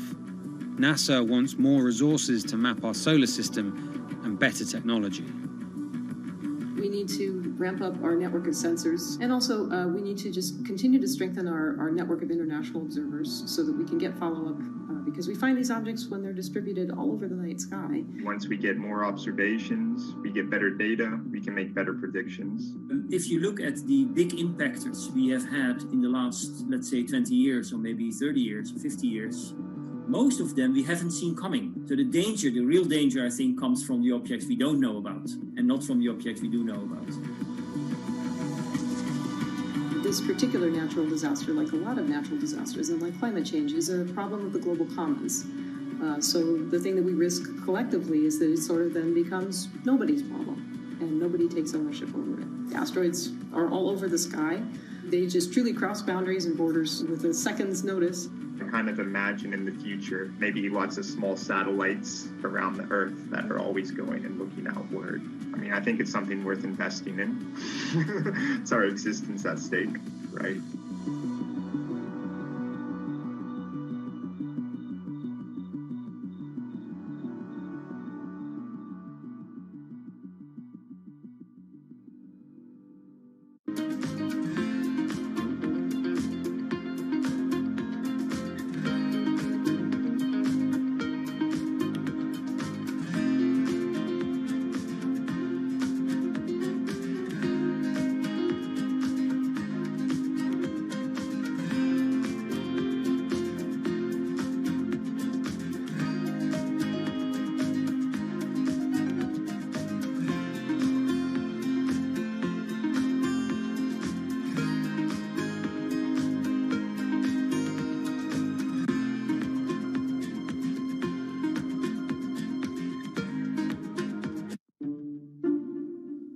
The pandemic has affected everyone in different ways. Some pass the time by baking. Homemade sourdough bread. Do I need to say more? Some chose to binge watch Netflix. It's your game. Or maybe you started a garden oasis in your backyard. Next, I'm going to put my lettuces in. But for millions of others, I'm going to be posting stocks that will boom. They wanted to uproot the financial industry. Let's just lock it on up and take $15,000. Here's a stock that can change your life. I see a stock going up and I buy it, and I just watch it until it stops going up, and then I sell it. I have gained over $3 million. I want some free money. I don't think you can overstate the online communities or social media's influence on financial markets. A large group of inexperienced investors who discuss their plans on social media platform Reddit have shaken up the stock market in a big way. The stock that everybody's talking about right now is GameStop. Video game retailer GameStop is set to continue their head-spinning ascent today. The revolutionaries on Reddit are spanking Wall Street's ass. The more these stocks go up, the more the big guys are getting creamed and losing billions of dollars. This isn't a wealthy person's game anymore. Anyone can play it. I took up a little bit of a new hobby, and I am interested in day trading. As an investor nowadays, you don't have to look a specific way. You don't have to wear specific clothes. You don't have to be doing it from a trading floor on Wall Street in like a high-rise building in downtown Manhattan. The narrative of what's driving the markets is no longer being held in secret offices in New York and Boston of privileged people talking to other privileged people. It's right out in the open. It's on Twitter, it's on Reddit. From brokerage apps to Discord channels and subreddits to TikTok finfluencers, One of the last holdouts in the world of disruption, finance is next in line.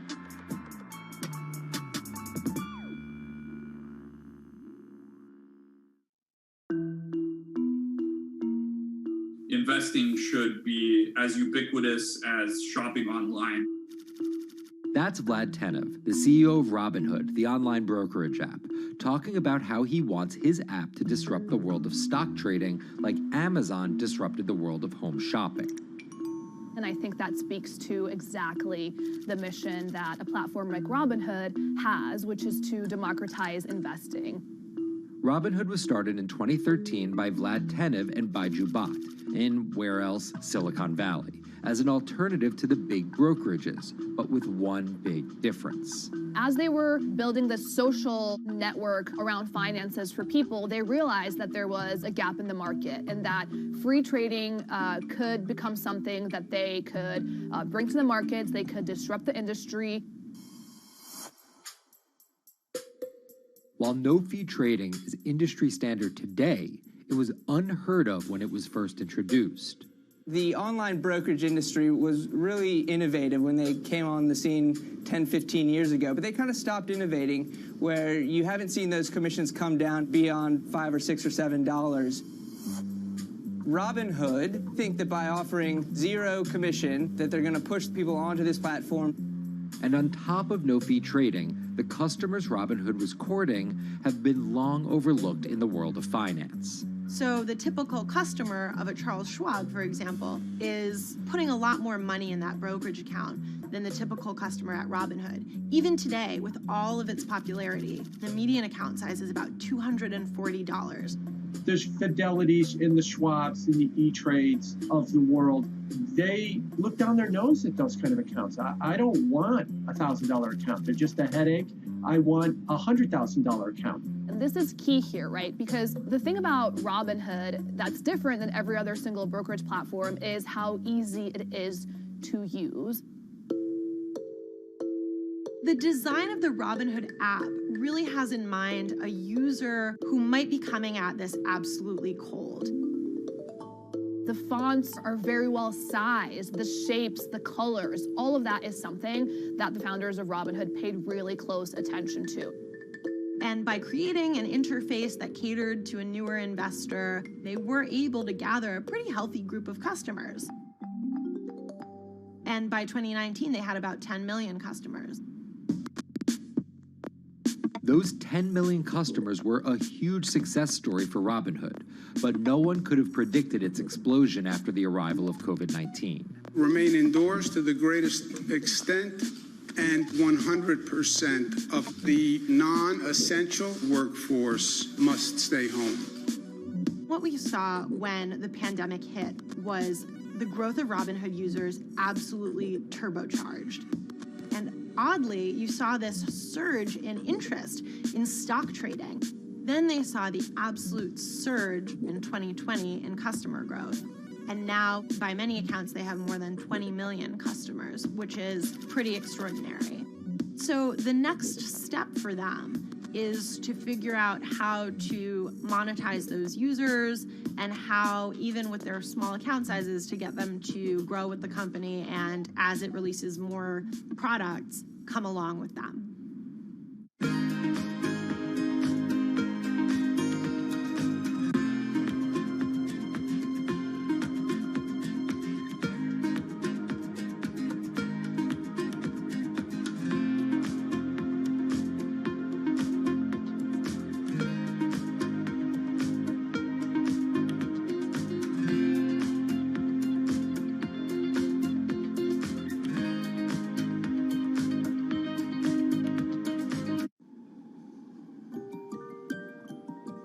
Robinhood would become one of the COVID economy's breakout successes. Robinhood traders, as they're called, became the shorthand explanation for the frenzy of often speculative retail investing after the pandemic lockdowns. Kids wake up in the morning, they go on Robinhood. They're, in the shower, they check Robinhood. Kids are learning how the stock market works at 18 while they're at school, checking their phones in between classes because notifications pop up telling them what their stocks are doing that day. With these new tools, millennials and Gen Z are investing in the market in ways their parents could have never even dreamt of. That is sort of key when we talk about the divide between older and younger generations, is that the younger generation is exposed to so much more information and tools at their disposal to do what they want in the market. The older generations, you never had the technology or the cost structure that you could play the markets like you can today. So you were stuck with giving your money to a professional investor and paying them a fee to do it. When I speak to young kids, they tell me, I'm making mistakes, I'm losing money. I'm not a perfect investor, but I'm 18, and by the time I'm 30, which will be, 10 years from now, I'm gonna have interacted with the markets for a decade. And so it's a learning experience more so than anything else. And you can look at it and you can say, wow, that's risk-taking, that's dumb, but if you could possibly shave 10, 20 years off your working life versus adding 5 years, I don't think you can fault people for that. But Robinhood is only part of the puzzle. Sure, you can trade on it, but without research, information, and data, you're just blindly throwing darts at different stocks and hoping to strike it rich. Wall Street forever has always run on what we now call narratives or memes. People telling rumors to each other have been around for 100 years. On Wall Street, information is its own currency. Historically, either you had it or you didn't, and the people who had it had a huge advantage. In the past, those narratives and memes didn't have a network effect. It would be one person telling another person over the phone. In fact, when I broke into this business in the 80s, a lot of people used to complain that they weren't on the call list to get those ideas. Social media changed all of that. Fast forward to 2021, that's being done on the internet now. And that's being done on Discord and Twitter and StockTwits and Reddit. And the impact is very similar, but orders and orders of magnitude larger. As social media has played a bigger part in our lives, it's also played a bigger and kind of more important role in how people find investing ideas online and on these platforms. How do those ideas spread? On TikTok. Yes, that TikTok. Soon may the weatherman come to bring us sugar and tea and rum. People aren't just going to it for sea shanty videos. The personal finance hashtag on TikTok has garnered 3.5 billion views from its 1 billion monthly active users. By comparison, videos found under the cooking and health tips hashtag have 2.6 and 2.1 billion views respectively. The trajectory of Robinhood and TikTok were literally on par. What happened in the stock market this week? So the word of the week is expectations. Absolutely essential that you guys understand the risks of shorting. And Kayla Kilbride and Kyla Scanlon are two of those financial influencer TikTokers, also known as finfluencers. I think people still care about fashion, they care about culture, but it's also like there's this big behemoth thing called the stock market that we really don't know a whole lot about, and it's gatekept behind the industry. And so people want to unpack that. And so my audience is, a lot of them are younger investors who are looking to hone their skills. Tech and right up. Kyla and Kayla are two of the more, let's say, professional TikTok influencers. The Tesla ARK Bitcoin Biotech Risk Cluster. I've been trading since high school, and it was a really interesting way for me to fill out my decision-making frameworks and to think about thinking. And I think that the more that we can have people thinking about finance, the better that we're going to progress as a society. I think it's a huge gap in our educational system. If you're going to buy an option for a stock you think is going to go up, it's a call. So think of it like this. I made the options video where I was like, options are just like shopping. Rumor has it that this pallet's about to go up in price. So if I come in tomorrow, can I still buy it at said price? And a ton of women just attacked that video and were like, you explain things so much better than my boyfriend or my professor, or I could sit and listen to you all day. And I was like, this is what I was looking for. But TikTok's algorithm does not reward calm and measured videos about responsible investing. It rewards this. Watch this video for 30 seconds and you'll be rich for the rest of your life. I try not to say the A word, the ALGO word, because TikTok listens to us. The algorithm does impact how you feel. You know, you do notice which videos do better versus which videos do worse. How do you catch someone's attention in less than 60 seconds? And how do you make it something that they're like, I need this in my life? Nearly impossible to do that in 60 seconds. But the people who perfect it are the people that you're going to watch and going to stick around. And where people are sticking around? Reddit. And its nearly countless subreddits about finance. And by far the biggest one of those is Wall Street Bets. There's a lot of social media platforms out there, but Reddit is like the social media platform for finance. Places like Wall Street Bets is where it all goes down. Started in January 2012, it wasn't long before Wall Street Bets adopted a 4chan-like etiquette, leading to their tagline, like 4chan found a Bloomberg terminal.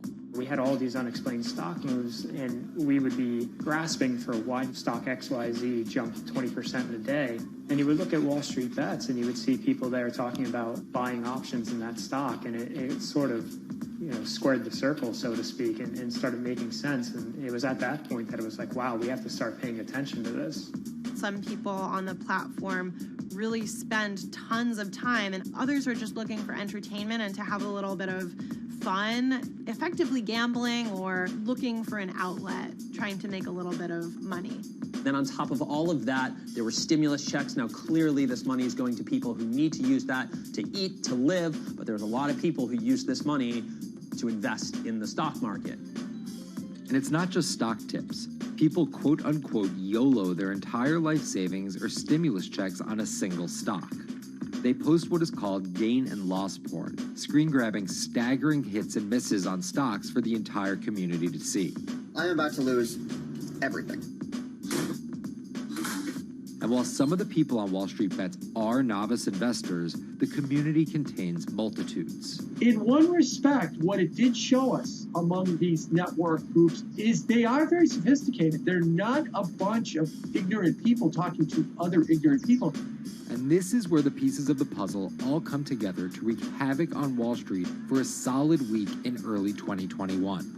It's pretty clear that the combination of more people having retail brokerage accounts and trading apps and more people being stuck at home looking for some kind of entertainment and some kind of community online came together in this very singular way. What came together is GameStop. Let's go back to the beginnings of what happened with GameStop a couple of years ago. On the boards like Reddit and StockTwit, a lot of people were talking about GameStop as being attractive value. Some of them are even, Wall Street alums who left the industry and now still have access to tools that they can use to improve their financial well-being and make very good decisions. And I think Roaring Kitty is a perfect example of that. GameStop is one of the most compelling asymmetric opportunities in the market today. Really, I don't understand how you could disagree with that. At the same time that this crowd was talking it up, the hedge fund institutional crowd didn't like this stock at all, and it had the largest short interest of any stock in the New York Stock Exchange going into late 2020. Short selling is a bet that a stock price will fall, and it's a fairly simple concept. An investor borrows a stock and then sells it. The investor is betting on buying the stock back later for a lower price before returning it to the original owner, pocketing the price difference. What a short seller would tell you is that they almost act as a policeman in financial markets, or they're at least looking for companies that aren't what they say they are. And that can range anywhere from an outright fraud that some short sellers try to expose to just a company that's not worth as much as investors think it is. The problem is, if the stock price rises, the short seller has to come up with the money to buy the stock back. And the more it rises, the more it costs. And that's what's called a short squeeze. And the hedge fund Melvin Capital was on the wrong end of that squeeze. Melvin Capital lost over 50% of its money in the month of January alone, just from being caught in the short squeeze of the stock. This is where the disruption comes in. One of the most wild stories you're ever going to see. GameStop shares absolutely going nuts. In less than a year, the company's stock has jumped from less than $3 a share to almost $350. Cheers, everybody! Roaring Kitty has turned $50,000 or so investment into some $14 million. Whoa! Investors all over social media use the free trading app Robinhood to wreak havoc on Wall Street. They're actually piling on into some of these stocks to really hurt the professional short sellers. And they all used Reddit, Twitter, TikTok, and Discord to tell one another to keep buying and, quote, hold the line and not sell GameStop. People are getting cheerleaded for jumping in, buying at the highs. They're saying, keep going. And it was working too, until Thursday morning, the trading app Robinhood sent out this tweet. In light of current market volatility, we are restricting transactions, including GameStop. People were really angry. Robinhood was supposed to allow the regular people to play the same game these big boys are playing. But instead, we were all taken for schmucks, and they screwed us. Shares of GameStop are jumping again now that retail investors are being allowed to buy shares of the stock. But what we learned is that when people organize online, they have the ability to disrupt the market. And it was a big sign. The ivory walls of the institution aren't as powerful as maybe the institutions thought them to be. I don't know if pumping up GameStop was the best use of billions of dollars, but I think that as a signal to society, it was pretty interesting and powerful. the GameStop saga was so impactful that both Vlad Tenev and Roaring Kitty were called in to testify before Congress to clarify each of their roles in the saga. One thing that's emerged from the congressional hearings is that they're interested in how retail brokerages make money and whether they're keeping the best interest of their customers in mind, but it's pretty fuzzy as far as what they would actually do as a result.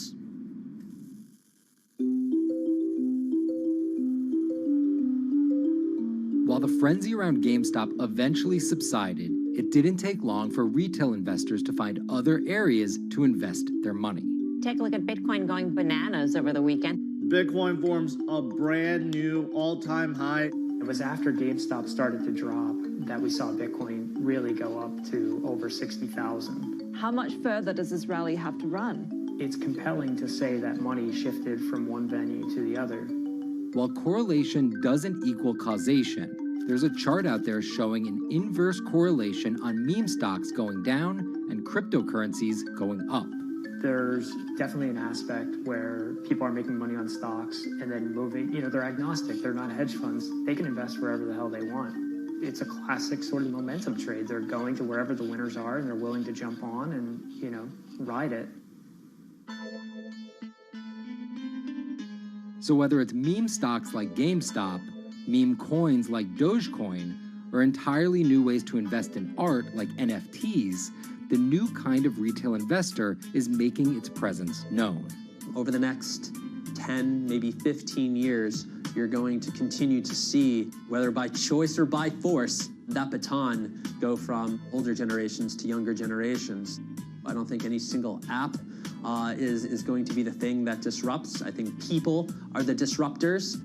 How people get ideas about what to invest in has become increasingly entwined with social media. And as social media companies govern more and more of our lives, the fact that now they're tied in more intimately to people's wallets is something that we might want to understand better. Usually what disruption, I think, means is technology comes in, whether it's blogs to the newspapers or online retailing to brick and mortar. They come in and they're in the same business, but they just do it in such a gigantic cost savings that it causes everybody to switch. Well, that's the risk that happens here, is that it's so much cheaper to just manage your own money. We're not there yet, but costs and conveniences are moving in that direction. So I'd say, Wall Street, you haven't been disrupted yet, but you could be in the coming years, and that the final chapter on this story hasn't been written.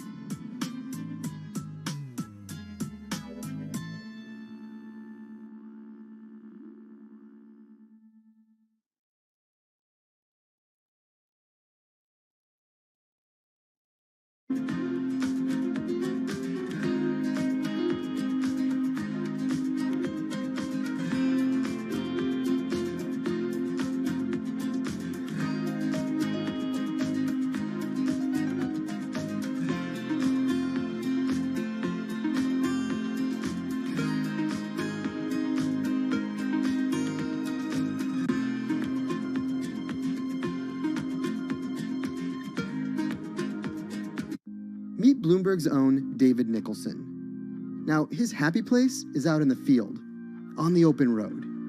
But like the rest of the world lately, he's been working from home a lot more than he's used to.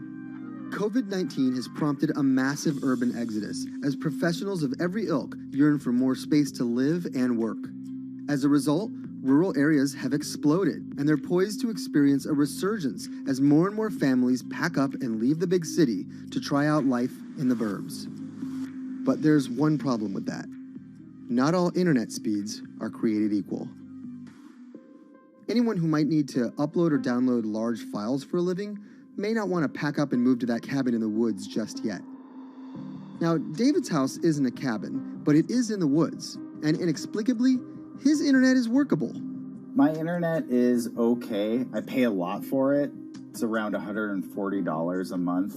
The download speed's great, and the upload speed is terrible, which is really bad for my work because I have to upload these massive files. But I'm definitely one of the more lucky ones in this community. Just a few miles down the road, my buddy has awful internet. It's usually under 2 down and under 0.2 up, so it's often unusable. Some days it's around 1, and other times it'll drop down to about 0.2, 0.3. I just want to be able to have internet at my house without having to go outside the normal ways of acquiring internet. It's really frustrating. We're literally a few miles away from downtown, and it just cuts off. This is a problem, and the solutions are not there yet, because getting high-speed internet in rural areas en masse is something our providers may simply not be ready for.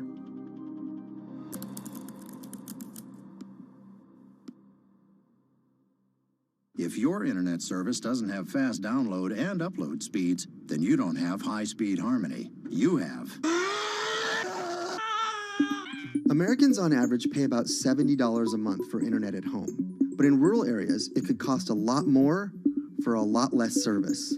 So the pricing for a fixed wireless provider here can be something between $80 and $150 for about 25 megabits per second. However, gigabit service, which is 1,000 megabits per second and symmetrical, is running at about $119 a month or $130 a month. That's John Paul. He co-owns Spiral Fiber, an internet service provider here in Nevada County, California. And for the past 10 years, he's been trying to bring an affordable fiber optic network to town. It all started when he applied to be part of the pilot program for Google's fiber service.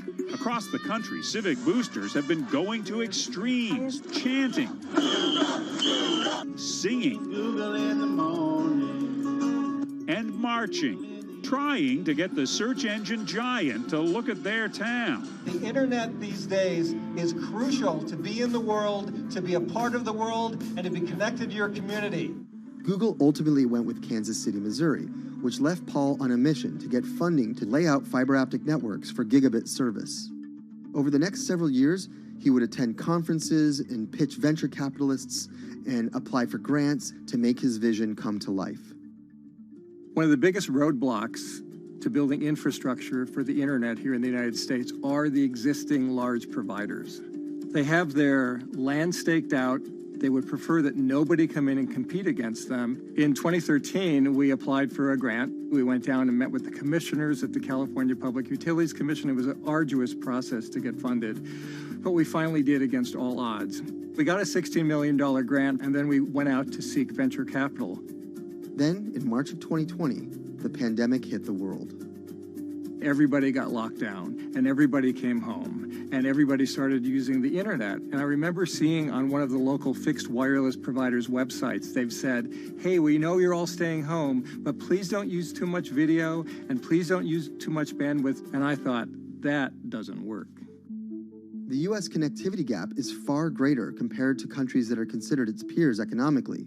Some developing nations actually have better internet than rural America, like in Kenya, which has a state-of-the-art fiber optic network fed in from their coastline. The American connectivity gap does largely affect rural areas that are either outside of service coverage or simply prohibitively expensive. This is Rebecca. She and her family moved to Nevada County just a couple miles down the road from David. They took for granted that high-speed internet would just exist in the area, and it's not something they even bothered to check on before buying their house. Turns out, all they got was dial-up. We wanted to move where we had a little more space, room for the kids to run around, just be out in the mountains a little bit more. Having come from a bigger city area where Wi-Fi is pretty readily available, we hadn't really considered that in our purchasing of the house, whether that would be an option or not. When school started, and now that we are remote learning with our children and we're doing everything from home, we didn't have the option to do that at our house. So every day when school would start, we'd have to pack the kids up and we'd go to my in-laws' home. They have a little cabin up in this area that does have Wi-Fi already. Rebecca's situation is the norm in rural America. According to data from the Federal Communications Commission, just 4% of urban Americans lack access to broadband internet. That's compared to almost 40% of people who live in rural areas. But while that was the case, there were also racial and socioeconomic divides in terms of who had that access. In addition to that geographic difference, low-income African American students, Latino students, and first-generation college students were more likely than others to have only one device at home that's shared among multiple siblings and or lack access to that actual connection. For most American towns, there's also a lack of competition, forcing internet prices up. And large providers like AT&T and Comcast aren't incentivized to expand service to these rural communities. This is how Xfinity makes life simple, easy, awesome.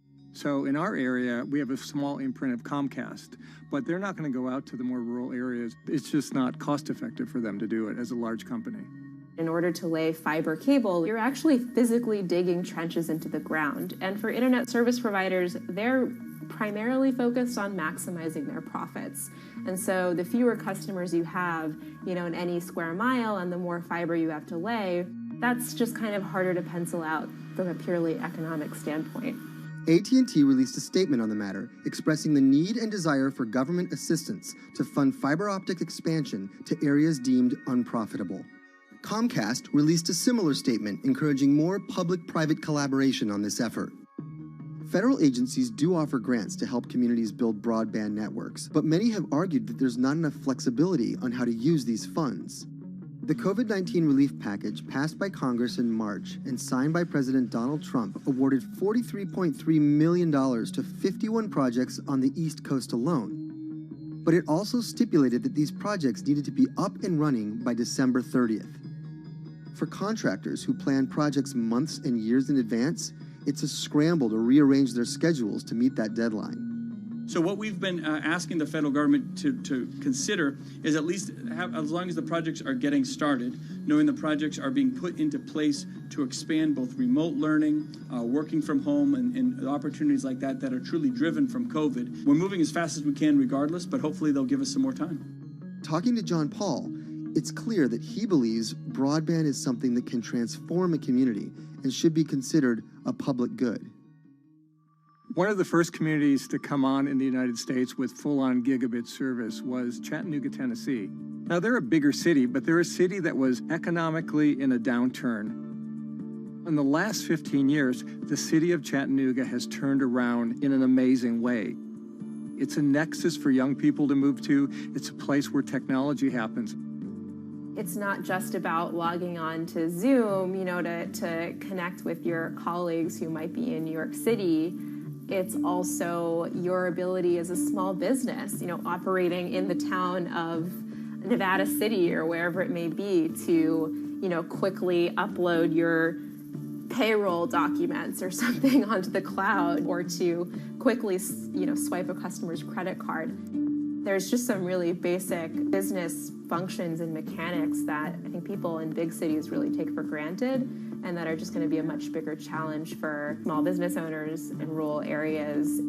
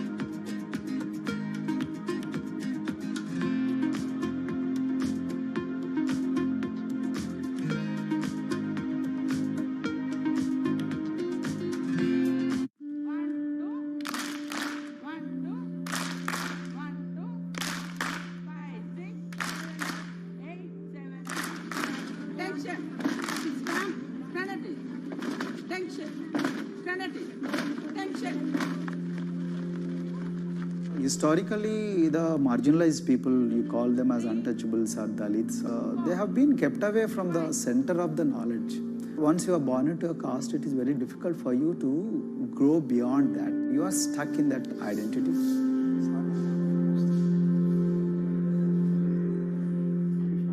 Education is the best way of liberating them. So that's how I chose to work in education sector. The kind of education that we are giving to the marginalized people is going to change not just the fate of these communities in Telangana, but it is going to be the source of inspiration, source of hope for all the marginalized in this country.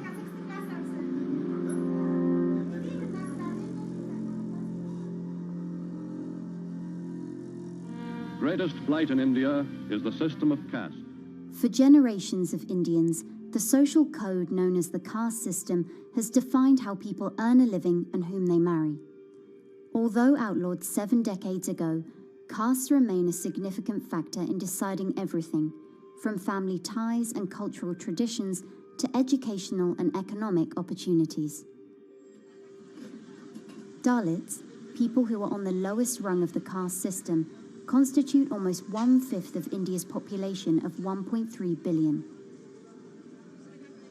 Not able to afford the high tuition of private schools, many are forced to attend government-funded institutions, which in the past have suffered from poor infrastructure, lower education standards, and high student-to-teacher ratios.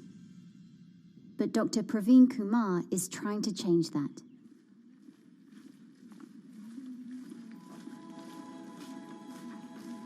I am currently working as head of Telangana Social Welfare Residential Schools. So totally above 400 schools I manage. These are all residential schools for the students who are historically marginalized but talented and then poor. My friend also Of them, 60% are girls and then 40% are boys, because girls are more marginalized among the marginalized. Their voices are always suppressed. My approach to improve the conditions in the schools has been put your eyes and ears on the ground always. Talk to the parents, talk to the teachers, talk to the students, stay in the schools and then understand their problems, their challenges, both in classrooms and then the corridors and the dorms. Then go to the dining halls and see what kind of food they are eating, and then go to their homes and then what kind of food they are getting and what kind of challenges the parents have. Very good. 9th class. One of the important changes that I brought in after I took over was to complete the transformation of mother tongue to English medium, because English medium, as I said, English is the language of emancipation. A language that connects you to the whole body of knowledge in the world. So we had to train a lot of teachers. Refer to the dictionary also, okay, and find out the new meanings, as well as you're going to describe about. Hey, Richita, how are you? Hi, Sindhu. Fine, thank you. And how about you? I'm fine too. It's been a long time. Identity is extremely important. There is a scientific evidence to prove that your sense of identity is extremely crucial to your growth as a successful human being in your life. If you accept an identity which is very humiliating, which reminds you of very painful past, I think that identity will not help you to grow.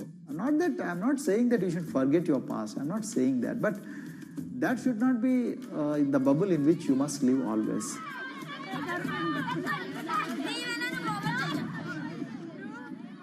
Sweros is an alternative identity. S stands for state, W stands for welfare, Aero, SW and then Aero is Swero. So the idea is your dreams have to be skybound. So that is what we are trying to achieve by changing the identities. Like, you say, I'm a Swero and I aim to be a doctor. I am a Swero, I aim to be a top-notch engineer. I am a Swero, I aim to be a top bureaucrat of this country. I'm a Swero, I want to be a very good actor or, a musician in this world. So these are the positive images that are associated with identity.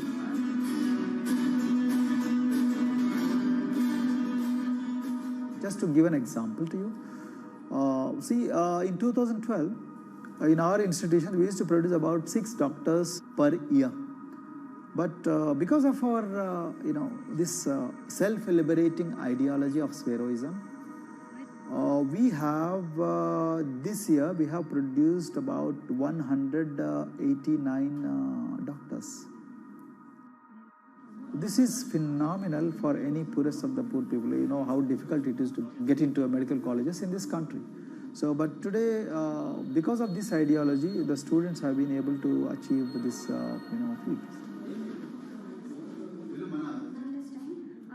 Pujita has been a farm laborer, and her parents themselves are agricultural laborers. And then this girl used to sell vegetables, but thanks to the residential education institutions, she came to the Gaulidoddi campus, and then she toiled very hard for 1 year, despite many problems. And today, I'm so happy to share with you that she has joined one of the prestigious medical colleges in the state of Telangana, Usmania Medical College, and then in future, she hopes to be a gynecologist. So this is the journey our children are hoping for. Similarly, the Mount Everest expedition. At Mount Everest expedition, we are very fortunate enough to place the youngest ever female in the history of this world on the peak of Mount Everest. How did this happen? It's all because of an ideology that helps you to liberate yourself.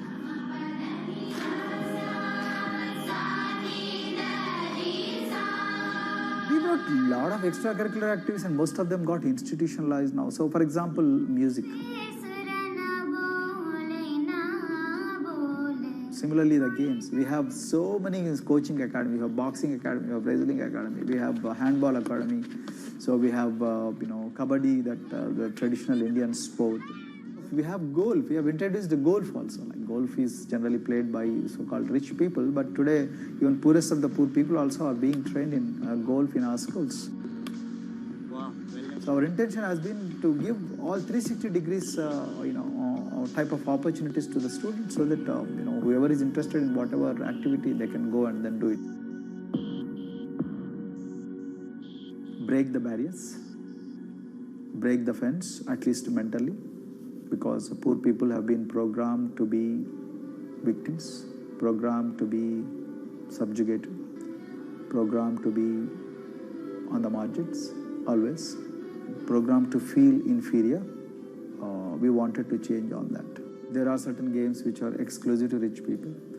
There are certain languages which are exclusive to middle class and upper middle class in this country. To put it in one word, the sole aim of introducing all these co-curricular activities is to break the stereotypes which are recklessly imposed on these people. Their stereotypes Dr. Kumar knows all too well. Born a Dalit, his grandparents were labourers and access to the village well was restricted. Dr. Kumar credits his parents' belief in the power of education with helping him realise his aspirations. He went on to join the Indian Police Service, attended Harvard University, and then began pursuing educational reforms back home. I attribute whatever I am today, it's to my mother primarily. They educated me in the village, although there were no good schools. So then I stayed in social welfare hostels, the hostels which are managed by government for the poorest of the poor kids. I passed with reasonably good grades. Then I went to university, and then I faced worst form of discrimination in the universities. Like there were, in those days I'm talking about, so the bathrooms and the toilets were exclusively meant for scheduled castes and scheduled tribes.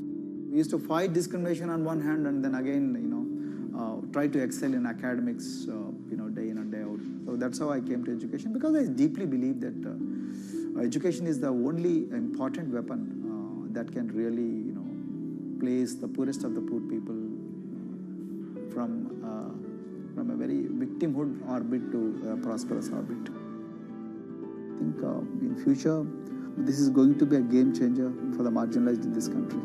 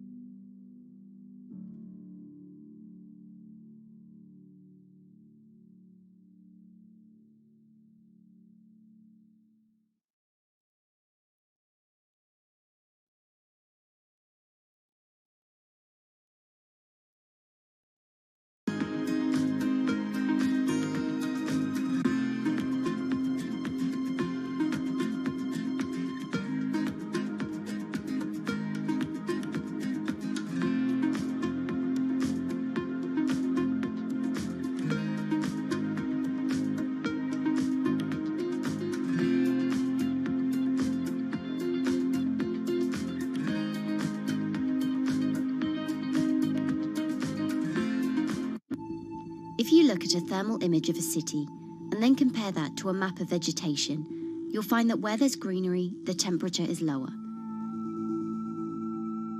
That's because things like asphalt, concrete, and shingled roofs absorb more heat from the sun than trees. This is the urban heat island effect, and it accounts for higher temperatures in cities, often by several degrees compared with their surroundings. It's becoming a huge risk to human health as growing urban populations exacerbate the heating effects of climate change. Heat waves kill more people than any other extreme weather event, more than tornadoes, hurricanes, and even floods. That's why urban heat island mitigation strategies are being studied in Singapore by a group of researchers. The government-backed project called Cooling Singapore is now in the process of combining everything they've learned to create a digital tool that can help cities all over the world, starting with Singapore.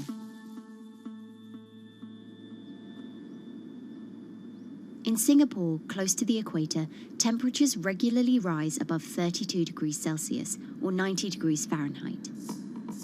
And the city structures only make it worse. And that is also the case for Singapore, which is basically a concrete jungle, more urbanized, more developed city.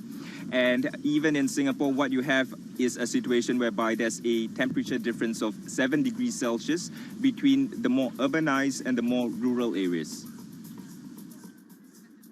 The government has taken drastic steps to keep temperatures down. This is Gardens by the Bay, an award-winning park, and inside this greenhouse is a pleasant 24 degrees. That's because the dome, along with 24 nearby towers full of thousands of people, is chilled by what's probably the world's largest underground district cooling system.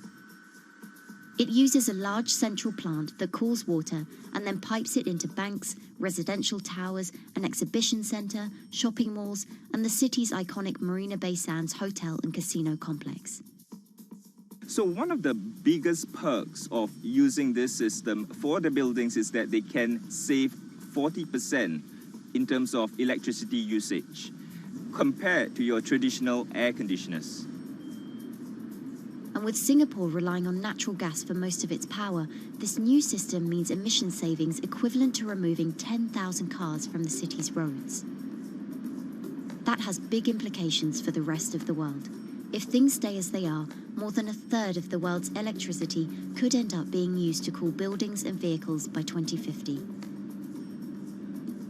As the world gets hotter, gets warmer, there is a greater need for air conditioning and as well as refrigerators, for instance. And the more people are buying these household appliances, the more energy usage they use, and they release heat more, and that then exacerbates climate change. It's a vicious circle. And so since 2017, researchers at Cooling Singapore have been identifying design solutions that reduce our need for so much cool air in the first place. One thing many cities have in common, and that's the importance of vegetation. That's a very important measure to mitigate the urban heat because of the shading effect, of course, and the psychological effects of the vegetation, and also because of the possible evaporative cooling effect of the vegetation. Vegetation can be, of course, on the ground floor in form of trees and shrubs, and you can walk under them. This is the so-called canopy layer that the vegetation forms above us. But vegetation can also go up the facades of buildings, and it can go to the roof of the buildings. Luckily, Singapore has been striving for the garden city feel for quite some time. It was a vision initially introduced by then Prime Minister Lee Kuan Yew in 1967 to make life more pleasant for people. And today, Singapore is one of the world's greenest cities in terms of urban vegetation. Kampung Admiralty, a community centre that contains health facilities and social spaces, now provides more green space than the plot of land it was originally built on. It's topped by a roofscape of staggered terraces covered in local plants, which functions as a community park, and a village green in the centre that contains farm plots for residents to tend to. Park Royal on Pickering was designed as a hotel in a garden that doubled the green growing potential of its site. There's now 15,000 metres of sky gardens, reflecting pools, waterfalls, planter terraces and green walls. And the government has big plans as well. Singapore actually has a plan to plant 1 million trees and add more green spaces over the next 10 years. It is actually a mix of wanting to reduce the urban heat island effect, but on the other hand is also to get the people to be more connected to nature. But it's not enough. The city-state has still been warming twice as quickly as the world average over the past 6 decades. That's why Cooling Singapore has developed a catalogue of other potential heat mitigation measures. When you try to mitigate the urban heat island effect in a city or in any building, in a village as well, the first place to start is by shading of the windows. You have to keep areas clear so that the wind can move through it. Water of a certain depth can act as a very good thermal buffer. If you have to construct heavy buildings such as high-rises, at least you can make the surface, the facade, less heavy, and you can protect it from direct sun penetration. We have to make sure that no combustion engines will be in the city in the middle, in the medium to long-term range. So ideally, the electricity production is outside of the city, and you bring just the clean electricity into the city. You can at least minimize the use of energy in the city, and you can start to slowly convert the roofs, the facades of the city into production areas for renewable energy. In Singapore, unfortunately, this is a limited option, but in the long run, it could produce up to 20-25% of the energy, of the electricity needed in Singapore if all the roofs and the areas in the buildings, on the facades would be used to do that. With so many different ideas, Cooling Singapore is also designing a virtual model of the city to test them out. It's called a Digital Urban Climate Twin, or DUCT, that will calculate how each element of the city's design will impact the urban heat island effect. That means we model not only the geometry of the buildings digitally, but also we model the transportation, the insulation, the temperature, the radiation coming from the sun, the weather, the local climate, the even very, very microclimate of the city, the water, the movement of people in the city. We can invent scenarios, we can design scenarios, test them before we actually build them, and if they test very well and we are sure that they will function, then we can start to build them and put them into reality.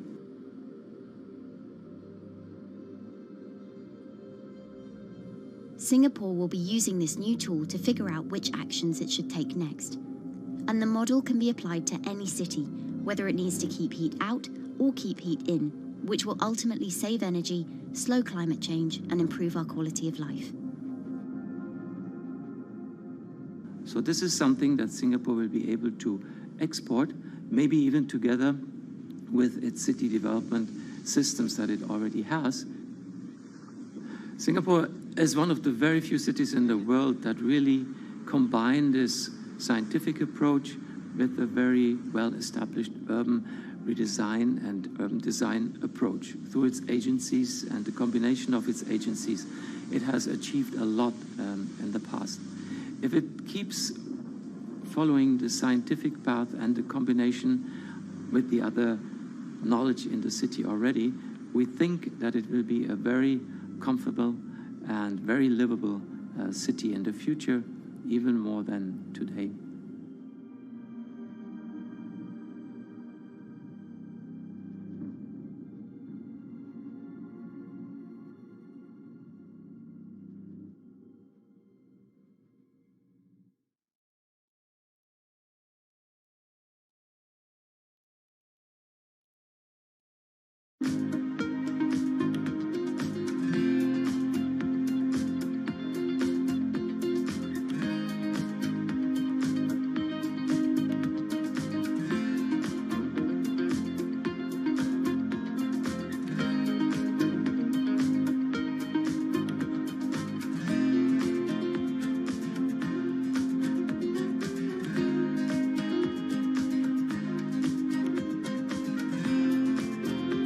Times are tough. Jobs are scarce. It's risky to be outside and around others. Seems like there's very few ways to make extra money during a pandemic. So I guess I'll just hunker down and binge social media until this all blows over. Wait, don't these people make money? How do these people make money?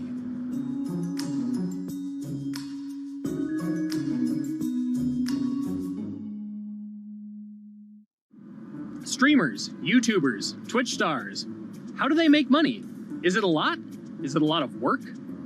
I know, I gotta ask somebody in the biz, and I got just the guy. Austin John Plays. This is your full-time job now, right? As of November of last year, yes. This was always just kind of like a side thing. Like, any money that I made from doing my videos and whatever else, I never touched that because I didn't really think of that as being like real money. And then it started coming in more and more. And then it was like I hit my first day that I broke $1,000 and I was like, this is actually going to be money.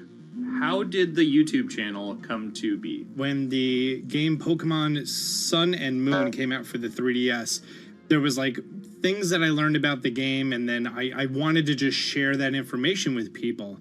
And at the time, I didn't have any way to capture a screen or anything, so I found like generic footage and I kind of put it all together with so much editing. And that video got 6 views. And then 2 days later, I made another one, and that one got 12 views. And then I just started pumping out more and more content, and people were like, this guy knows what he's talking about. It really just started building on top of itself, and then it was like, my channel really focuses on tips and tricks. So I play a straight 18 hours, and I'll finish the game or get to about the 40-hour mark, and then I'll make my first video. While I'm going through, I have a giant notepad and just scribbles everywhere, and I make these notes of like the things that stumped me, so I know the things that may stump other people. What do you need to think about if you're building your YouTube channel? 1, you need to do something that you're passionate about. Not that you like, not that you think you're gonna make money on, something you're passionate about. The other thing is something that other people are passionate about. It holds a special place to them. And third is, it needs to be something that people are gonna seek out information on. In order to enter into the marketplace, you either need to be better than everyone else, you either need to be faster than everyone else,